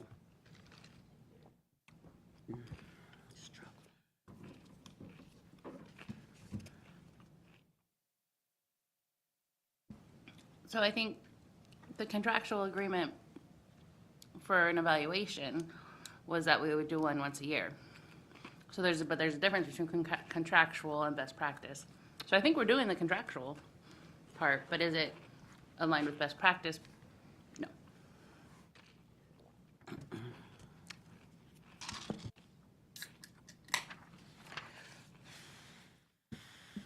All right, so that brings us to an end to this section. You have comments for this in your packet. Are there any further reflections upon reading the comments that were in your packet?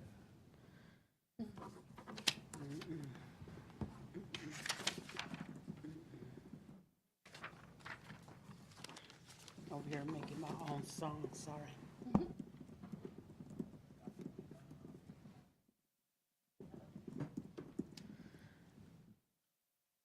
All right, if not, just want to touch on some of the roles and responsibilities, expectations when it comes to, or what your role and responsibility is when it comes to the expectations and relationships between you and the superintendent. You as a board are going to establish criteria for the selection of the superintendent. You're really adept at this process right now, being in the middle of it. Establish the contract provisions for the superintendent. Provide them with written goals and expectations. A lot of that's what we've just talked about, making sure that your new superintendent that comes in knows what their goals and expectations are when they come on. Evaluating them once a year, demonstrating trust and respect for them, conducting an annual self-evaluation of the board. What we're doing today, it's equally important to conducting the superintendent evaluation and demonstrating trust and respect for the superintendent and their right to have opinions that may differ from the board. The superintendent, in turn, their responsibilities include providing the board with materials as requested, assuring that that professional qualifications are being met that meet the criteria established by the board, that they either hold a valid superintendent certificate or maintain or are a qualified chief school administrator, provide the board with written goals and objectives, demonstrate trust and respect for the board, even though they may have differing opinions, respect for the overall operations of the school, work together with the board for the good of the district and student achievement, and that's where a lot of our conversation just was, talking about how you're going to work together with the superintendent. And then the superintendent also acts as the advisor to the board in areas needing policy development and revision, and we're going to be talking about policy here in a little while. So our next section is about the board and staff relations. Slide 20 is appropriate personnel policies are in the area of employment evaluation are reviewed and adopted by the board. We have 66% needs improvement and 33% satisfactory. Any comments?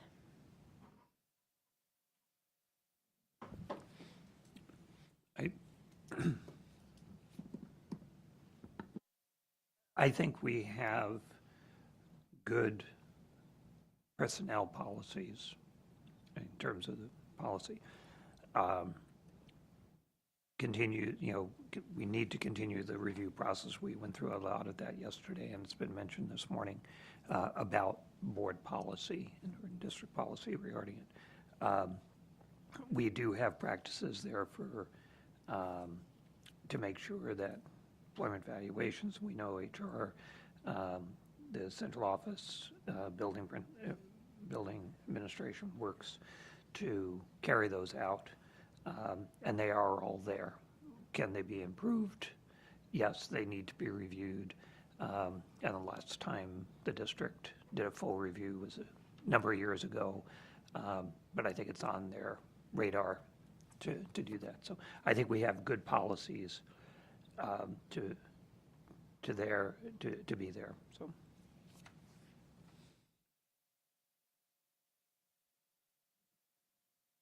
So, like, when I read this, I was a little surprised.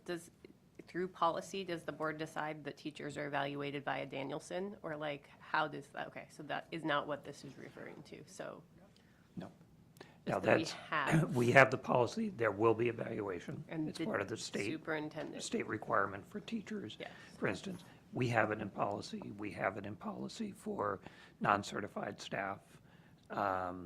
So all of that is there. The carrying out implementation is the superintendent and their staff. For me, I probably put needs improvement only for one reason, which is the word reviewed is in there. And it's just a thing for me that we need to improve on reviewing our policies, period. So, Yeah. Agreed.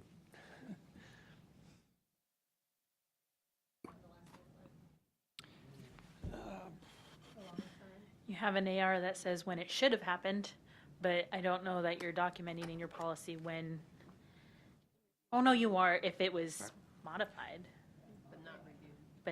But I don't think you're necessarily indicating when it's been reviewed. Yeah, we basically are 3 years absent of review of policies. And I can go back and I've checked the chapters, but I don't have all the titles. But we are 3 years where nothing has been done on reviewing of those chapters. Right, so it would be in the personnel policies, but the chapter that Stephanie. All right, so the next slide is the board encourages and offers opportunities for professional growth for all employees. Half needs improvement, 33% satisfactory, 16% very good.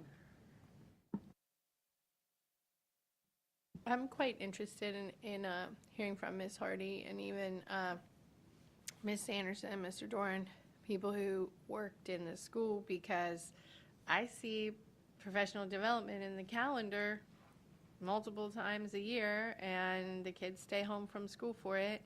I went to professional development at West Valley. I felt like, okay, there was a lot of options. There were people there doing, it was a non-student contact that I went to. So I think that the board encourages and offers opportunities, whether or not those opportunities are the best or awesome or perfect was not what this was asking me. But does the board encourage those? It's in our policy, we put it in our calendar, and so, yeah, we encourage those opportunities. But I think it's a separate debate as to whether they're high quality or the intent of the board is followed there. I'll have to agree with Mrs. Smith. I was here just the other day, and there was a development session going on right here in the boardroom when I went up to visit Carm for a second. So I see it, it's on the calendar, I see it happening, but like she reiterated, is it quality? Is it good? Is this what they're wanting? So I put satisfactory because I do see it happening, I do see it popping up, I do see days slated for it.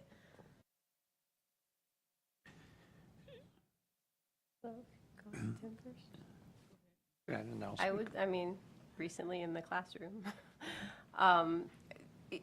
every teacher will tell you like professional development can be really great and can be like truly awful and painful, and like that's not the intent of the question. I like it. It's very two different separate things. I think as a board, what we could do to better encourage and offer those opportunities, it has to be in the budget. We have to prioritize it in the budget. Other things that make it really hard to get that high quality deal is you have to leave your classroom in order to go do it, and you go downtown or you go somewhere when you're supposed to be. A lot of like the opportunities that are available are during student contact hours, and then you're finding subs and you're finding this, and we need to find a better way or help empower the administration to have a better way to offer those things, because you often don't find the sub, or especially in special ed, where there needs to be a lot more professional development in order to handle the kids that are coming through our doors.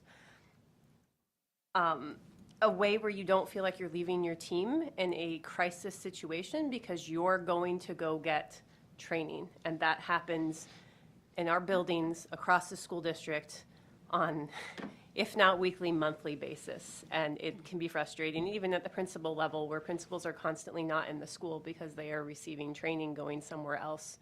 And some of the places you're so short-staffed that person being missing. So like, how do we address that issue? I don't know. Do we start offering to pay people during non-student days? Like, do we change our schedules around and allow more professional development on created half days? But that, those are all things within the board that we could do to help teacher retention, where they don't feel so stressed out. Every time a teacher leaves the classroom, there is anxiety, there is planning, there is all of those things, and it is hard to focus on learning and getting the information and the tools that you need while feeling, even if it's just an elementary school class, that you're leaving the people, they're not going to have a good day. Things are going to go wrong, and then you're going to spend a long time cleaning up the mess from you having left. I appreciate that. Can I just ask this, so maybe you can answer this for me? Because I have worked, and I do work in a different industry. I actually cannot wrap my mind around why teacher professional development, we have to pay them for their time when they're doing it.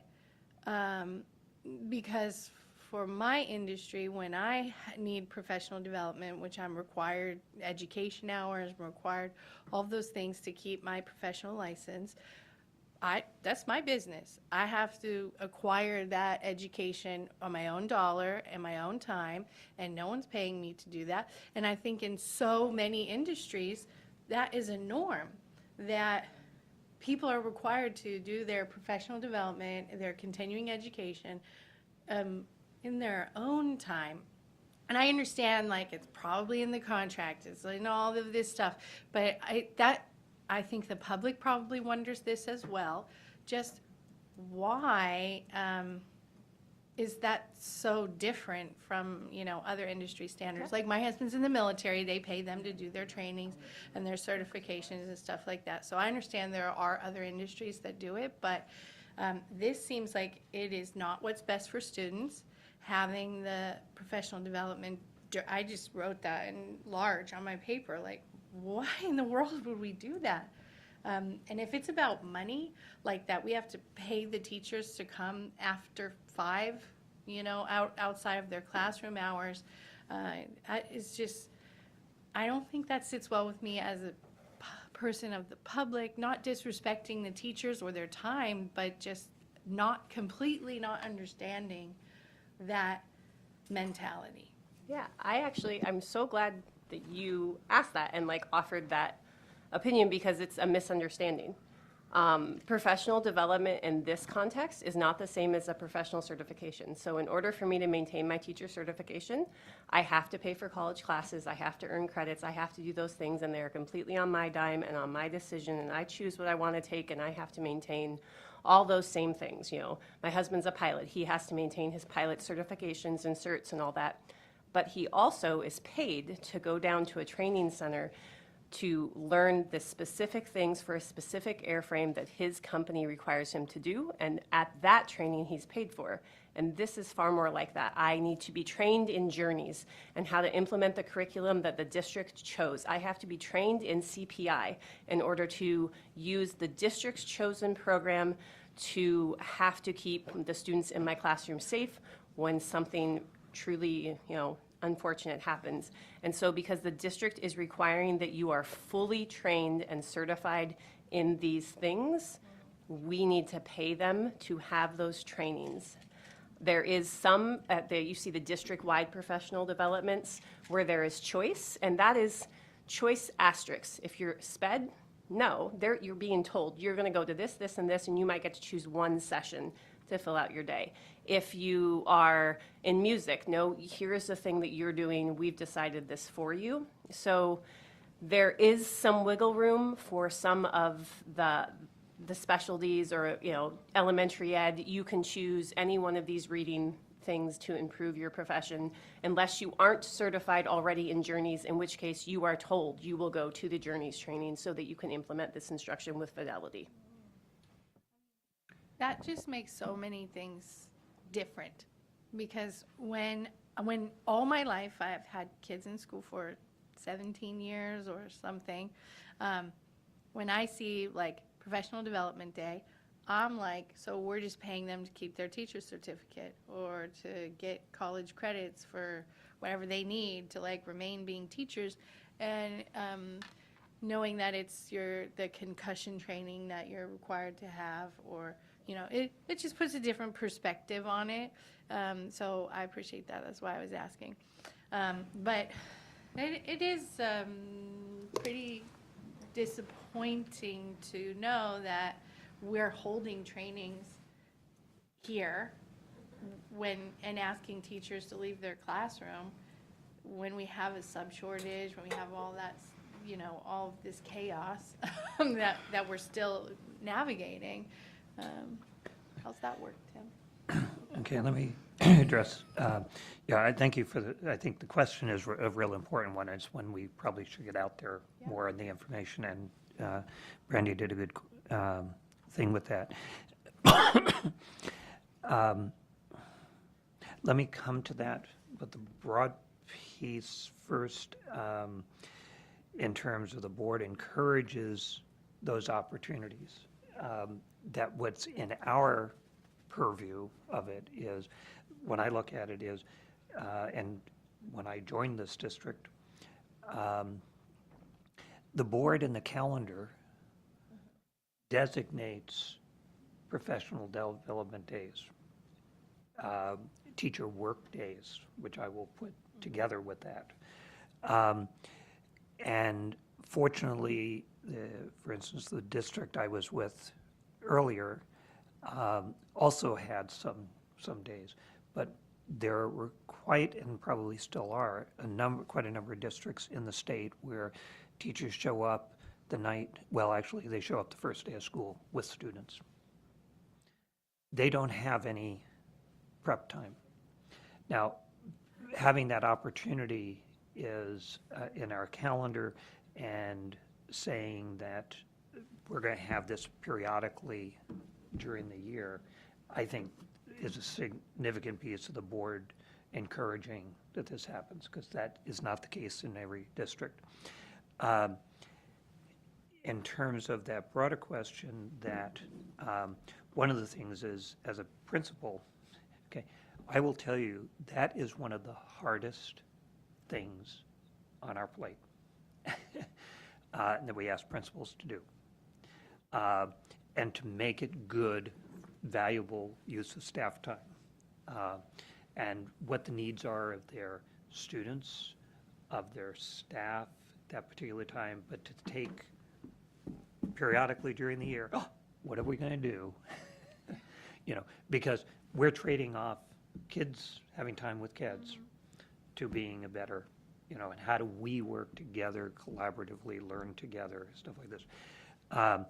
I think one of the things that the board does by designating those days and being supportive of that, and even last spring in the current budget discussion, there was a proposal to cut professional development days. And we said no, as a board.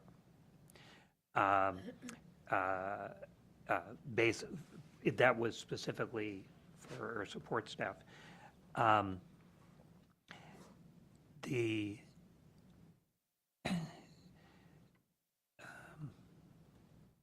I lost my track on that particular, but the point being that the board says we're going to do this, we value this, and that's important.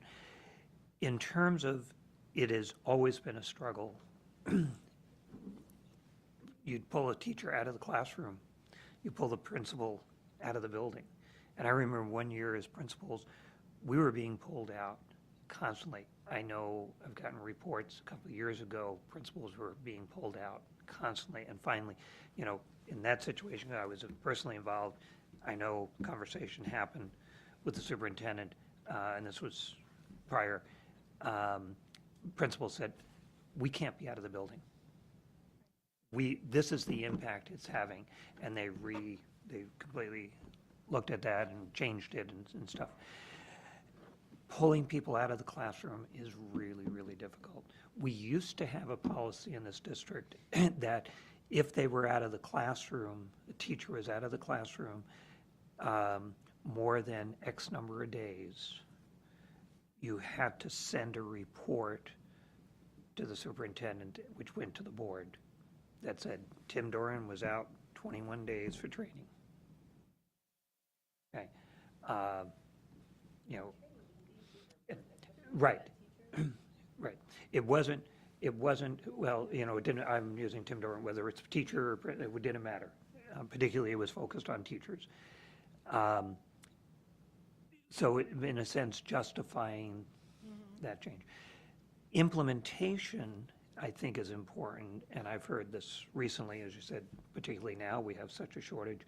They have worked harder and harder to have fewer pullouts during the day. And as I was a principal, there were times where I needed that. I've called a teacher from downtown back to the building because I needed someone in the classroom. I need them in the classroom, not, you know. So being given, but we were given that thing, that latitude to do. So there's that effort to do that.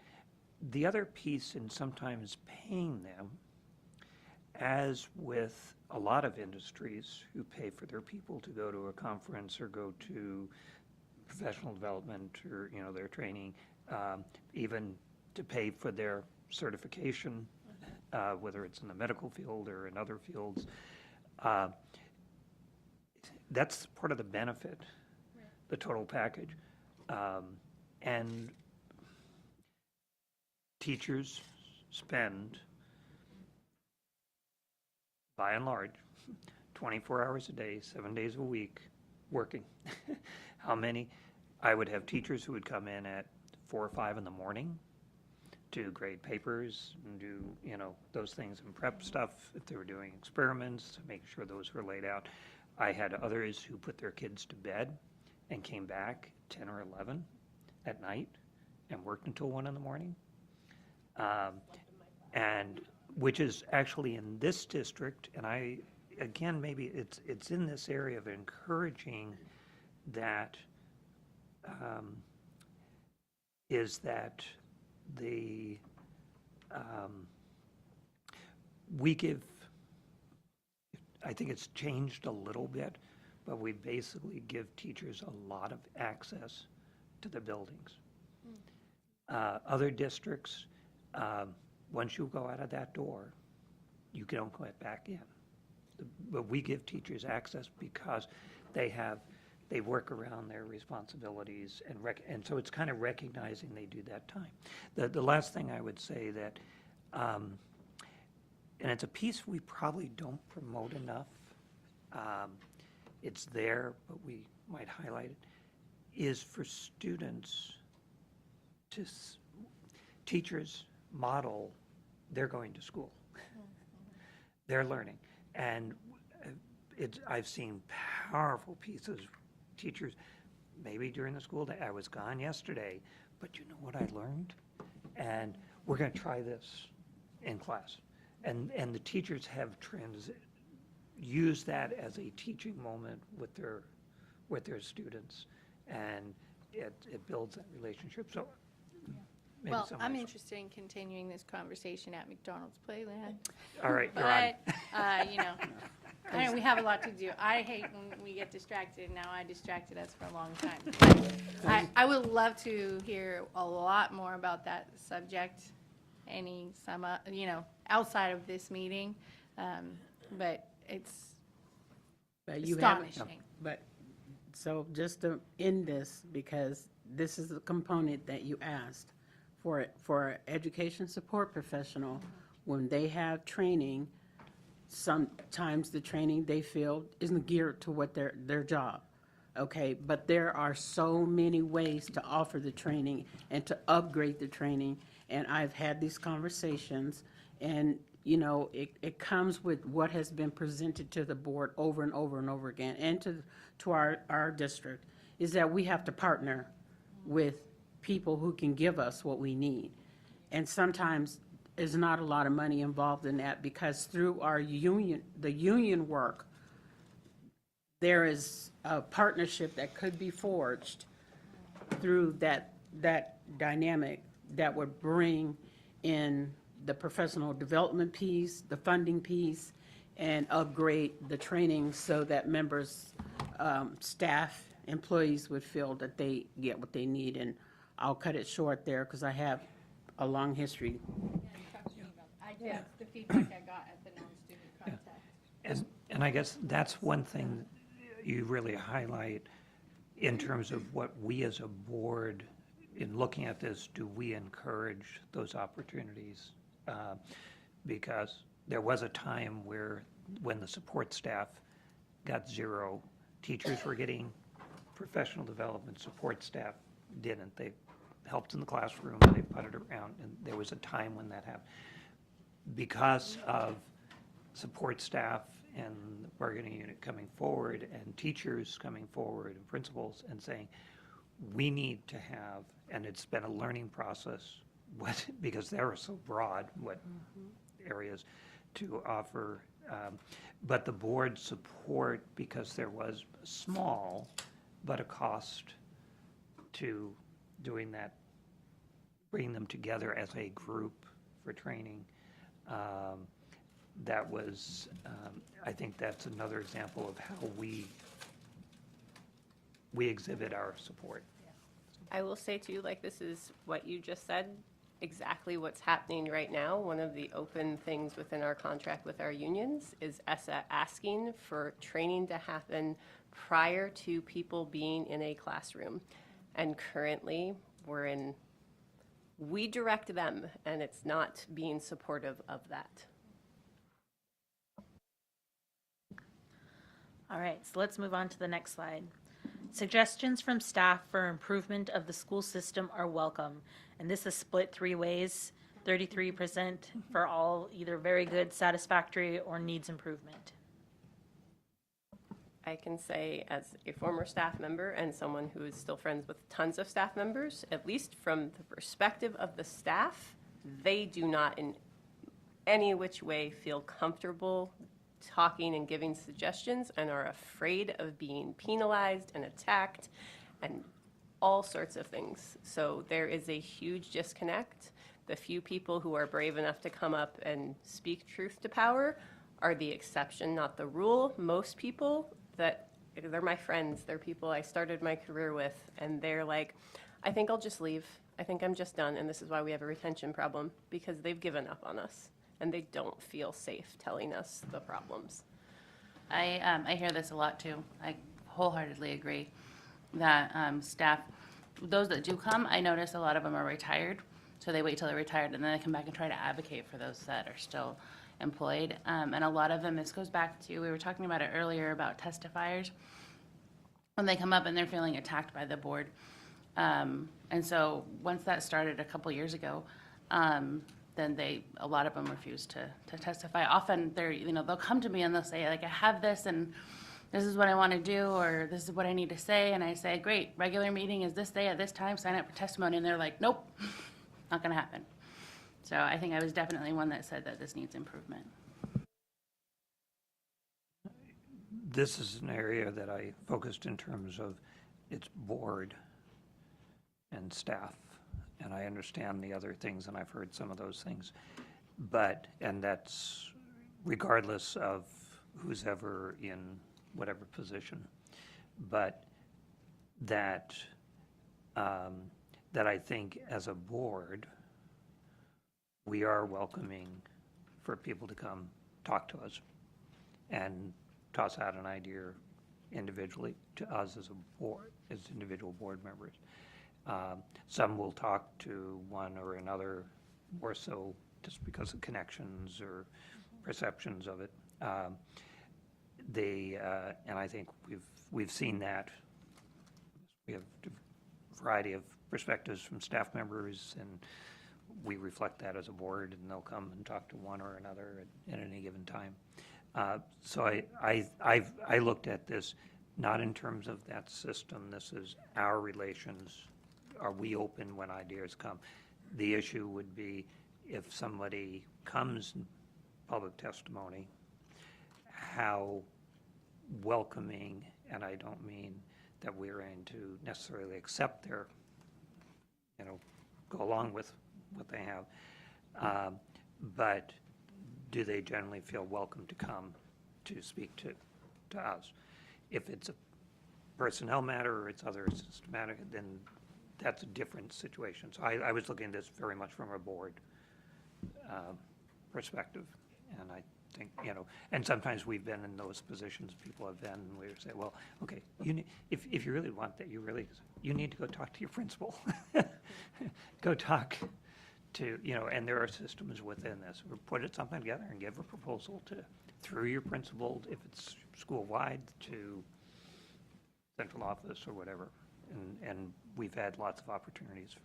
So we have things within the system, but I was looking from a board.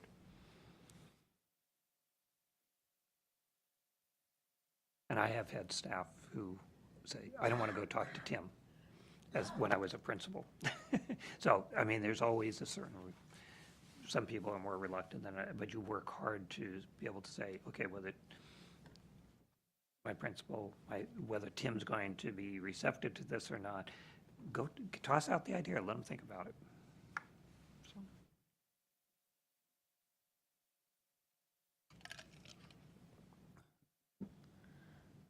Right, moving on to the next slide.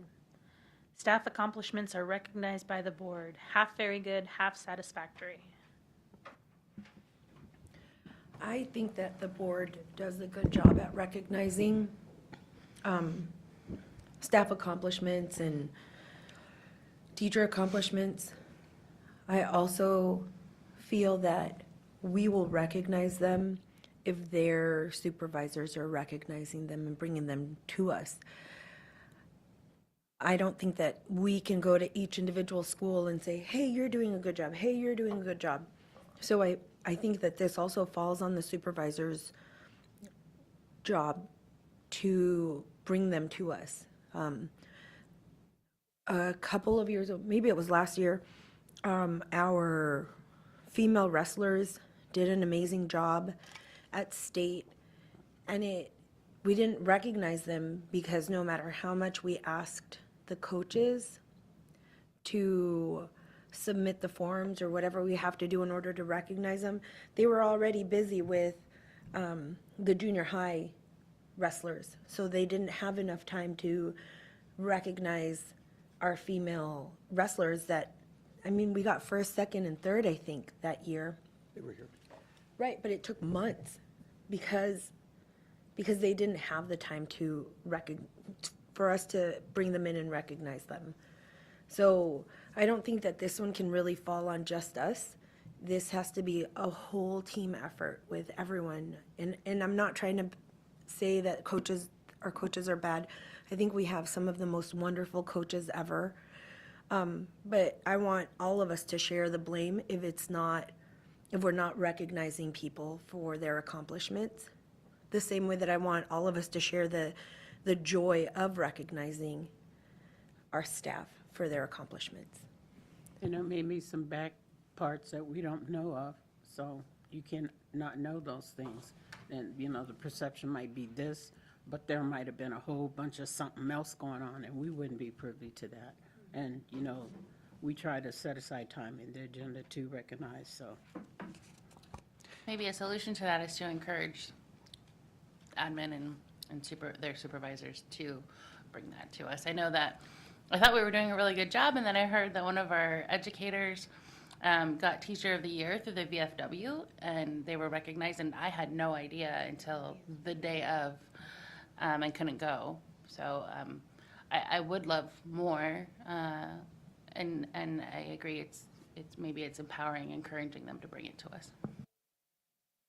Excuse me. So I was just going to say, and we have our board, it's not the board brief, but it's the teaching and learning, the HR thingy, and one more thing and I really appreciate Josh. Shout out to Josh, woo! For how he's concise, he's pared it down, and it's right there available in color and everything, and we can just look and see who got kudos, and sometimes us as board members will give out our own kudos, shouts out to whatever's going on, so I think we're trying. What if, and this is a left field idea, because we have Josh and we have these awesome people, couldn't we just put that into a little quick PowerPoint slideshow thing that just plays behind us before the meeting starts and plays on YouTube before the meeting starts, and then people are sitting waiting for the meeting, they're like, hey, check that out. People could submit a picture. It would make this place feel welcoming. It would make this place feel like we start every meeting by just saying, look at all the cool stuff we're doing. Look at all the great things people have done. Look at all the gold stars. And, it's how many people open up that email. I do every time because I'm looking for friends. I'm like, oh, is anybody in here that I know? But like, as a teacher, you read through it and you're like, that's a whole lot of just people, Let's do like that. That would cost us nothing and probably wouldn't take that big of a thing before regular board meetings to just have a slideshow that plays with kudos and says, here's all the awesome things, and teachers could submit their own, That's aligned with the positive marketing that is the best practice, is better marketing your school, focusing on the positives because the media will take care of your negatives for you. And that would definitely help change a perspective of the district. How do we make that happen? I've got an email started for Mrs. Sanderson with,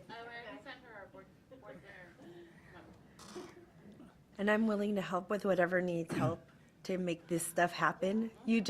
assign things to me and I'll help. I think that we actually do a really good job at this. I was one of the ones that hit very good. Not just recognition at the beginning when we recognize the state champions and we recognize teachers and we recognize those who are retiring, and we do this every meeting. But then at the end of our meetings, in our board comments, I can't tell you how many times we have a meeting where Maggie will pinpoint something, Tim will pinpoint. April's daughter is amazing at pinpointing all kinds of things. Like, I truly feel that we are probably top notch with trying the hardest we can to make sure, yes, there's always room for improvement, but as far as it goes, I think we do a pretty darn good job, and we should be proud of ourselves for as hard as we try to make sure that everybody in our district is recognized when they deserve it. I like that idea. I started assemblies sometimes as classes were coming in with something, which kind of fits with, I think we have a good balance of formal, if you want, recognitions, which the fact that we continue the process, the program for the ESP extra, the support person of the month, that was started by the board to try and highlight our support staff. It does depend on somebody nominating, and sometimes people realizing that, and principals, it's a learning curve, say, oh yeah, among all many things, I have to recognize this person, it's good. Send their name in. And, in terms of who gets statewide or national recognitions, I think we do a good balance to have that without weighing down our board agenda.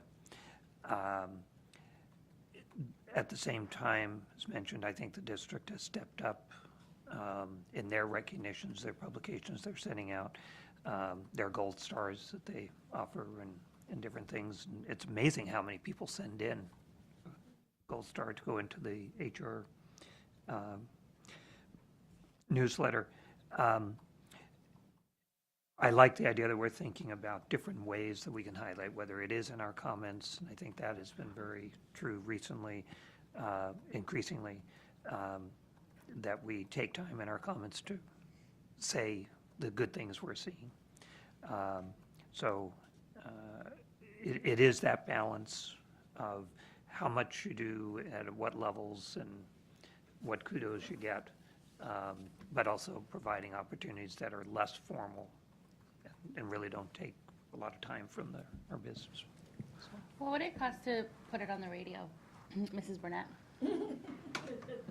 So it depends on the amount of airtime and the stations that you would want it to play on, but about $13 a spot per hour is about what it would cost. So Isn't it $13 an different for hour. nonprofits? So here's the thing. So I tried to do this with curriculum, with our comment period that we have coming up with our curriculums that we're going to be putting out there. We are not a nonprofit. We do not qualify anywhere along the lines of a nonprofit. We are a for-profit district, and so, Yeah, we're not a for-profit. we're a government into whatever it is. We are not a nonprofit, and so the freeness kind of it goes away. But that doesn't mean that the stations couldn't do something on social media. We share things all the time. That costs nothing, but to actually put it on the airwaves would cost us about $13 a spot per hour. And from campaign season, it can cost about $4,000 to $5,000 to get something on there for even about a week and a half. We could do like once. Well, couldn't we do it, though, like, we have the music person of a month that's sponsored by, like, Music Mart. Couldn't we use our community partnerships and do that as something like this thing sponsored by So so-and-so? because we're getting into budgets and because we're getting into other people's areas, if you could, Ms. Jackson, make a note of ideas the board tossed out, and then we can investigate that, so that Done. we stay in our lane. All right. I do have all those ideas that you guys have tossed out, so they'll be in my training report back to you all. So the last slide in this section is board members avoid making excessive personal requests from staff. And they have 66% satisfactory, 33% very good. Any comments on this one? I chose satisfactory because we're all human. We all have made the mistake of excessive personal requests from staff. And I'm not saying like as a board member, but I'm saying as a person, when I've emailed the principal too much, or I've emailed one of the superintendents too much,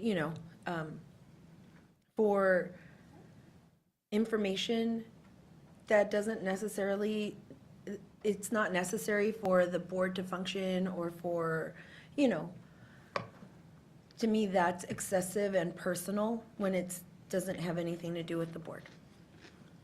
I just want to know.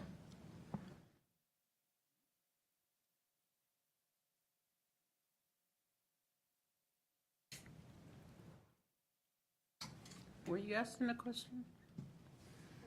Okay. No. Oh, okay, thanks. I was like, And I think that's, Yeah, go ahead, Tim. I was just going to say, I think we've, as a board in this particular group, we've continued to get better at it. There were times we were asking more. I think and we've really, instances of that have really come down as a board in the last number of years. And part of that is also, I think we've gotten better as a board. I've gotten, I think, better as an individual with it, is giving more latitude to, if there's information, I might not know what's all involved, and I think we referenced it earlier today. And so just being aware that sometimes it may seem like a simple request, but leaving it more open to say, staff, through the superintendent, what's reasonable? Because we don't know all that's on their plate. The superintendent does and can say, okay, yes, this is a good thing, go ahead, put this together or not. So I think we've been, I think we are good at it. And we've gotten, over time, better. I think, Yep. Its redness makes it seem, oh no, that's not it. I like red. Google decided the colors for me.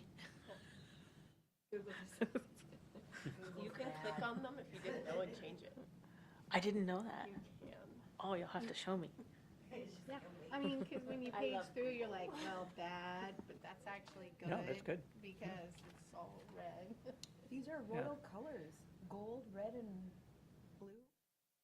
I would love to know how to change them though, but that's a conversation for another day. All right, so that leaves us to the comments. Did anybody have any reflections based on the comments that were provided?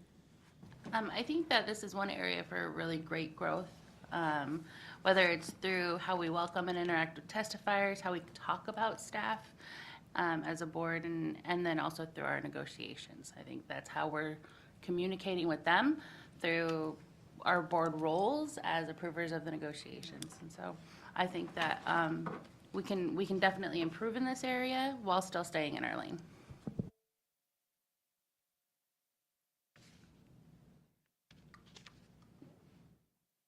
All right.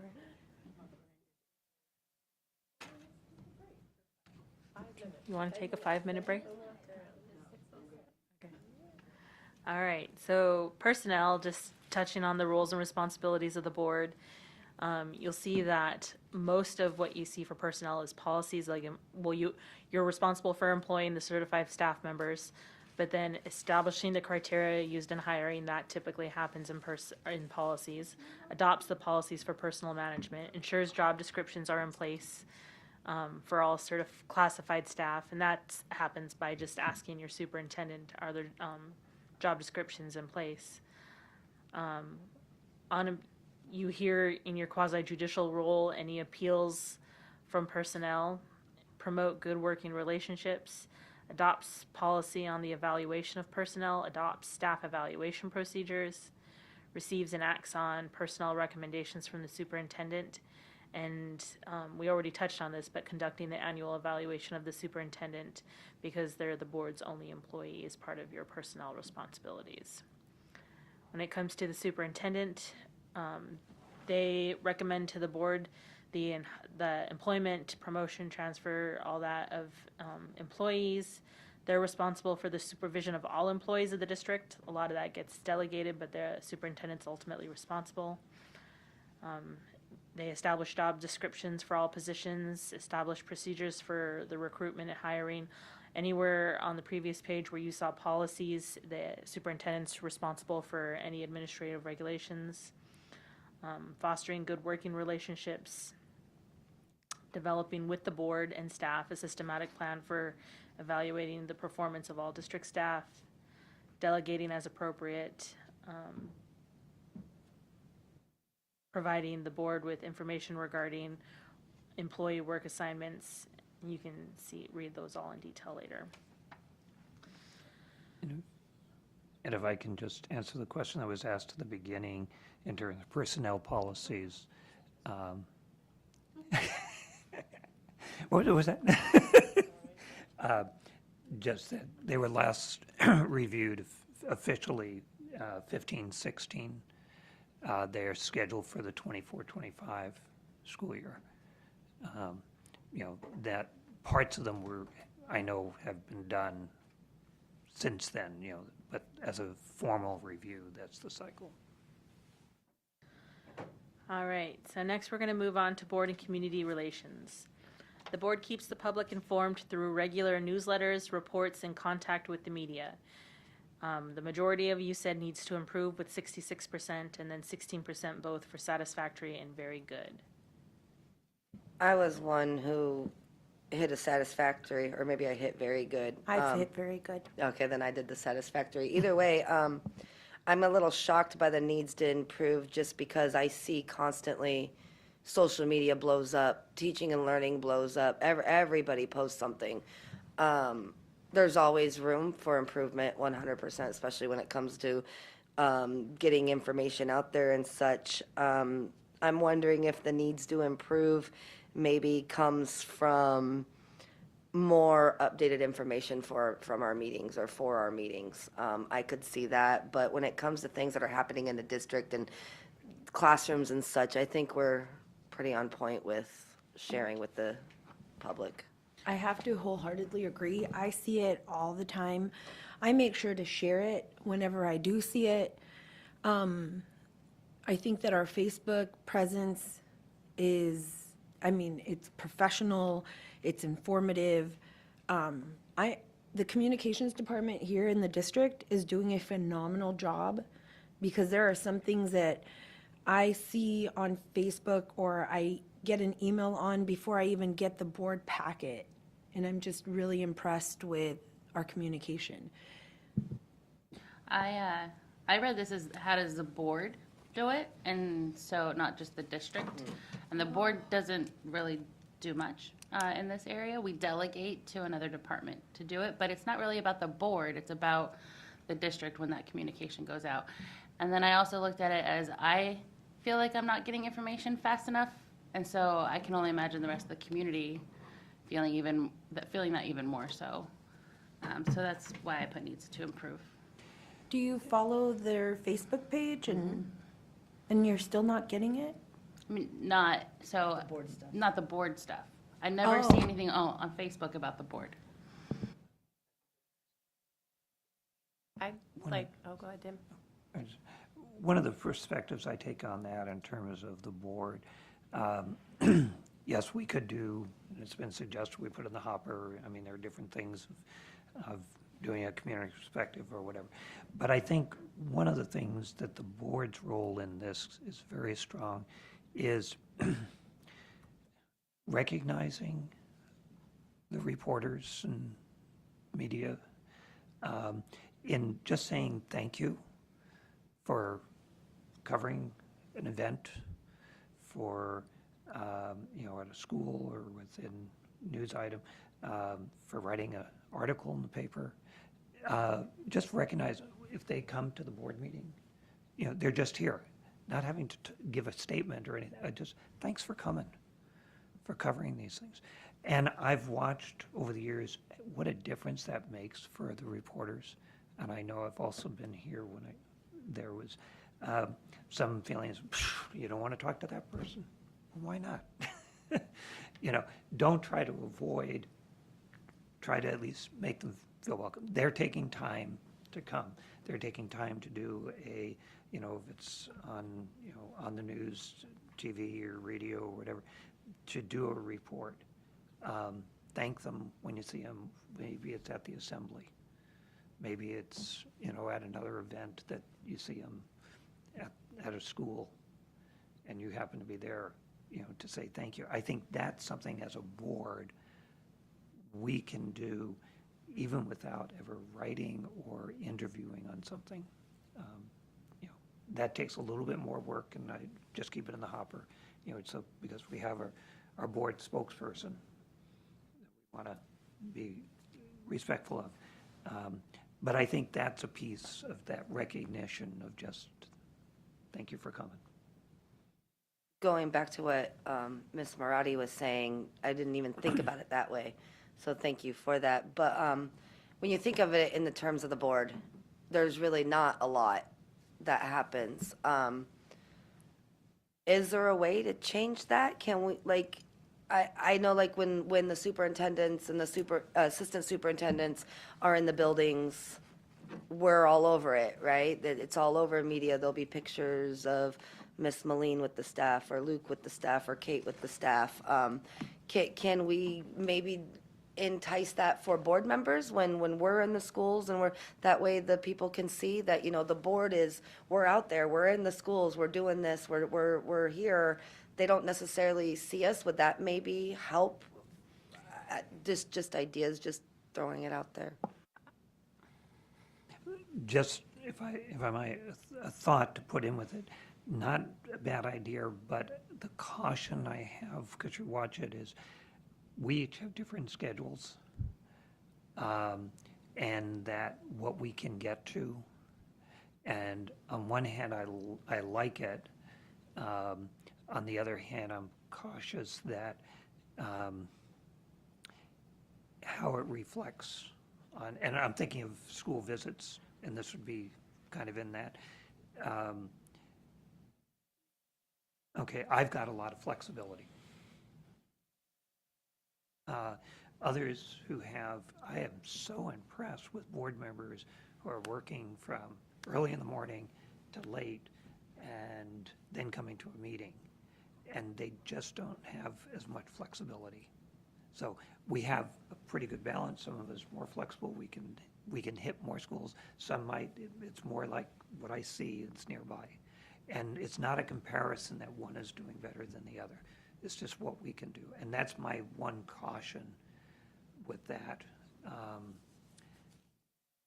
That being said, don't throw it out, I'd like to see our agendas posted when they come out. So whatever night it comes out, it goes on Facebook too. It's hey, school board meeting will happen this day. Here's the agenda. It would be really helpful, and we don't currently do that, especially I think, I try to be well informed, and going to board docs and clicking it on, that would be helpful. Just remind you, if you're following it, then it comes up. And it would be great to do that, even just, hey, budget committee meeting is meeting at this time. Currently, everything's under Open Meetings Act. It's a small thing we could do to make people understand that those things even exist, because even though I try to be informed and I know I did all those kind of things. I didn't fully understand what committees and all that did until really this year. And it's little silos of information that even though well-meaning people might want to be involved, unless you're inside a pocket that's explained that to you and you understand it, then you're not. And yes, people should go and search and teach themselves things, but what we should do and what we do are two very different things. And if we really mean that we want our public involved, making it more accessible.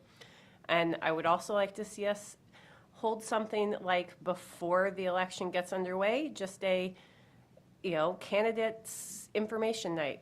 Come and understand what this is that you are signing up for. And I know Anchorage does something like that. It was within the thing that she said, Alyssa, wanted us to be able to do. And I think we would get higher quality candidates, and it would keep the focus like it was this thing on the election will be about getting board work done, not about personality politics and all the rest of it.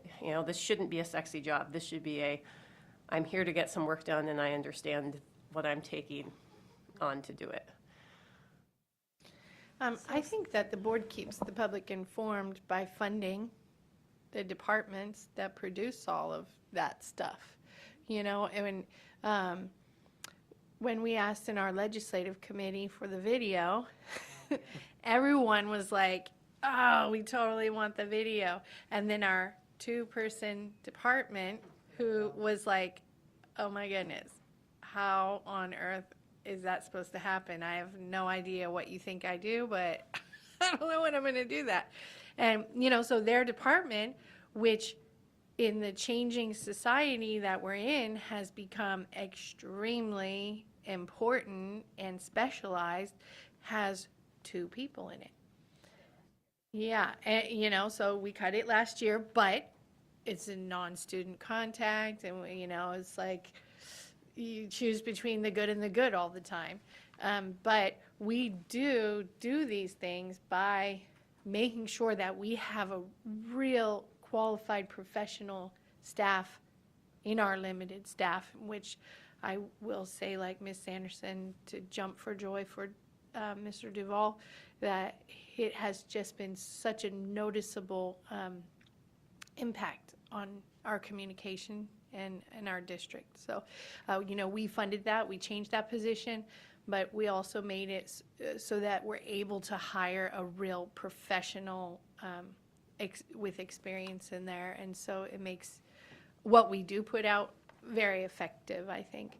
And then just, I think we have talked about this before, that we are all personally able to have an open conversation, to show up at Pioneer Park on Tuesday and say, I'm here to talk to anyone, town hall type things. If you have questions, or, 2 of us could go and answer questions for the public, or have a booth at a fair, or do anything like that. And that is something that we could improve, that also doesn't really cost money because we don't get paid by the hour.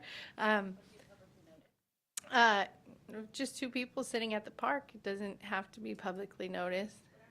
But you can notice it because you want people to come there. Not like every time. Do I have to make a public record that someone asked me about a concussion at Safeway? Once you're done with that, you could summarize anything that came there, but Ms. Jackson, could you make a note of that for me, please? Thanks. And we can look into it, because I don't have an answer.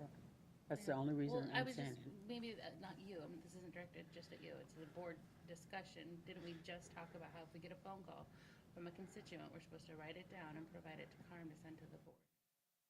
So I love that idea, I just want to make sure we do it within. I think there's some, right, and I think it's worth at some point having a conversation that it's noted down. But if you walk through Fred Meyer's, not much different than sitting on a park bench. You have a lot of conversations, we don't. But when we get specific requests, I think that's, and especially if somebody is asking for something. They have a concern that we, but you might, if you've talked to, somebody came up and talked to me, Fred Myers has a real concern that should give them a heads up. But I don't, these are more, I don't think we have to record every contact. Well, we leave it to President Sanderson. I agree with that. And like, I do things that I know I'm allowed to do. I speak at events. People want to know what's going on at the school board. And they say, hey, will you come and speak? Yeah, sure.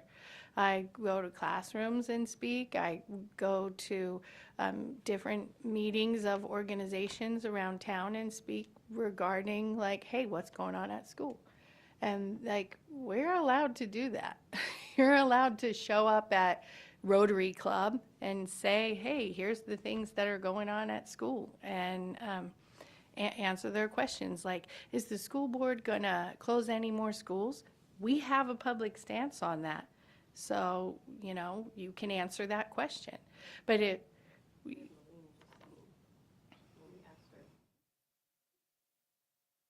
All right. But, I'm it's gonna not on push our us- agenda. I'm going to push us a little bit because we have a lot to get through still. So our next slide, not that it's not important conversation, but I want us to get through the information today. So the board is aware of community attitudes and of special interest groups. Half very good, 33% satisfactory, 16% needs to improve. I was one of those that said very good. I think that we're all very aware of positive and negative attitudes and of positive and negative attitudes towards special interest groups. Like, we know who dislikes us and we know who likes us. They're not very shy. They will come and tell us. So I feel that we're very aware.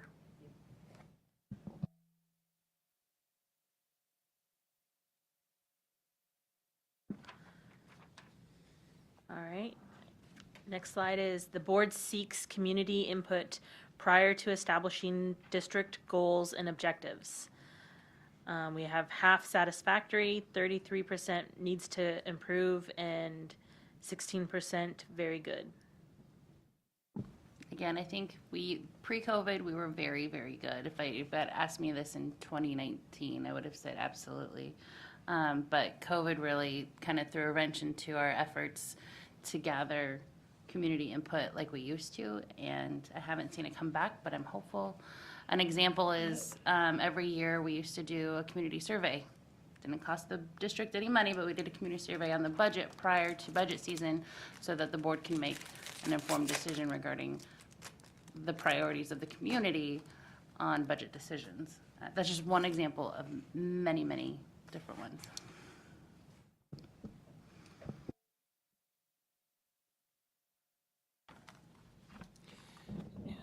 This is probably one of those areas where, as we cut, we've cut services, and one of the services is how we reach out. On the other hand, I would say that as a board, we do seek, as a board, we seek community input, and I would say that consistently over the last 3 years, we've taken a lot of input. We really pushed to get as many people to speak as possible, the number of emails and on different topics. I think looking forward, this becomes extremely important as a board, we help to encourage and promote our district goals and objectives, which are really our strategic plan. We're halfway through. We're over the halfway point this year. And so we're going to start that process, which is also timely with the new superintendent, but to get ready for the next strategic plan, what follows. So keeping this in mind, I think, becomes one of our priorities. And I think the fact that when I look at our postings of who we are and our contacts on the website is, as individual board members, how to get in touch with us is very good. There are districts that do not put out their personal numbers, and there's good reason for that. So there are some districts that when you go to find how do you get in touch with a board member, it is very difficult to find a contact for them, whether it's a district office number or elsewise. So again, when I look at this, that helps, I think, our availability. And we're a small enough community that we're neighbors, so.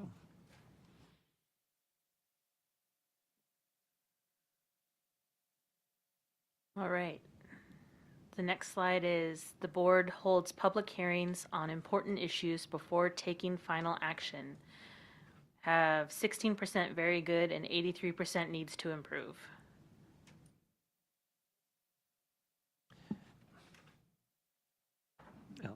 I'll say this one that I feel strongly that we need to do better on. We've had topics come to us with limited or minimal public notice and information. And so for me, this is an area that we really, really need to improve upon and get better with.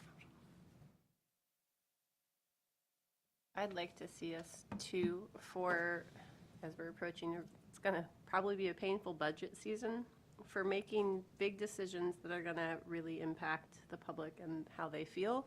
Doing more of not just, hey, come here and testify at our meetings. We should be holding a town hall or a listening session and let them be able to really say their thing and not in this, you know, it's our job. We're here just to listen at this point. We're not about to vote. We're not about to do anything.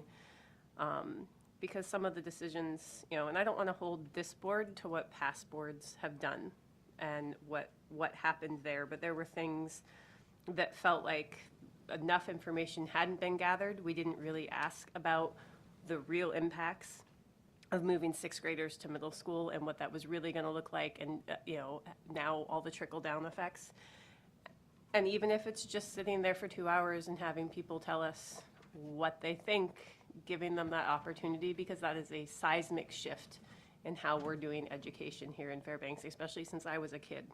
It was one of the things I loved about us here versus when I taught out east or other places.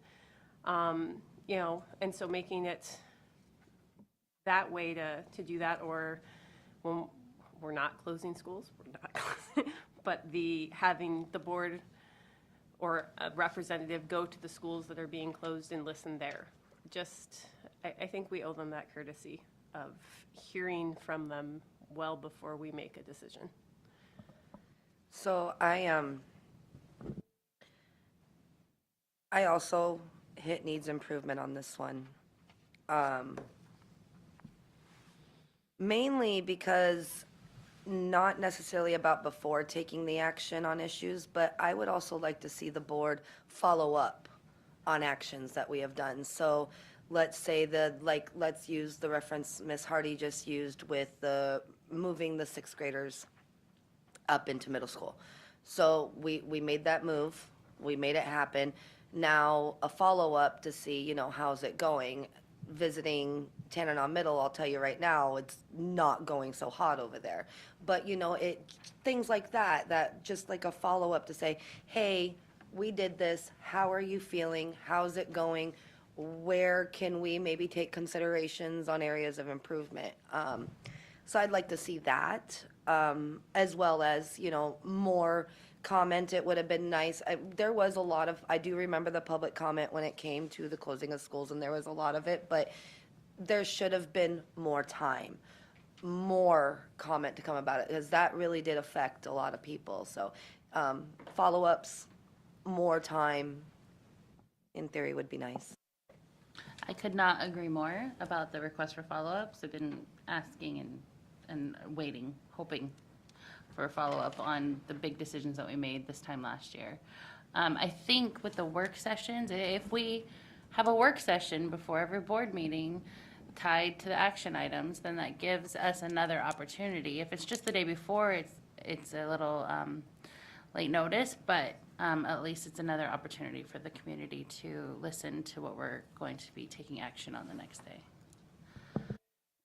I think just going forward, this budget discussion gives us a great opportunity to really act on this. And if there were gaps that we keep in mind as we go forward, and that may be how we ask questions, how we help make sure we let administration know what information we need. If it's not, if it's not already presented, there may be some follow-up things. We'll see this coming week what's being proposed, and particularly what new things are. So I think when I look at this, it gives an immediate opportunity to not solve to get to a perfect thing, but to start the process of what do we see as strengths of what we're doing going forward and where we can do better. So. Maybe I'm the one who wrote very good. I think so. Because I don't know. I didn't find that process to be too fast or not enough hearing. Goodness, like, it was just dragging. I feel like I've been hearing about closing those schools for like 2 years. When is this going to come around? And that we did 1 million work sessions. We took testimony on that for week after week after month for like ever. And then I also felt like we did all these focus groups and we did all this stuff. And I felt like if I have to hear one more word about this before we get to a vote, like everything that could possibly have been said has been said. Everything that could be heard could be heard. And so I just felt like we do. And I mean, of course, not just regarding that issue, but we have, on our big issue, we have public hearings on the budget. We have public hearings on all kinds of things all the time. And it's not our fault if the public doesn't engage in those hearings and then runs out and says like, hey, I didn't know anything about that. I mean, I think that we work hard. We're publishing that on the newspaper. We're publishing those on our social media. We're talking about it. I felt like even before I was on the board, members of, I heard Dr. Gaborik speak about reorganizing schools and the need to close schools before I was ever on this board. So anyway, that is a different debate. But the fact, like, do we hold public hearings before taking action? We always do. I mean, maybe we need better marketing to get higher engagement on those hearings. But when we have something important, and particularly throughout the budget season, we have public hearings all the time.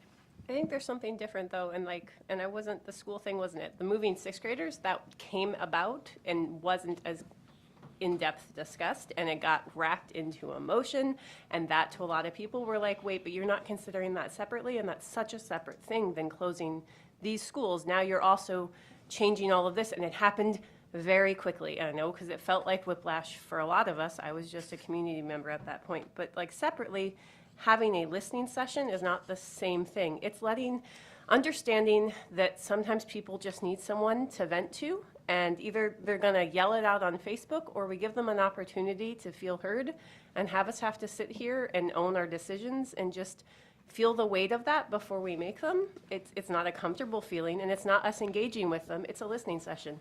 Go ahead and tell me exactly what it is your problem is, and I will listen to it before I make up there. That's holding the responsibility of, I know I'm making a decision that isn't always good. None of the ones we're making in budget right now are going to be fun, comfy, or good feeling. But we ran knowing that we were going to have to make those decisions, and we owe the public the tears and the like, yeah, I know what I'm doing, and I'm so sorry, but I'm going to make sure I've heard you before I make that decision. And it's that nothing about us without us. I'm not doing this to you. I'm doing this because this is the situation we're in and here's where we're at. And it won't feel as angry and contentious like you don't care. I can tell the perception, and I can say it because April, like, I love how frank you are. The perception of you prior to me being on the board and getting to know you is very different than the perception of you I have now. And part of that is because I do feel like you listen and you take in new information and you hear, but that is not what comes across to the general public, and that's a shame. But having that listening session humanizes us and let them understand we're not just, all right, boom, down to business, tough luck, yours didn't, win the day. I think that there's also a big difference between talking about an idea as a greater vision, and then actually getting down to the planning process. And the closing the schools example, we talked about it for years, right? It's just something that was just floating around. We didn't start planning it until a couple months before. And so I think that was the big difference, and that is really eye-opening to say, okay, are we really listening? Are we really engaging on a topic through a public hearing? Or are we just talking about it and hoping that the public is hearing us say something about it? So it's quality versus So, One other thing, oh, sorry, go ahead. well, I just had a question about, so you're saying that we just jumped into closing the schools? Because I thought that we had like a committee in place, like a year prior. We did. I'm sorry. You know, so, Let's could I say- take, But we let's, have public hearings.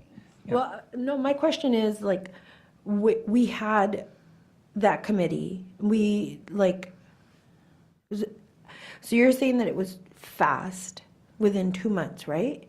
That the board started planning. Hey, we could talk about it if yeah, you want to. I would suggest that we not relitigate those Yeah. individual, it's kind of, the decision was made. It's part of, we own it. And it's really the we.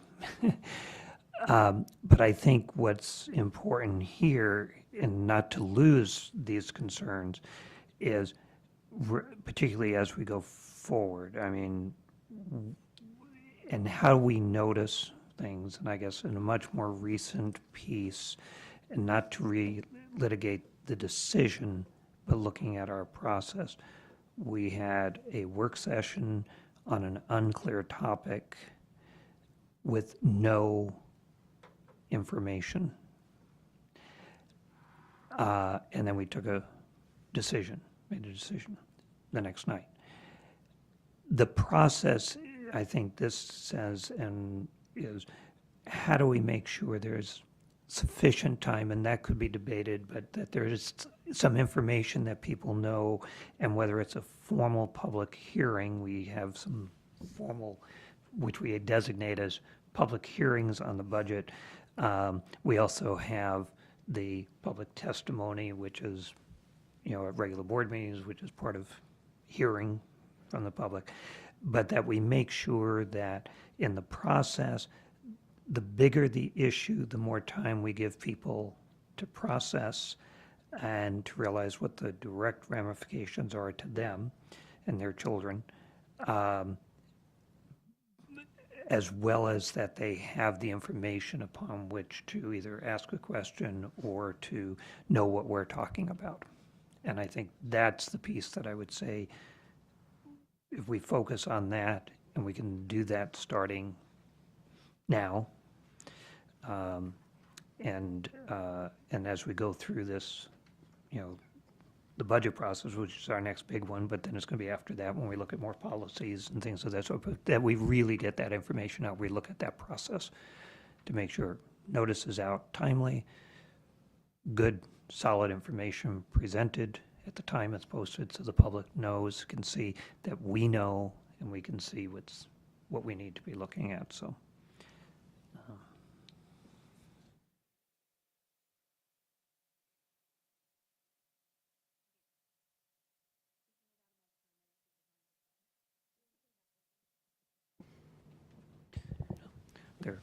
We should be ready. They're probably all going to start dying. It's about the right time. Okay. So we'll switch them out. All right. So we're not going to solve all the issues that are identified in the self-evaluation. We will have an opportunity to circle back at the end to say what are the top couple of priorities that this board wants to work on. But I want us to get through this section. We have 2 more slides, and then maybe take a little break because we've been at it for a couple of hours, or we will have been at it for a couple of hours by the time we get through these next couple of slides. So the next one is the board encourages public attendance / input at board meetings and at school functions. You're feeling pretty good about this. You got 66% very good, 16% satisfactory, 16% needs to improve. Any comments?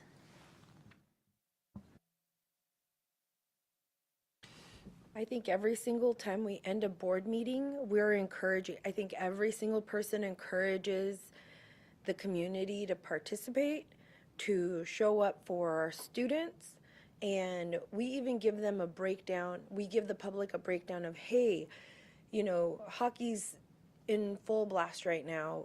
We're having a concert on whatever date. The plays from the after-school programs are starting on this date, you know. So I think that we do a really great job at encouraging the public not only to attend our board meetings, but to attend our student activities and support our students. I think that's like the biggest thing, is that we're encouraging people to support our students. It's an area that I think we've, as a board, we're getting better at. Yes, there was, and it was referenced earlier, there have been people who have come to give testimony and then felt that they were being attacked rather than listened to. And I think that has specifically lessened, and that we're trying to be more conscientious of listening to them and formulating, even when we ask a clarifying question, in a way that doesn't seem to attack them or create a judgment on what they've said, just really to understand a little bit more of their side. So, and I think that's always a piece of growth in how to frame a question. So it's not trying to put them on the spot, it's trying to just better understand, kind of filter that through, reflect. In my mind, you know, if I ask this, how will that make the person giving the testimony feel? Because we want them to come back. We want to hear that side, whether I agree or disagree with it, or I never thought about that perspective. I need to hear, I need to hear them, and that's what they should leave with, that they've felt heard, and they've improved our meeting.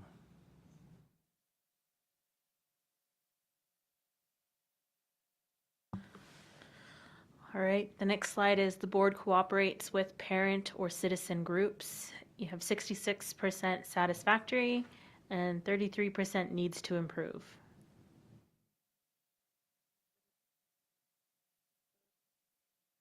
I don't really know what this means.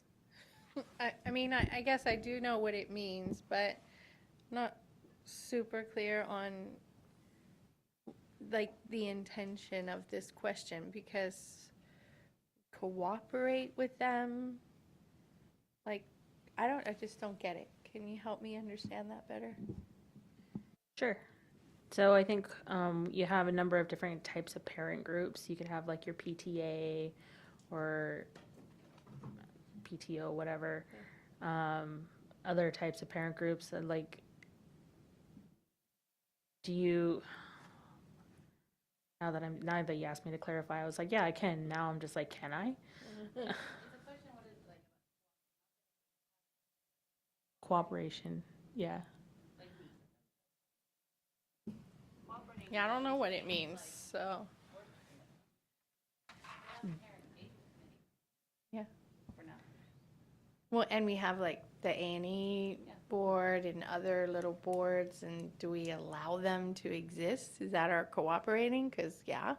But like, I don't know, I just felt weird about this response. I mean, I probably put satisfactory because, I mean, they're there, and like, that's good.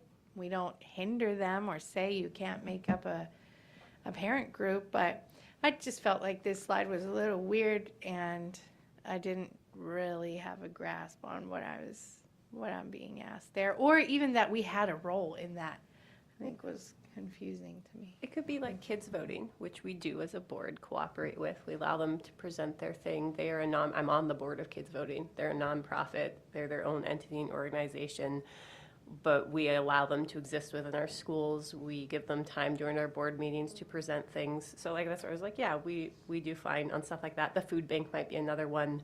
We collect food inside our schools. We distribute. That is a organization that we welcome and we cooperate and allow them to exist within the entity that is the school district. So we have the NAACP, we have the Black History Contest, we have the A&E, and then we have Elizabeth Paratovich, we have the Science Fair. So, I guess in my mind, those were all just like school. So I never really thought of them as community groups because they're like where you interact with them is at school. So I guess we really cooperate with them because they're seamlessly a part of our community and organization. And I look at some of the groups that Chamber of Commerce, when I know this year it didn't quite work, but when we have a school presentation, whether it's the state of the schools to the chamber or to, we had one on the CTE program, et cetera, but some different topics we've gone to support. I mean, yes, the administration is the one that's doing it, but I see that cooperation that we support our membership as a district in chamber and then going, and we're good at spreading out on tables, so we don't have more than 3 board members at any given table. It's usually 1 or 2 and, spread out. But that cooperation, I also see the one that we prioritize our being a representative on our turns to the assembly. And I think being very good when we're there in that position, we're representing the board. And I see that as one of those cooperation pieces. And we also learn, I learned how they operate, and they have slightly different rules than we do for a variety of reasons, some legal reasons and other stuff, but it's good to see how that works. So, broadening that out. Different ways. All right, so this slide wraps up the board staff interaction section, and then we have comments. Was there any reflections on the comments that anybody had after last night, being able to review them? If not, we will move on to just kind of touch on the roles and responsibilities. The board acts as a liaison between the school and the community. This is community, not staff. I got the wrong one for you guys on there. Okay. I just wanted to, I thought the comment in there, the board's role is to communicate out, not just hear from people, which I just underscored it because when I first read it was, okay, that's interesting, that's good. But in terms of our conversation on other items, that has come up to say, how can we help promote, whether we do it as a board or we help the district do it, to get that information out, that part of our job. And we often talk about, well, we need to hear from people, but how do we get that communication out? So for me, that jumped out in a new way. Okay. Take a break? How long? 15 minutes. Okay.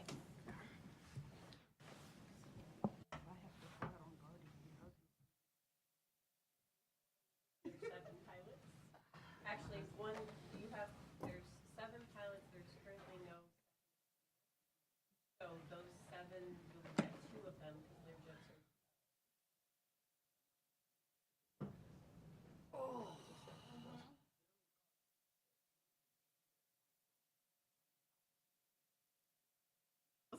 Okay. 100% worth it.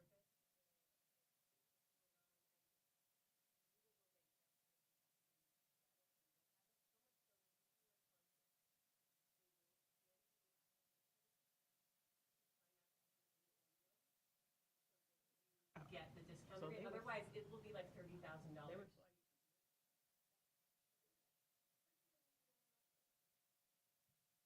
And can we rent one of those and do like a board retreat? No, sorry. But if you I've ever heard of want to climate go, change. Huh? I'm supposed to be watching out for the climate. but this is life or death. You're Oh, kids. I didn't know what you started Yeah, talking about. I- You know. Guardian I was talking Oh, about the Guardian, yeah. Like, My friend used to work for them. life or Does your death. husband pilot for them? Yeah. Did you know they're Andressens? But if you ever want to go up in the Learjet when they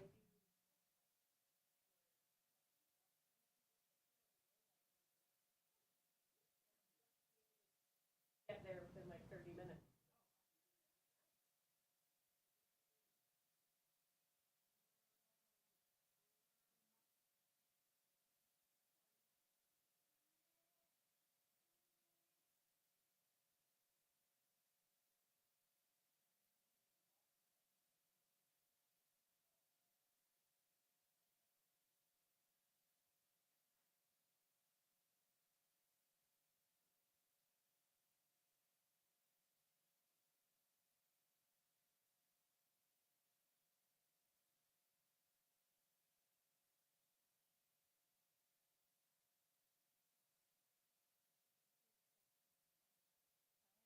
Oh.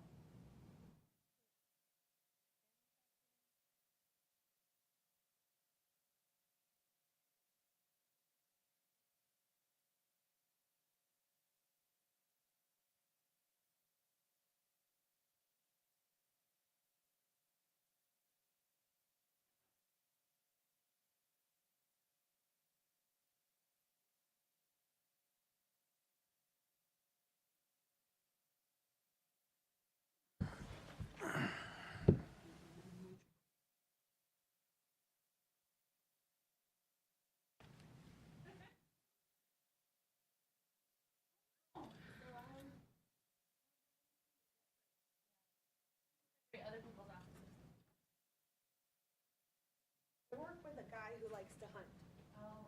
So there's not a lot of fun stuff to do.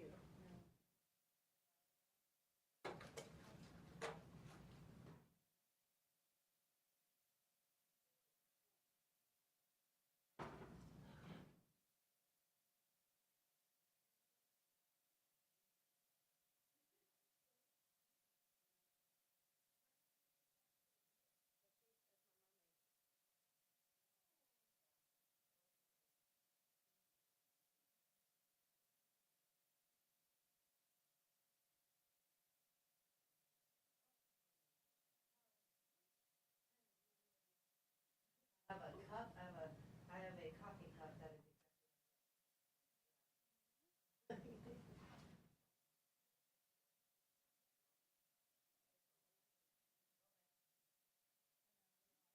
Their dance goes, so. I wear brown shoes. I have 7 pairs of brown shoes. They just linger. I just never wear brown. Even like I bought this not black bag, and then I was like, I just can't because I don't know. I mean, some of my church dresses are like I have brown shoes, but in general, I prefer black.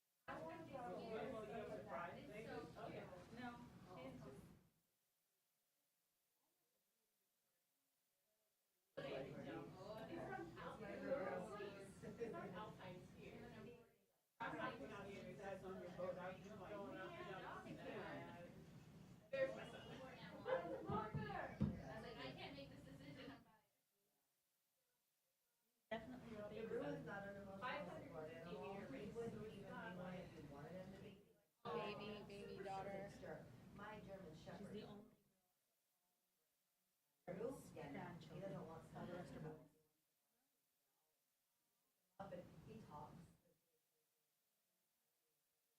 My grandma has 17 grandchildren. Almost all of them are girls. I only had one boy cousin and on my mom's side.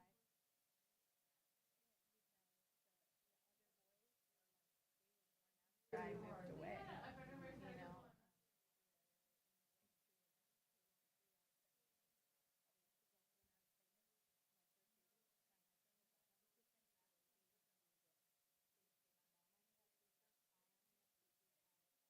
Cousins, he's like, just like, no, nothing boy can come from you.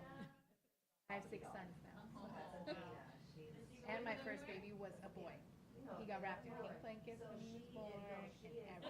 For his first like 6 hours, he was a girl. His little hospital pictures.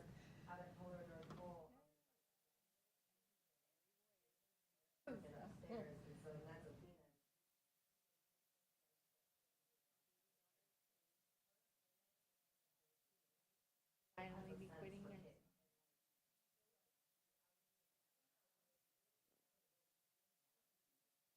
And they used to have Paul behind the thing. She's the sweetest. Yeah, and where all those posters are, used to have her too. I don't know. Hey, do you see Miss Poland's office? I was walking around school taking pictures of all the art. It was so beautiful. Miss Poland across from her desk has the best student-oriented art I've ever seen. It's one of the best displays I've ever seen.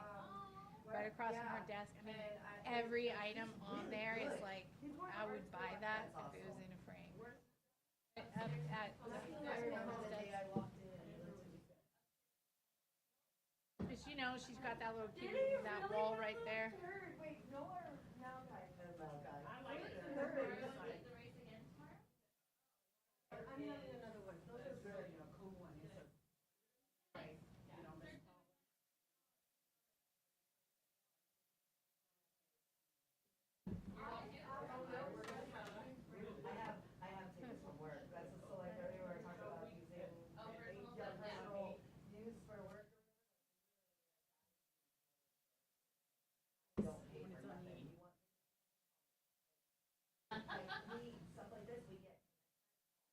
And it's go to the musical.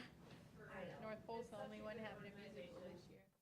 No, but it's coming real soon. It's in February, 10, 11, 12 or something.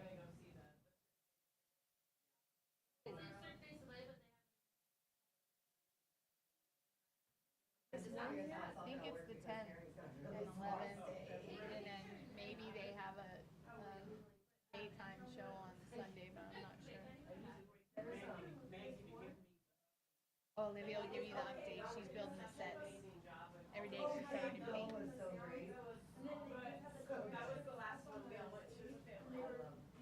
It's Anchors Away, I think. She said it at the last meeting.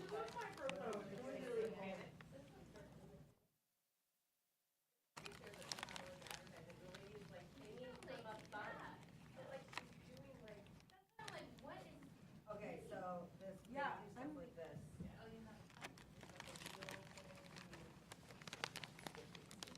There's no internet in this room.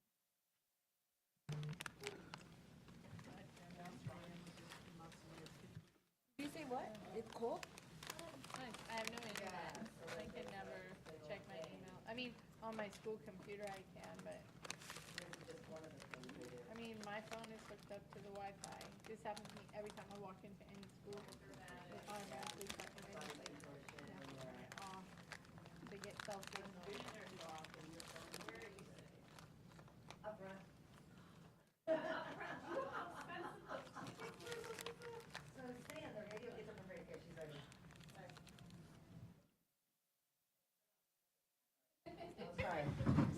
right, guys, thank you for coming back to, we can go back to Ms. Can I Jackson. share one piece of good news?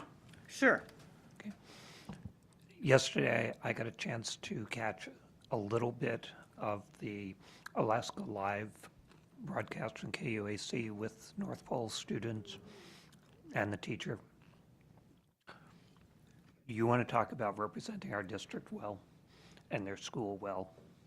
They were phenomenal, and the teacher, who's the director of the play, was just amazing in terms of the community, the students, and her colleagues. And so I just want to give those kudos out there. It was All right, thanks for So that cool. shout out, Mr. Dorn, and Ms. Jackson, take it away. All right, so now we're going to start the section on board member orientation and continuing development. And the first piece is about the district. Think of the next 4 slides around the district has a planned program to orient newly elected board members. Does the district have a plan to orient newly elected board members to the nature of their duties and responsibilities? And it's 83% needs to improve, 16% satisfactory. Yeah, I'm gonna take this one first. Brandy and I both just ran for school board and won this year, and our orientation consisted of meeting a couple people, getting our stuff assigned to us, and then have a good day. It's not a reflection on Carm or anybody. It would be nice to have some orientation, to have something where somebody sits you down and say, okay, this is, or like mentioned earlier, I think by Ms. Hardy, a paper that comes with the packet that kind of just lays out, look, this is what you're getting yourself into. Maybe some sort of onboarding in July or August, once the candidates are out. Like, hey, look, it's not all sunshine, rainbows, and kittens in here. This is what you're doing. Welcome to school board.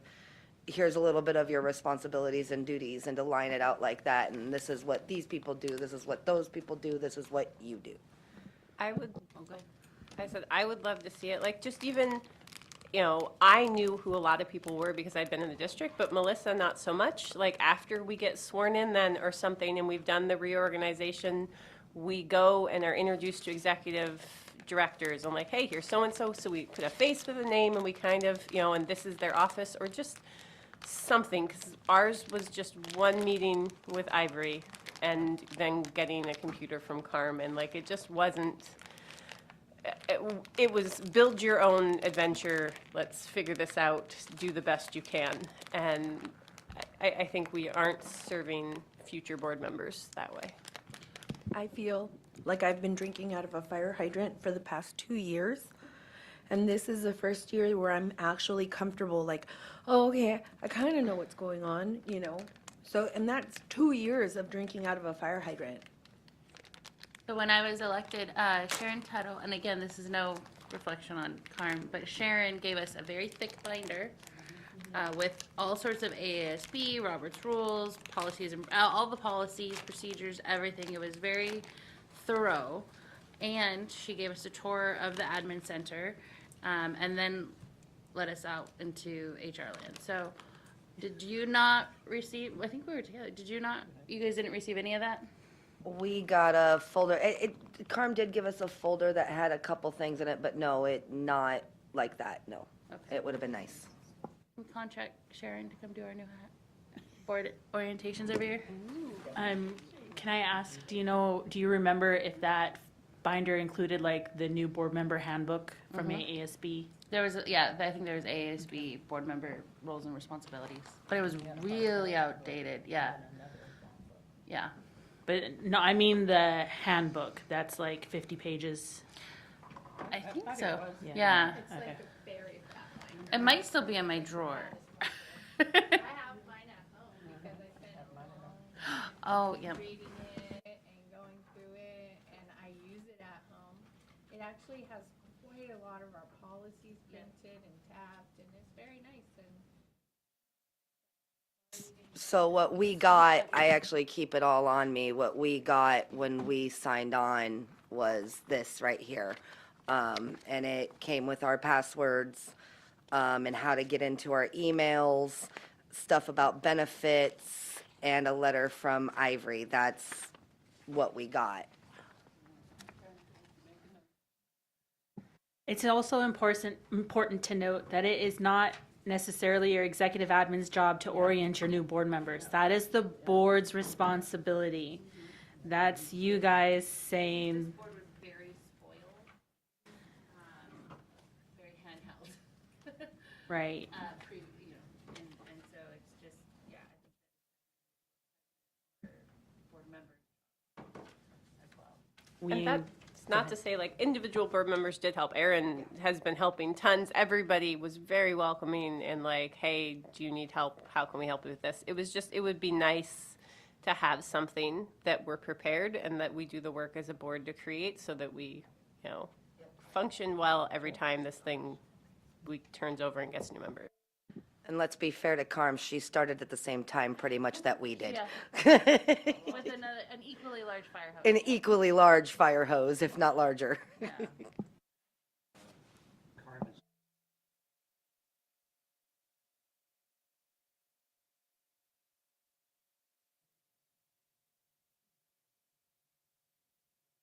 as well familiar as I was with the district. I mean, I've been gone for a couple of years, and getting to know, tour would be good. But the biggest thing that I look at with orientation is that it's not a one-time deal, that there's that carryover or follow-up. And I learned this with staff, and then as a board member, it's like, you're taking in so much stuff. It's a funnel. And then once you do it a few times, what's our follow-up piece? A couple of months, 3 months down. In a sense, getting together in January, getting together, we've done it a couple of times as this board, that we had a meeting in December, which was nice. We did that twice.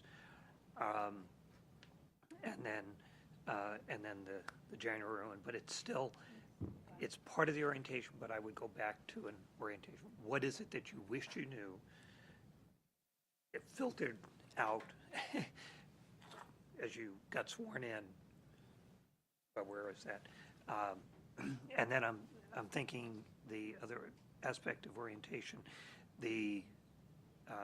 all the clerks, city and borough, started several years ago having an informational meeting about running for public office, and there were a number of candidates there from the different groups who came, and you could get a chance to chat with them, which was good. But I do like the idea of maybe seeing whether we can do something as a board to invite people to come and talk to us on an informal basis, whatever, and because over the years, how often it was, who's going to run for school board, and who do we want to encourage?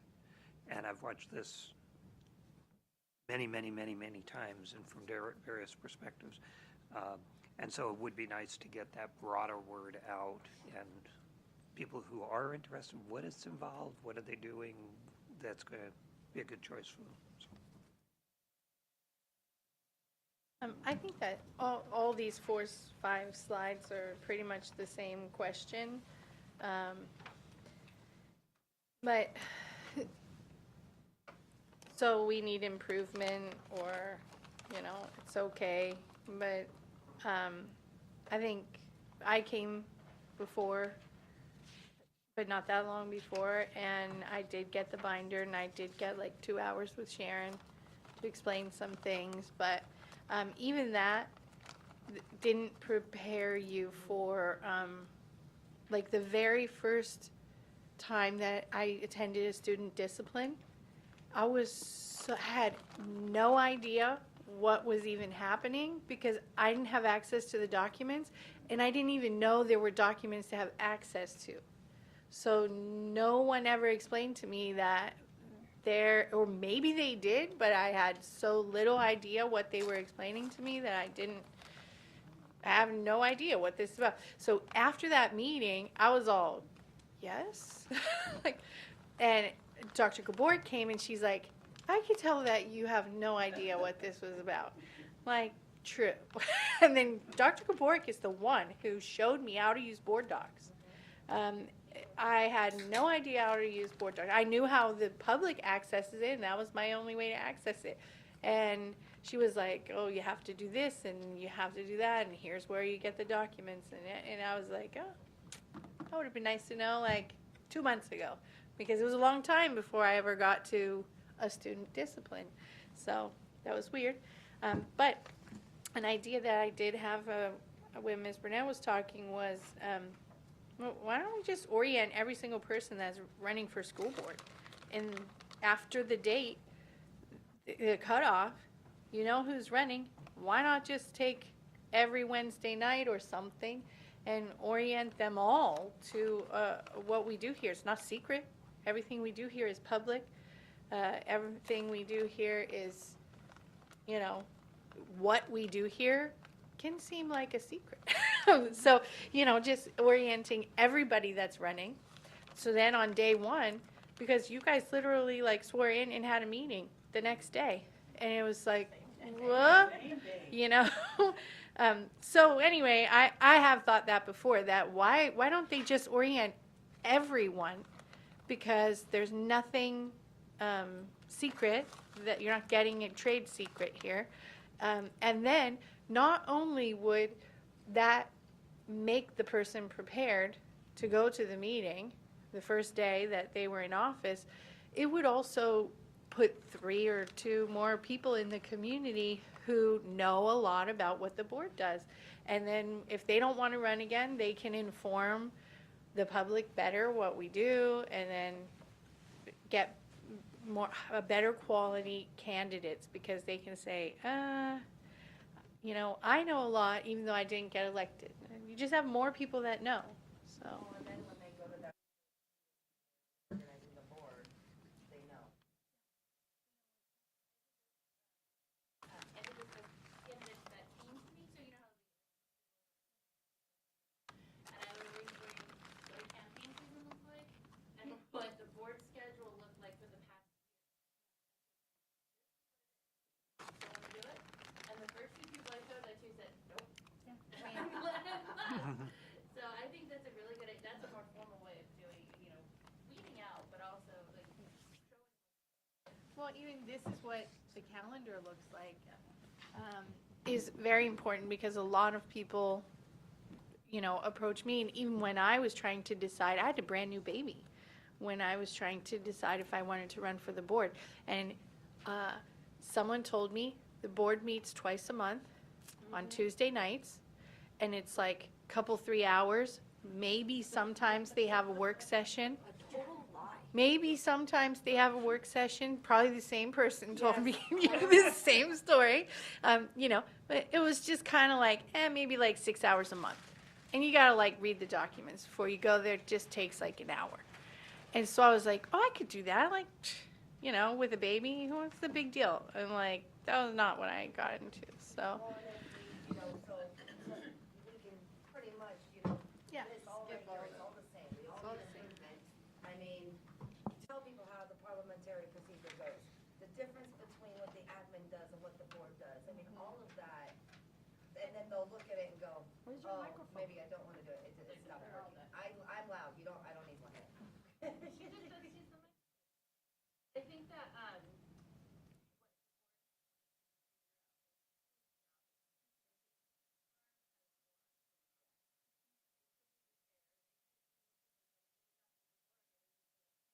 taught me a lot when I first got on.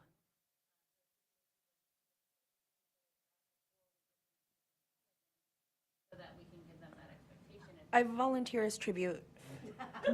I'm not kidding. It could be all the board members. It could be a meeting with the board, right, and it be a work session. I don't know. I'm just saying, I think we need to pinpoint it down before.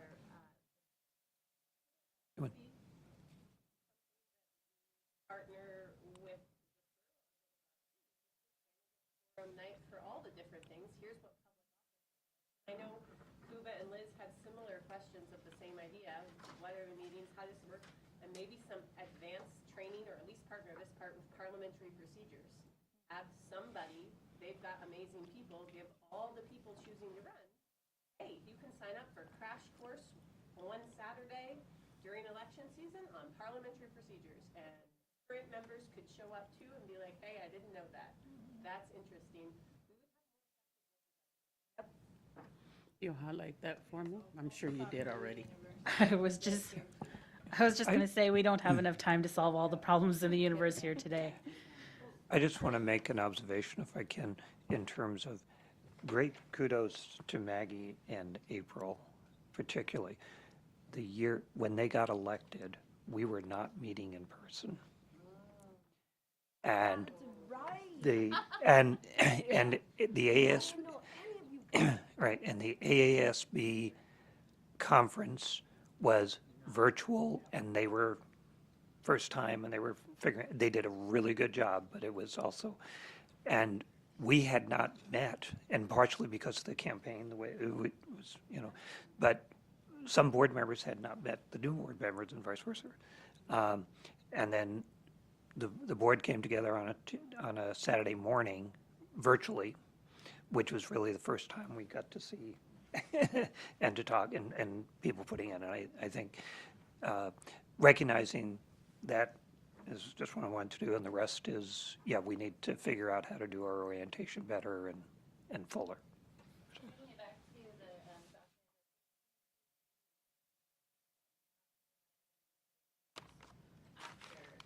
I was only to the board, so, I feel like that might be a priority if it's not included, I don't know what. And I propose for you just a thought that there's a difference between orientation and onboarding. Orientation is your brief, like, this is how to access your email, this is how to access board docs, here's your email, various things like that. But onboarding should be a year-long process. You should be taking time frequently to do the work that brings you together as a board, whether it's having workshops. I mean, I've seen it done a couple of different ways. Most frequently, it's the boards have decided we're going to have a workshop around this professional development for a board. We're going to spend a half hour on this professional development for the board, so that everybody is getting the same information at the same time, but also for the new people are coming on are going, okay, this is a little snippet of parliamentary procedures, or a little bit about more about the responsibilities between the board and the administration, or what our role in personnel is, or student discipline. So you get some more information on that throughout the year. So similar between the different, the professional development. And just to put on the tickler list, it was referenced earlier, I believe, that ASB has first-year board, and they're not limited to first-year members, but they have monthly something, right, okay. First term And board member webinar series. That's, okay. And I remember when I did it, there, Anybody can go. when I did it, at least half of I was the only board member on, and there might have been, you know, but what was good is I also knew it was recorded, so we had the conversation, but it was really good for me as a first-year member to ask as we went through, oh, this came up. I probably heard it in orientation or and whatever, or onboarding was there, but now I could really ask about it because you can only absorb so much. But anyway, that's a good resource if we put in. On boards.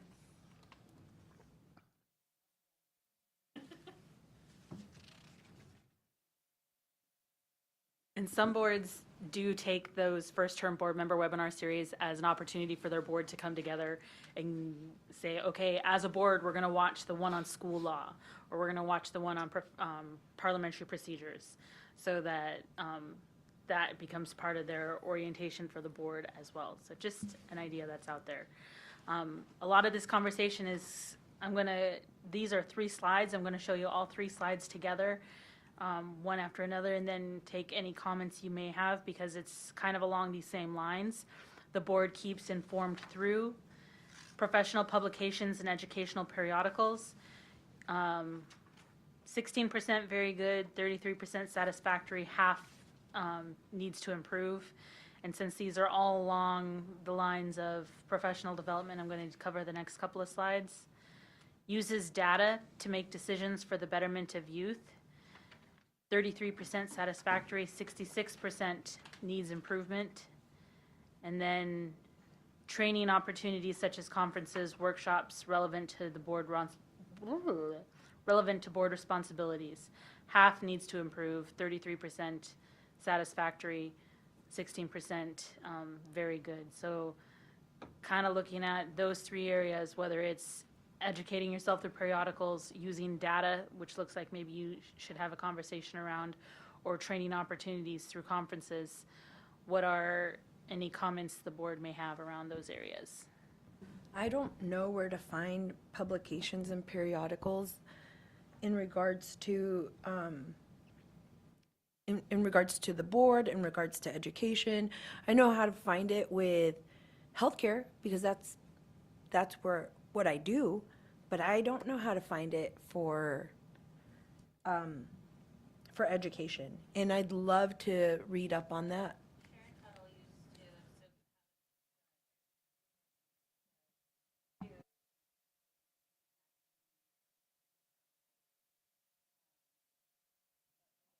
I didn't get that.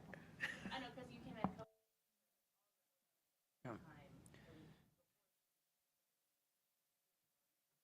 But I remember her saying, do you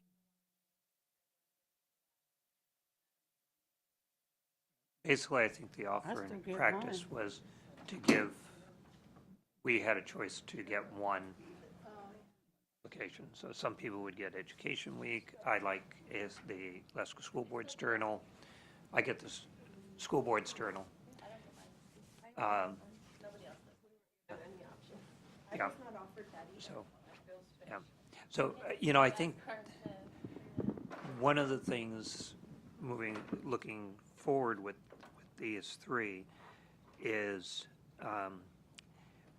as we talk about board budget, if you want, there is a dollar amount to some of this, and the value of supporting it, like we go back to the professional development for staff, how does the board encourage and provide for that? We have a learning curve. We need to be up to date on some of the issues and developments in education, and if we're not informed there, we can't understand necessarily that bigger picture. So part of it is just that, and I just put on that table for later consideration of how do we invest in our professional growth so that we are supportive of what we want for students.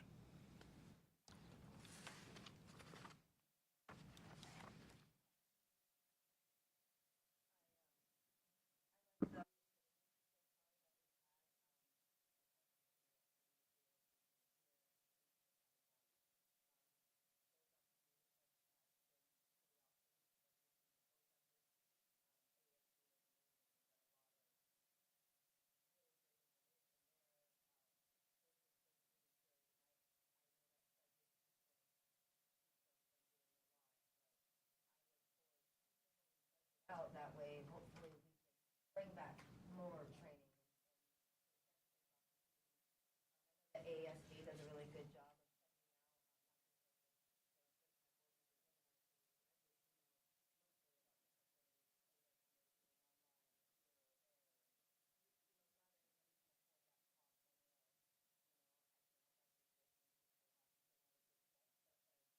So once we get things figured out, provide that for board members. I think it's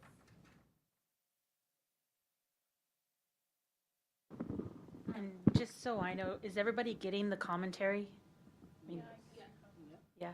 Well, and we got like the education update Yeah. and, Yep. you know, We got a few just emails The session. yeah, the session. Okay.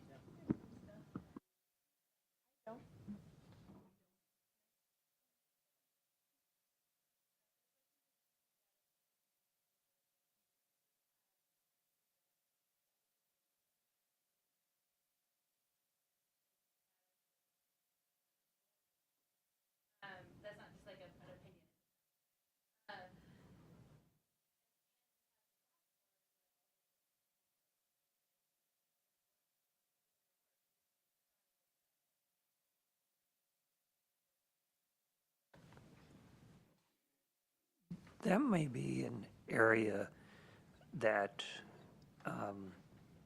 as a board, we can set a tone of promoting our district voices at the state level. We have had a background as a district of being very present at the state level.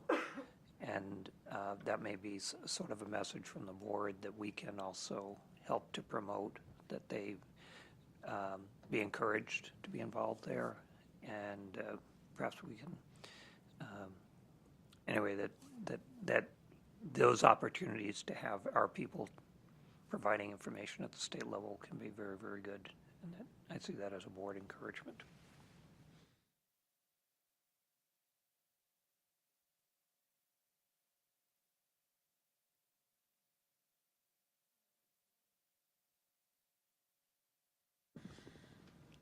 All right. So I did include in the presentation the policy that you have around orientation. You have this is, oh, those are comments. This is the policy 292, the school board and superintendent, to the best of their abilities, will help newly elected members become familiar with board functions and policies. So you do say in your policies that you as a board will have access to orientation as that you as a board will provide orientation to your new board members, and that your newly elected board members will have access to Alaska school laws and regulations, annotated, the district budget, and some other selected materials. I also included the AASB orientation, which talks about, it invites all board member candidates to attend public board meetings so that they can understand more of the flow of how meetings go, and also that the board and superintendent or designee help, this very similar language to yours, orient newly elected members to understand the board's commitment to board standards, district operations, the board's functions, policies, procedures, and everything as soon as possible. And that, talking about, the AASB policy talks about incoming members may attend at district's expense the workshops for newly elected board members, such as workshops conducted by AASB. You also have a policy in your policy manual, very brief, about school board continuing education. The board encourages the participation of its members at appropriate conferences, workshops, conventions, seminars, and similar meetings within the limits of the travel budget, and the board may authorize board members to attend such meetings at the board's expense. AASB's model policy around board development has a little bit stronger language in the middle that talks about board members are strongly encouraged to attend at least one or more, but we recognize for districts that also has to happen within the constraints of budgets. That's just a reality that every school district has to face. So we're going to move on to policy. The board maintains well-defined policies consistent with strategic goals of the district. We have 33% satisfactory, 66% needs to improve.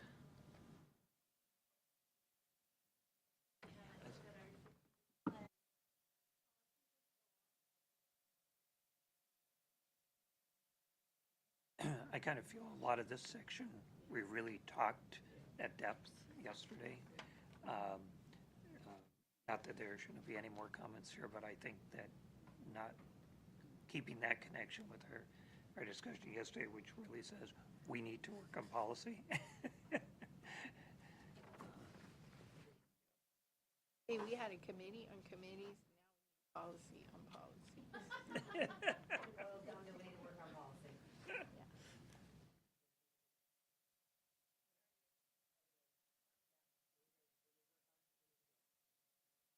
All right, so I'll read through the slides. If anybody has anything additional to add, let me know, but we did have an extensive conversation about policy yesterday. The board reviews and updates policy according to an existing planner system. Needs to improve. We talked about that a lot yesterday. The board involves administrators, teachers, staff, students, parents, and community members in the development or review of policy. 33% needs to improve, 66% satisfactory. The board ensures that policies are current with mandates by governmental agencies and courts. 33% satisfactory, 66% needs to improve.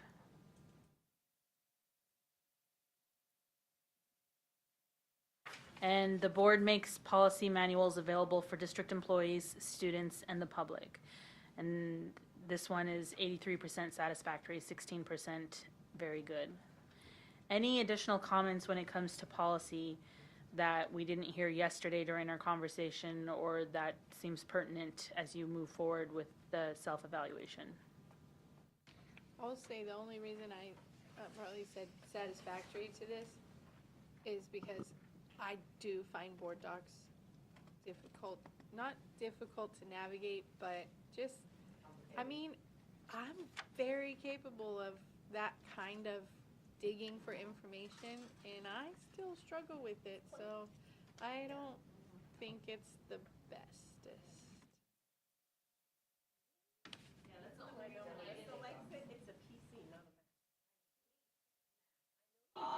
But Macs are intuitive. I love math. Word docs are PC. I'm a PC user, all right?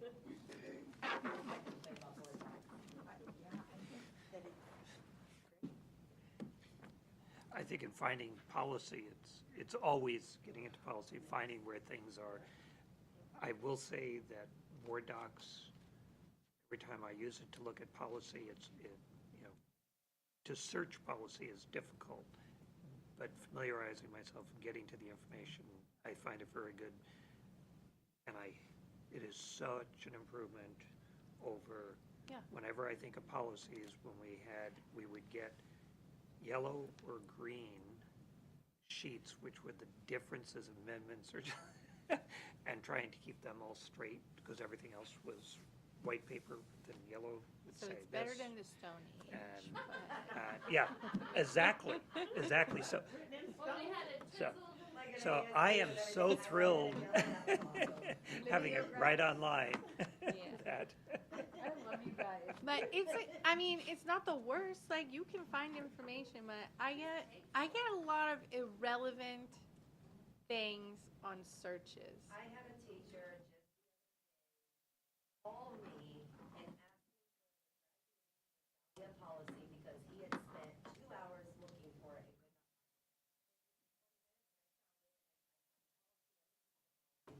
And I sent it. And one of the things that I would say with that, which is good, is they can go directly to their principal and get it.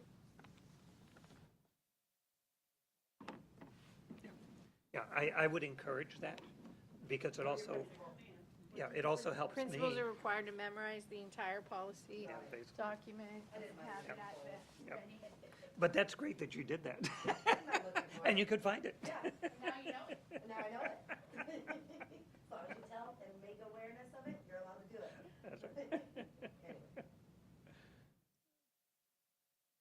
All right, so touching on the rules and responsibilities of the board, when it comes to policy, you adopt policies, you clearly define for the superintendent the intent of the policies, you review administrative regulations, and you review and evaluate school policies. One of the most important roles of the board, but it's actually pretty succinct when you look at what your role with the policy is. The superintendent acts as an advisor when it comes to policy, drafts written policy, maintains the policy manual, implements policy, develops and implements the ARs, and assists the board to evaluate policies and identify areas where the board should review and rewrite policy as needed. So the next area we're going to touch on is budget and finance. Slide 38. The annual budget reflects the strategic plan and supports the district's goals and objectives for student achievement. So I pick satisfactory because with the way that the budget is and the fact that we are in deficit, I think that we're doing okay for no money. That's the only reason I picked satisfactory.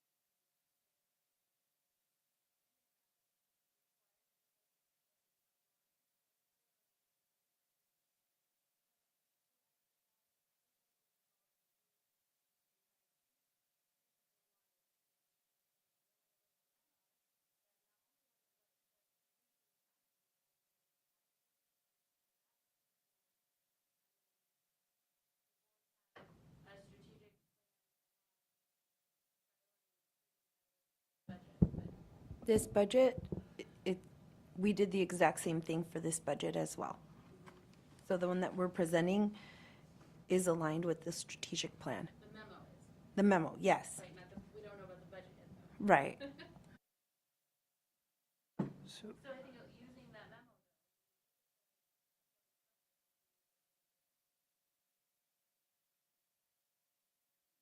in this area, I very much agree with what Maggie was saying.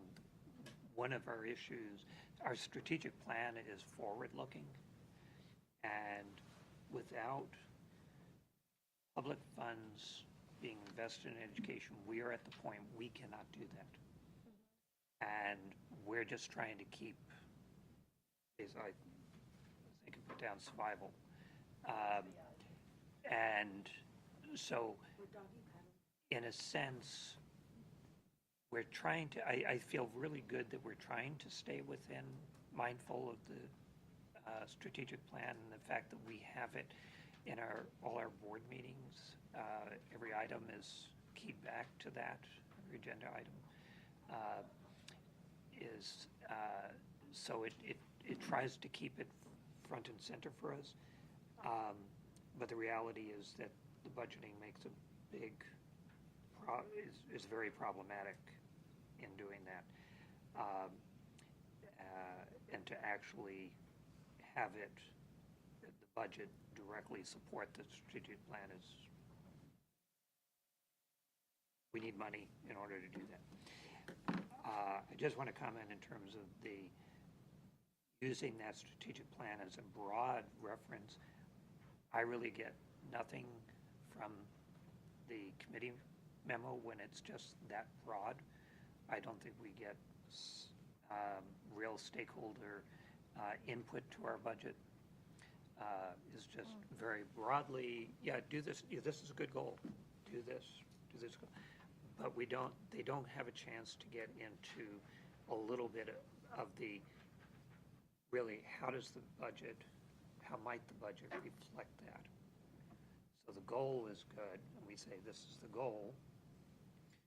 You know, maintain classroom size in a sense. How does that translate? Do they really say keep PTR low or lower it? That should be the priority.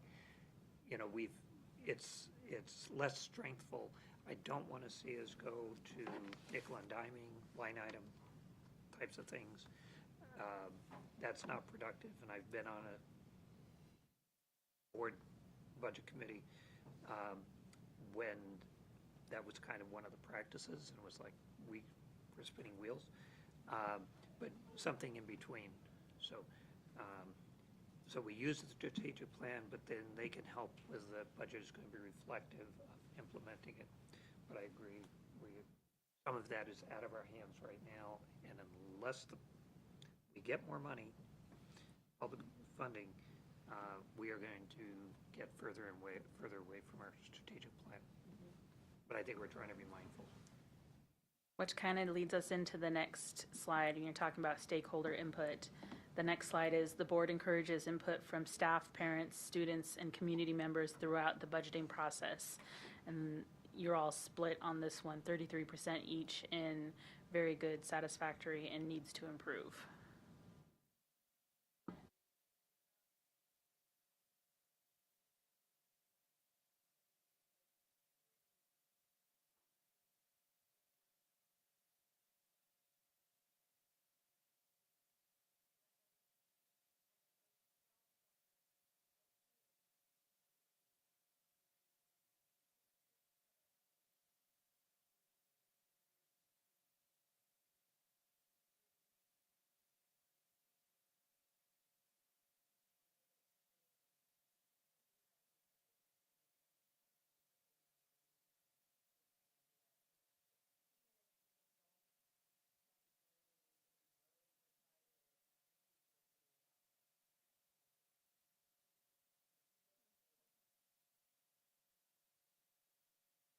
I have a question, maybe just for all of us to introspect on.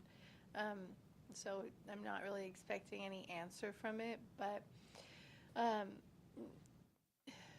I think that literally we encourage it, right? Throughout the budget process. I don't think anyone here says no one wants to hear from you or be quiet about that or it's none of your business. However, when something in a survey, when the community gets a survey, sometimes I get the feeling that the community feels that the survey is the last word on that item. And so if the community overwhelmingly, for example, were to put a priority on music in the survey because the music people are super organized and it's a heartstrings issue and people turn out and they do the survey, you know, everybody in your family, because you love music, you're all doing this. And so now the survey says community number one priority, music, right? However, the board having the full picture and all the information and understanding what has to be sacrificed for that has to make a different decision for the priority. And then it turns out, like other issues in the past, that, oh, well, the community, they asked us, we told them, and then they didn't listen to us. And an excellence in leadership and communication could eliminate that confusion. A real strong communication from our board president, from our superintendent, from our leadership, explaining that we completely recognize that, you know, having everyone have their own box of crayons was the number one priority of the community. However, all the tests we do require us to have pencils. So we only have enough money for one. We are going to have the pencils. You know, I mean, that's really what we're talking about. And we do stuff, and then it's just like, move on. But after a contentious issue that we have taken that input on, we need leadership from ourselves all over the board, but especially from our board president, from our superintendent, to say, I understand what we did last night might be confusing to the public. You might not be clear on why we made that decision, but I'm here to explain it to you. and doing a little video of like, hey, you did the survey, we heard you, but we had to make a different decision. And that should come out in the board debate and in the process, but sometimes it's just so bogged down and so confusing and so contentious. There needs to be, you know, a different thing, because I feel like that kind of leadership and that kind of communication with the public could have made our school closure the community 100% behind it, and other people 100% behind it. But it was it could have been, that situation could have been improved by outstanding communication and outstanding leadership.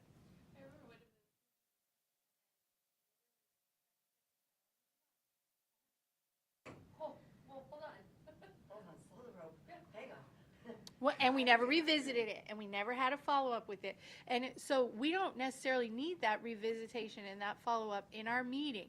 We need it as a communication, like, whoa, what happened at that board meeting? Let's have a little talk about it. You know, our administrator, our whoever it mainly affected, some of those building principals could have come together and said, we know, like, hey, we're the ones, and here's why it's going to be okay. Yeah. Right? And once a month, there's like a Yeah. All right. So we can't make the Great plan. idea. We can do Yep. the thing. This is all a great idea. I'm trying to capture a lot of it, but I want to bring us back. Let's keep to the budget and finance. And because we are, I know it seems like a lot, but we are getting towards wrapping up. I think we have, let's see, one more section after this. So, Just want to make a linkage in here. And the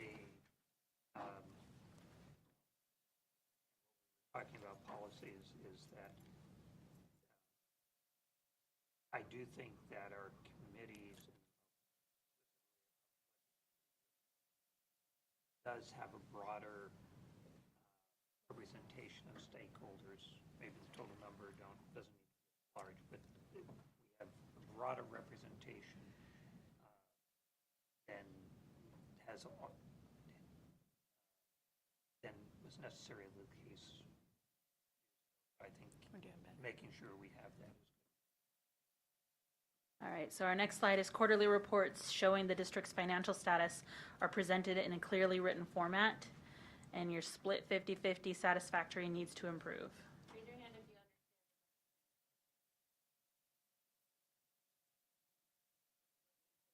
you understand. I can sit there and parse it out and figure out, I've looked at it.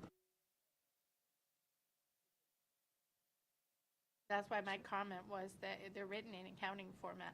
They are not in clearly written communication format. Yeah, I'm like, wait, so we transferred this money, but where and why and here and I don't want to play forensic accounting. I'm an accountant, and sometimes I have trouble understanding. When I looked at this, I wasn't thinking of the transfer report at all. I'm thinking is really showing what our financial status is. Yet our budget, where our revenue is, where our expenses are. That's it. Once that is done, we don't get another report.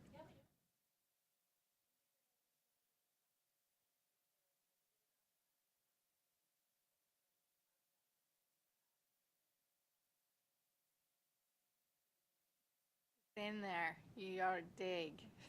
I think it's quarterly. I don't. That's But again, dig, and it's hard to If you don't have an accounting understand. background, it's very hard to look at and understand. So I agree. I think that clearly written format. Okay. The next slide is financial reports present clear and understandable data to the public. Well, yeah, it's like, do we mean the presentation that the budget people give us at the meeting? That's not what we're talking about here. I thought we were talking about the financial reports that are attached to our consent agenda all the time. I interpreted just as audit report was done in like a I guess. picture version for the general public. Like, oh, okay, that was. It looked like that's enough, but that's not enough. But it's the report is what was our action item. But the other piece here, I guess, is that financial, there's the financial reports and there's the budget. Yeah. I'm talking about financial.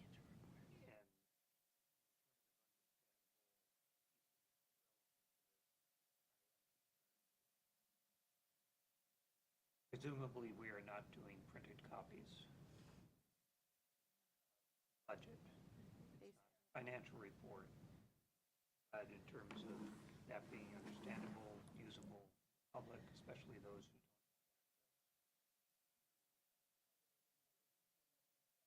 I hope. Okay. But not for us. Yeah, they're I not would say printing. Anyway, I just think it raises an issue. We should think about it.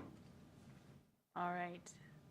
Any questions or comments on the comments that were provided in your packet? Any after digesting last night? Hearing none, we're looking at the roles and responsibilities when it comes to budget and finance. The board establishes priorities for the fiscal management of the district, provides the superintendent with priorities.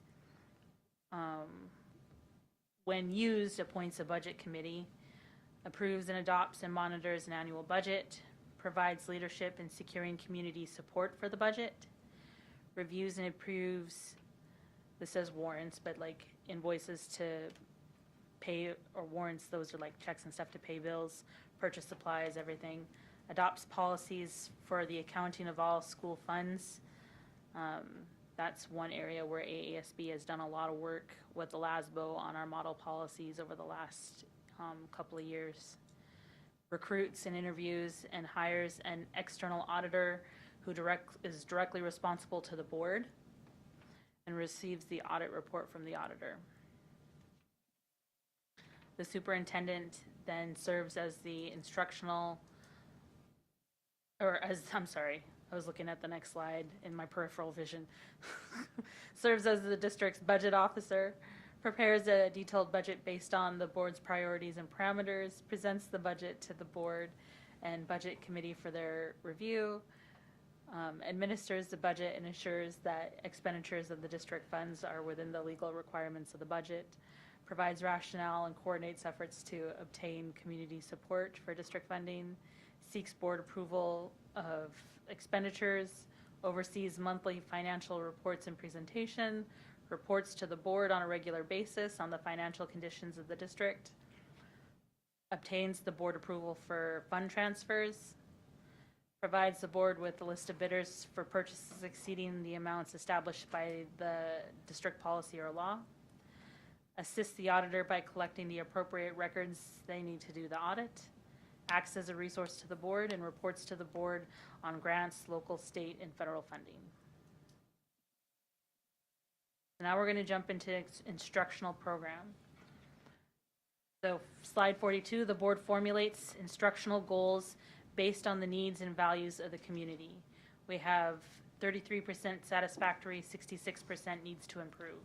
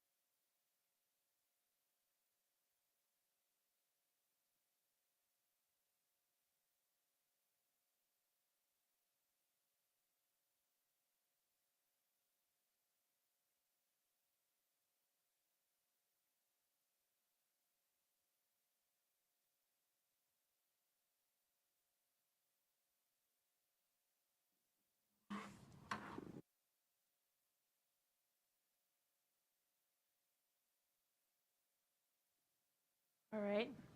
The next slide is the board provides a quality educational program imposing high individual academic standards for each student. And we're split on this one, 33% each, and needs to improve, satisfactory, and very good. I feel that parents are not as involved in their students' education as when I was a child. If I didn't pass a math class, my mom was in that school holding me accountable as a student to pass a math class. I mean, I'm Hispanic. There was no chance that I could ever fail anything. My mom would kill me. But she was there all the time, making sure that I was receiving the high quality education that LAUSD could provide. So this one was really hard for me only because we as a board, as a district, we're imposing high individual academic standards, but we don't have the support from the parents to uphold us holding their children accountable for their education as well. So this one's hard for me.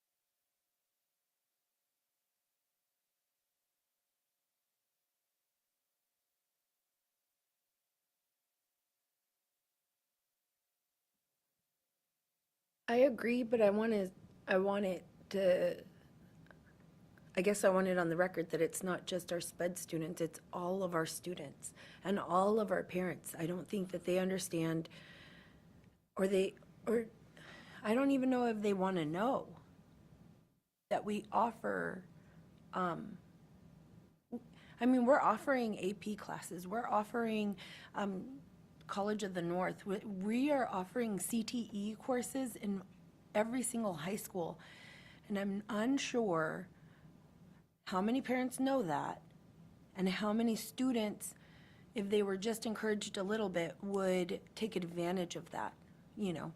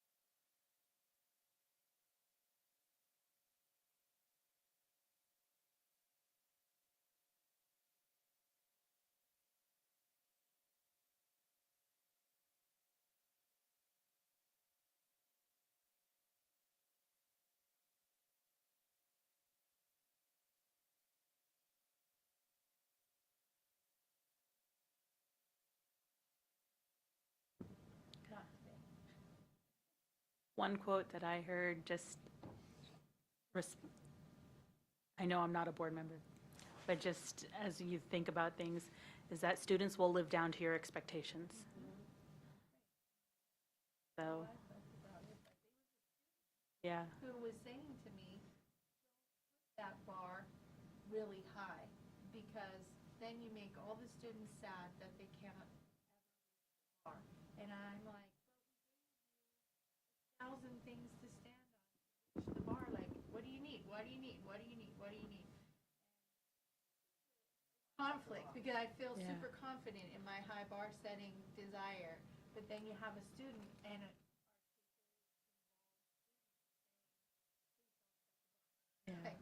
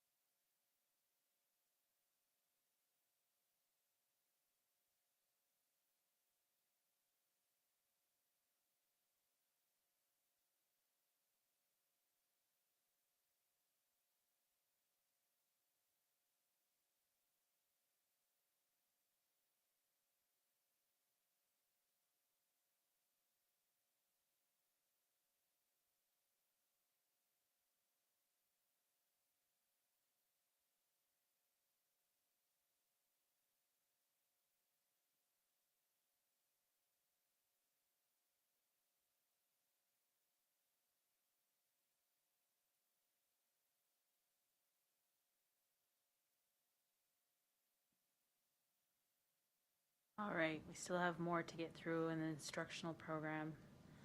And the next slide is, the board understands and follows the basic instructional program mandated by the legislature and the State Board of Education. And again, the board is pretty split on this one, 33% each in very good, satisfactory, and needs to improve.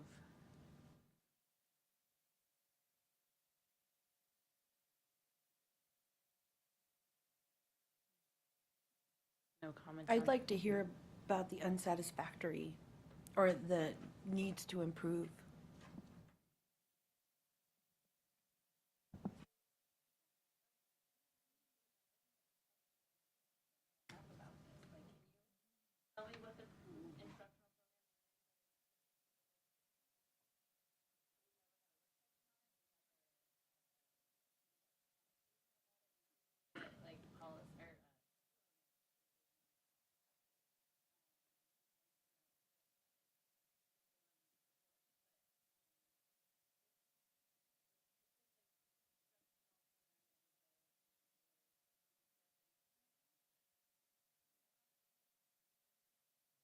I looked at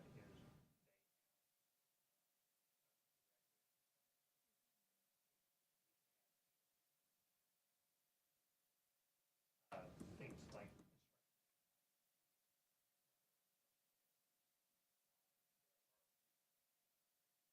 training requirements,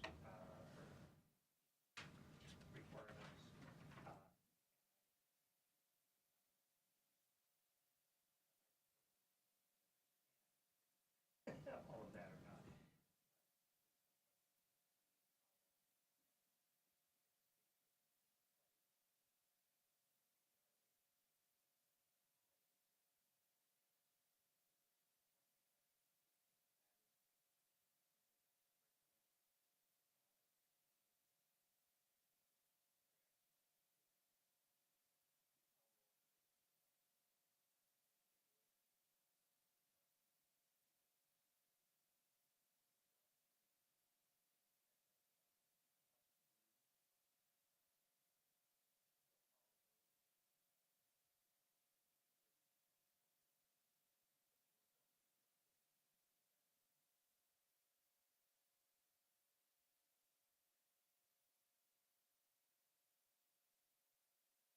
Okay, not to be weird, but this morning when I was late, I went because I really wanted 5 minutes of the governor's time.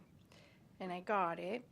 And I told him, what's it going to take to get you to get, on our side with this? And it's 5 minutes. I had something else I talked to him about. At the end of that conversation, I just said, what's it going to take? And he said, I'm just going to ask you to focus on one thing, which is the very beginning we put together, and I think he was in the legislature in 2017, the Parental Bill of Rights for Education. And he said, if you start focusing on that, things are going to come together for you.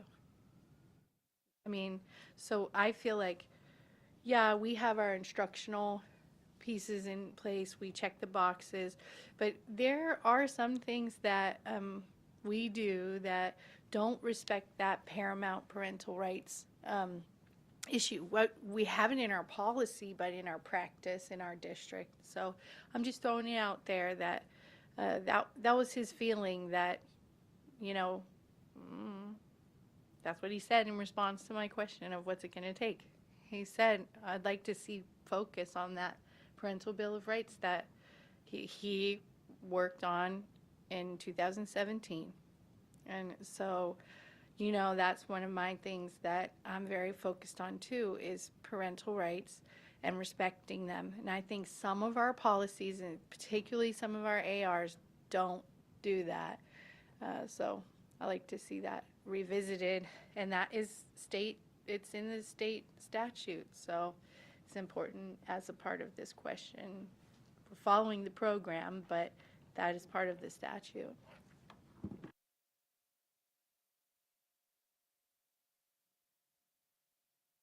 All right, the next slide is programs are evaluated on a timely basis and reported to the board. It says 16% very good, 16% satisfactory, 66% needs to improve.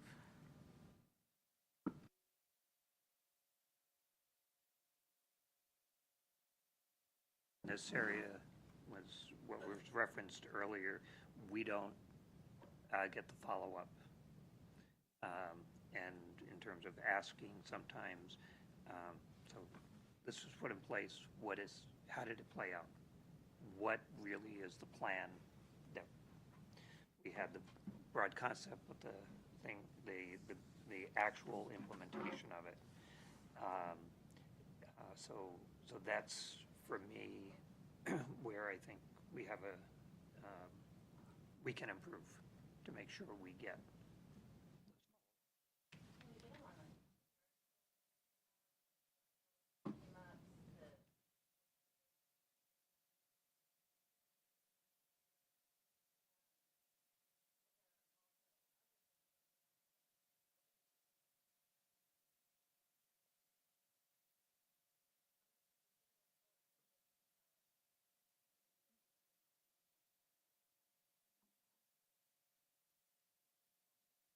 How do we go about implementing a report like that? Like, who would be in charge of it?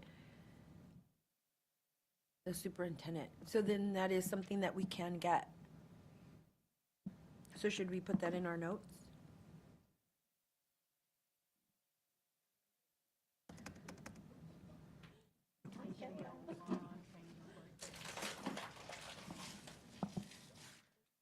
Yes, duly noted. Been requested. So the next slide is student academic performance in the district, state, and nation is presented regularly to the board. 66% satisfactory, 33% needs to improve.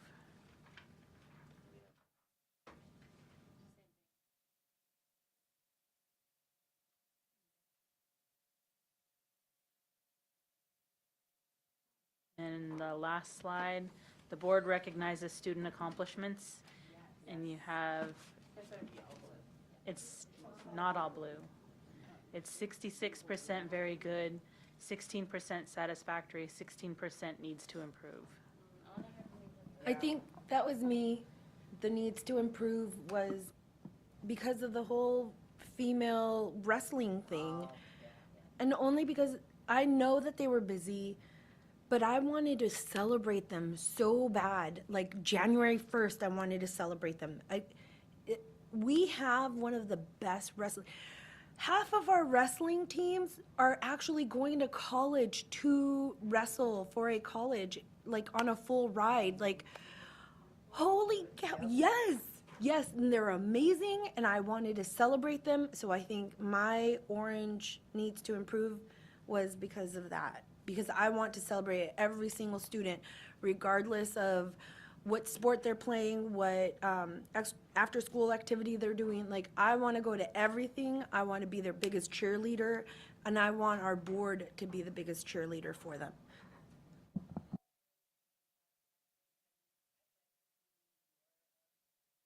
Count kids, I'd like Yeah. the Yeah. kids, but even just ones like all the different ways kids succeed. And any of the rest of that, I would like to hear Bridge talk about their amazing recycling program and what they managed to accomplish, and look for all the ways that kids shine that isn't just on a field and isn't just in as my kids didn't come.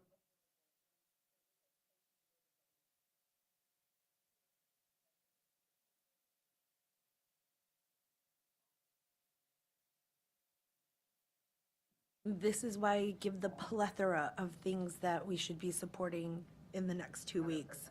Because I know that not everybody's a hockey star. I know that not everybody is a thespian. But like you said, Bridge, holy cow, Bridge comes in once a month to our office. And I get to know the students, and I see the improvement. Like, they can look at me in the eyes now, and they can ask, and like, holy cow, I want to high five them and hug them, but I'm a creep if I do that, so I don't do that. But yeah, I want to celebrate every single student in our district.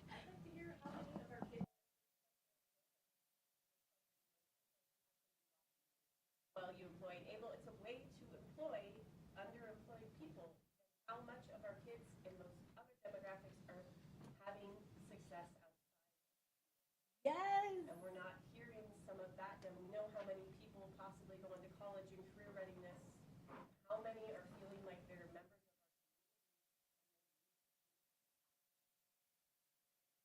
What's that AFP?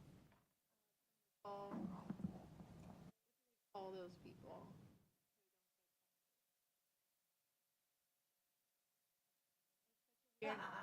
It's such a weird term. Disengaged, I think maybe. They were calling it like disengaged. So like they're not in a post-secondary, they're not whatever, you know. And there was this guy there who was kind of ticked off because he said, hey, in our village, those people from like 18 to 24, they're doing something else that our community could not survive without them doing that job, like taking care of the elders, raising little children, or doing momming or whatever they were doing there. And then we had this just this term, which was disengaged, which wasn't meant to be derogatory. It was actually a national, from some research that was there, but probably all those kids get counted as disengaged, but they're probably my daughter's really engaged in this community. But, kind of My weird. son engaged. Doesn't want to, and I'm like, too bad, you live here. Yeah. I don't know where this fits in here, but I think we do need to really recognize our graduates who are manning our stores, are raising a family. They don't have I don't know what the term is. We should really check it out because they are really contributing to our community. And I remember that individual who spoke about the village, but it applies right here in our community. How many are doing well with their family and well with taking care of us in so many different ways. And that's, right. But the thing that I just want to put on the table here is where we can get back to having musical or otherwise interludes from. I think we're probably a good balance. We have to be careful not to add another piece on teachers, particularly at this time, and their kids and their parents. But ways that we can post-COVID, how do we?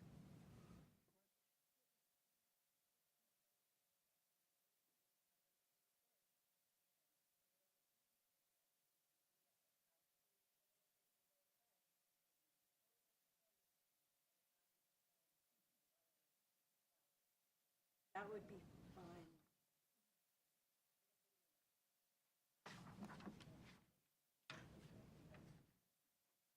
All right.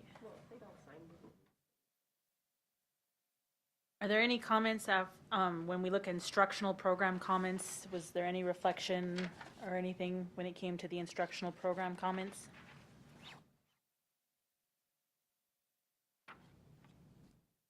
If there were none, just touching on the roles and responsibilities for the board.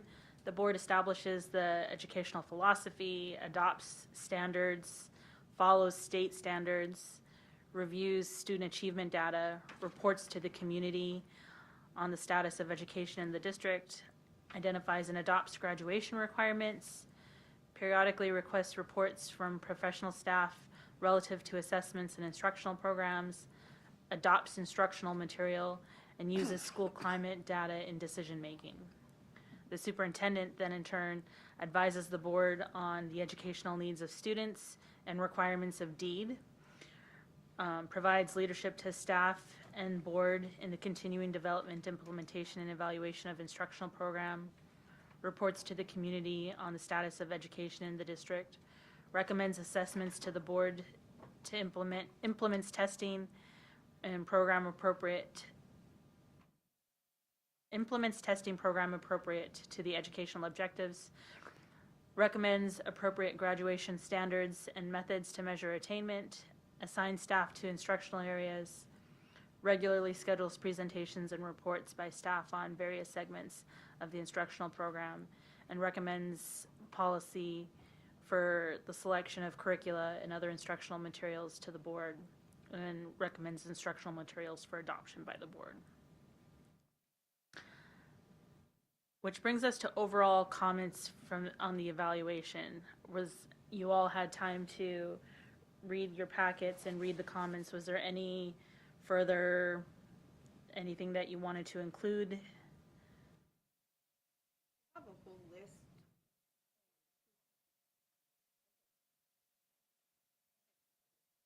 I just wanted to make a quick comment.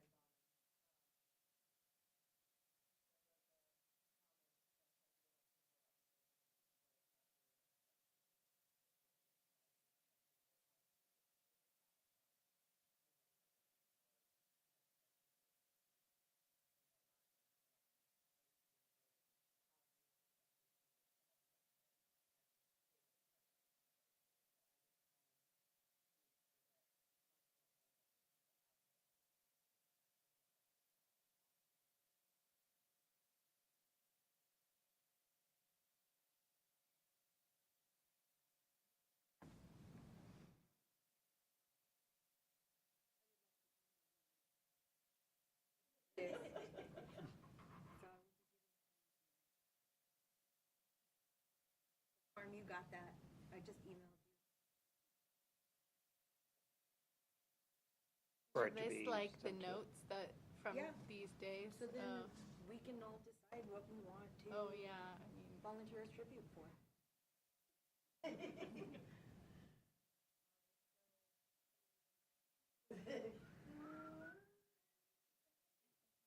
Yeah, we would. Oh, there we go. She's our Katniss in town. She's Katniss.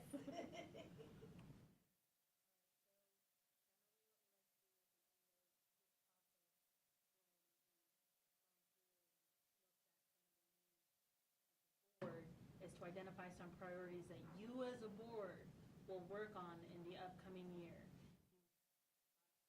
A lot of notes, a lot of things that you've identified.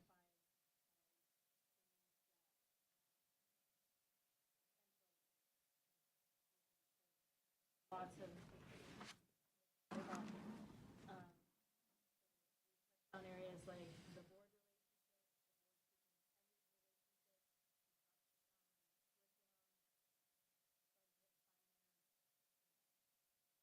policy.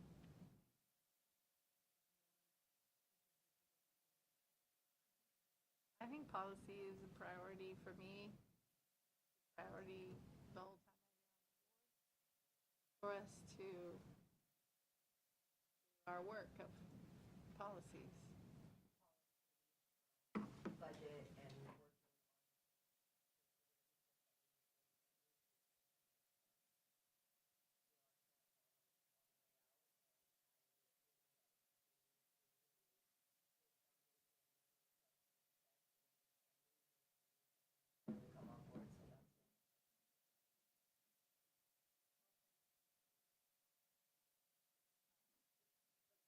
How we maintain that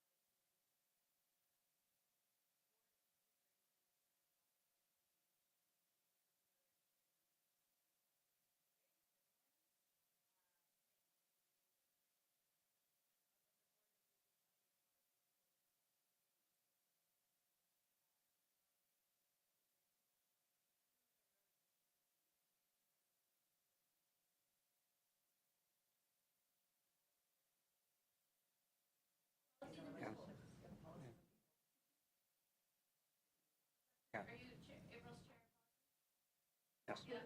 We still never had a meeting, just saying.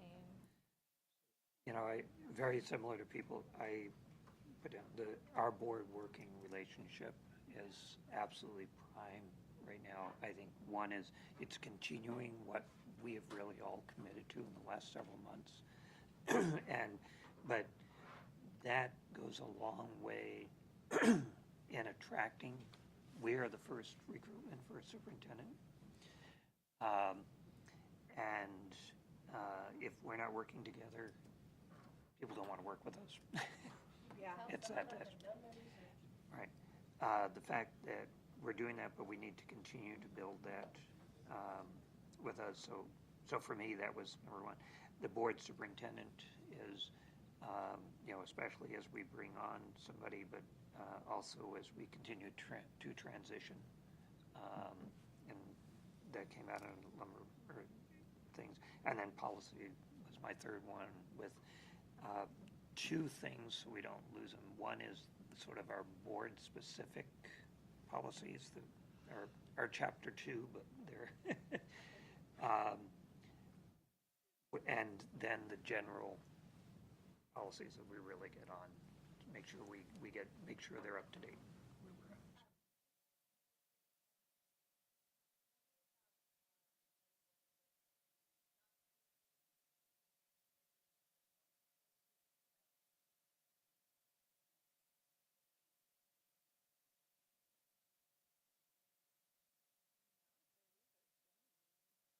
Like, I've had numbers that are like, no, you can't come. Or they can't come. They're public meetings. I know that And- you can. I want the opinion and perspective. so, can't see a detriment to there. I mean, we're having a meeting on the 27th of February. Yeah. Like, I will say, 27th of February. there's my own experience with her. It's a heavy lift. Is it monthly or is it quarterly? It's February 27th. Prior to this, was it monthly or quarterly? We're gonna have a power year. It's spotty. The last couple of years has been spotty. The idea would be that you'd have 3 or 4 during the course of the year. Yeah, okay. That's the general thing, and then depending upon need. There were few last year, and having No one's something of criticizing your few substance there. meetings, Tim. No, I'm saying, but I'm just saying, because it's The the staff same has to thing. put It's a something problem. forward to be dealt with in order Right. to have a meeting. That's where we're at. Right, Oh, I got stuff. okay. But you need the staff to do their work, to bring it to, and it's why 3 years, we've said it, we won't beat it to death. So it is something that really, and I think April's very much on that to try and say, how do we make sure this happens? But ASB, or model policies, could help us expedite the process because they're vetted by lawyers and especially. And our own policy, okay, I'm going to say, our own policy says, and it's all vetted, our own policy says. So need to make sure, as a board, we keep doing that. But anyway, it's that priorities as we move forward. All right, so what I'm hearing is that policies and relationships are what this board wants to work on over the next year. Yep. All right, then the last thing I have for you guys before I can release you is on a scale of sheep.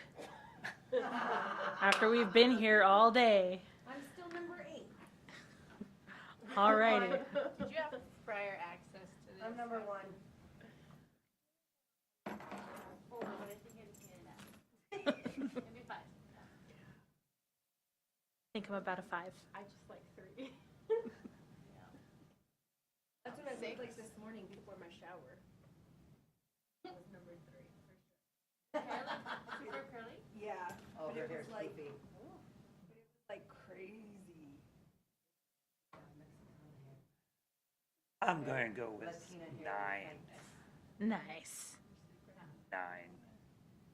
I just think that we're, you said, comment about being, oral being awesome. I just am so pleased with where we're all trying to get.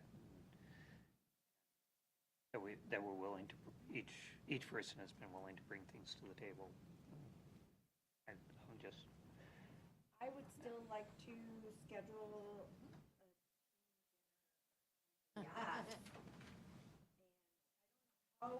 Team dinner, like it's hockey or something.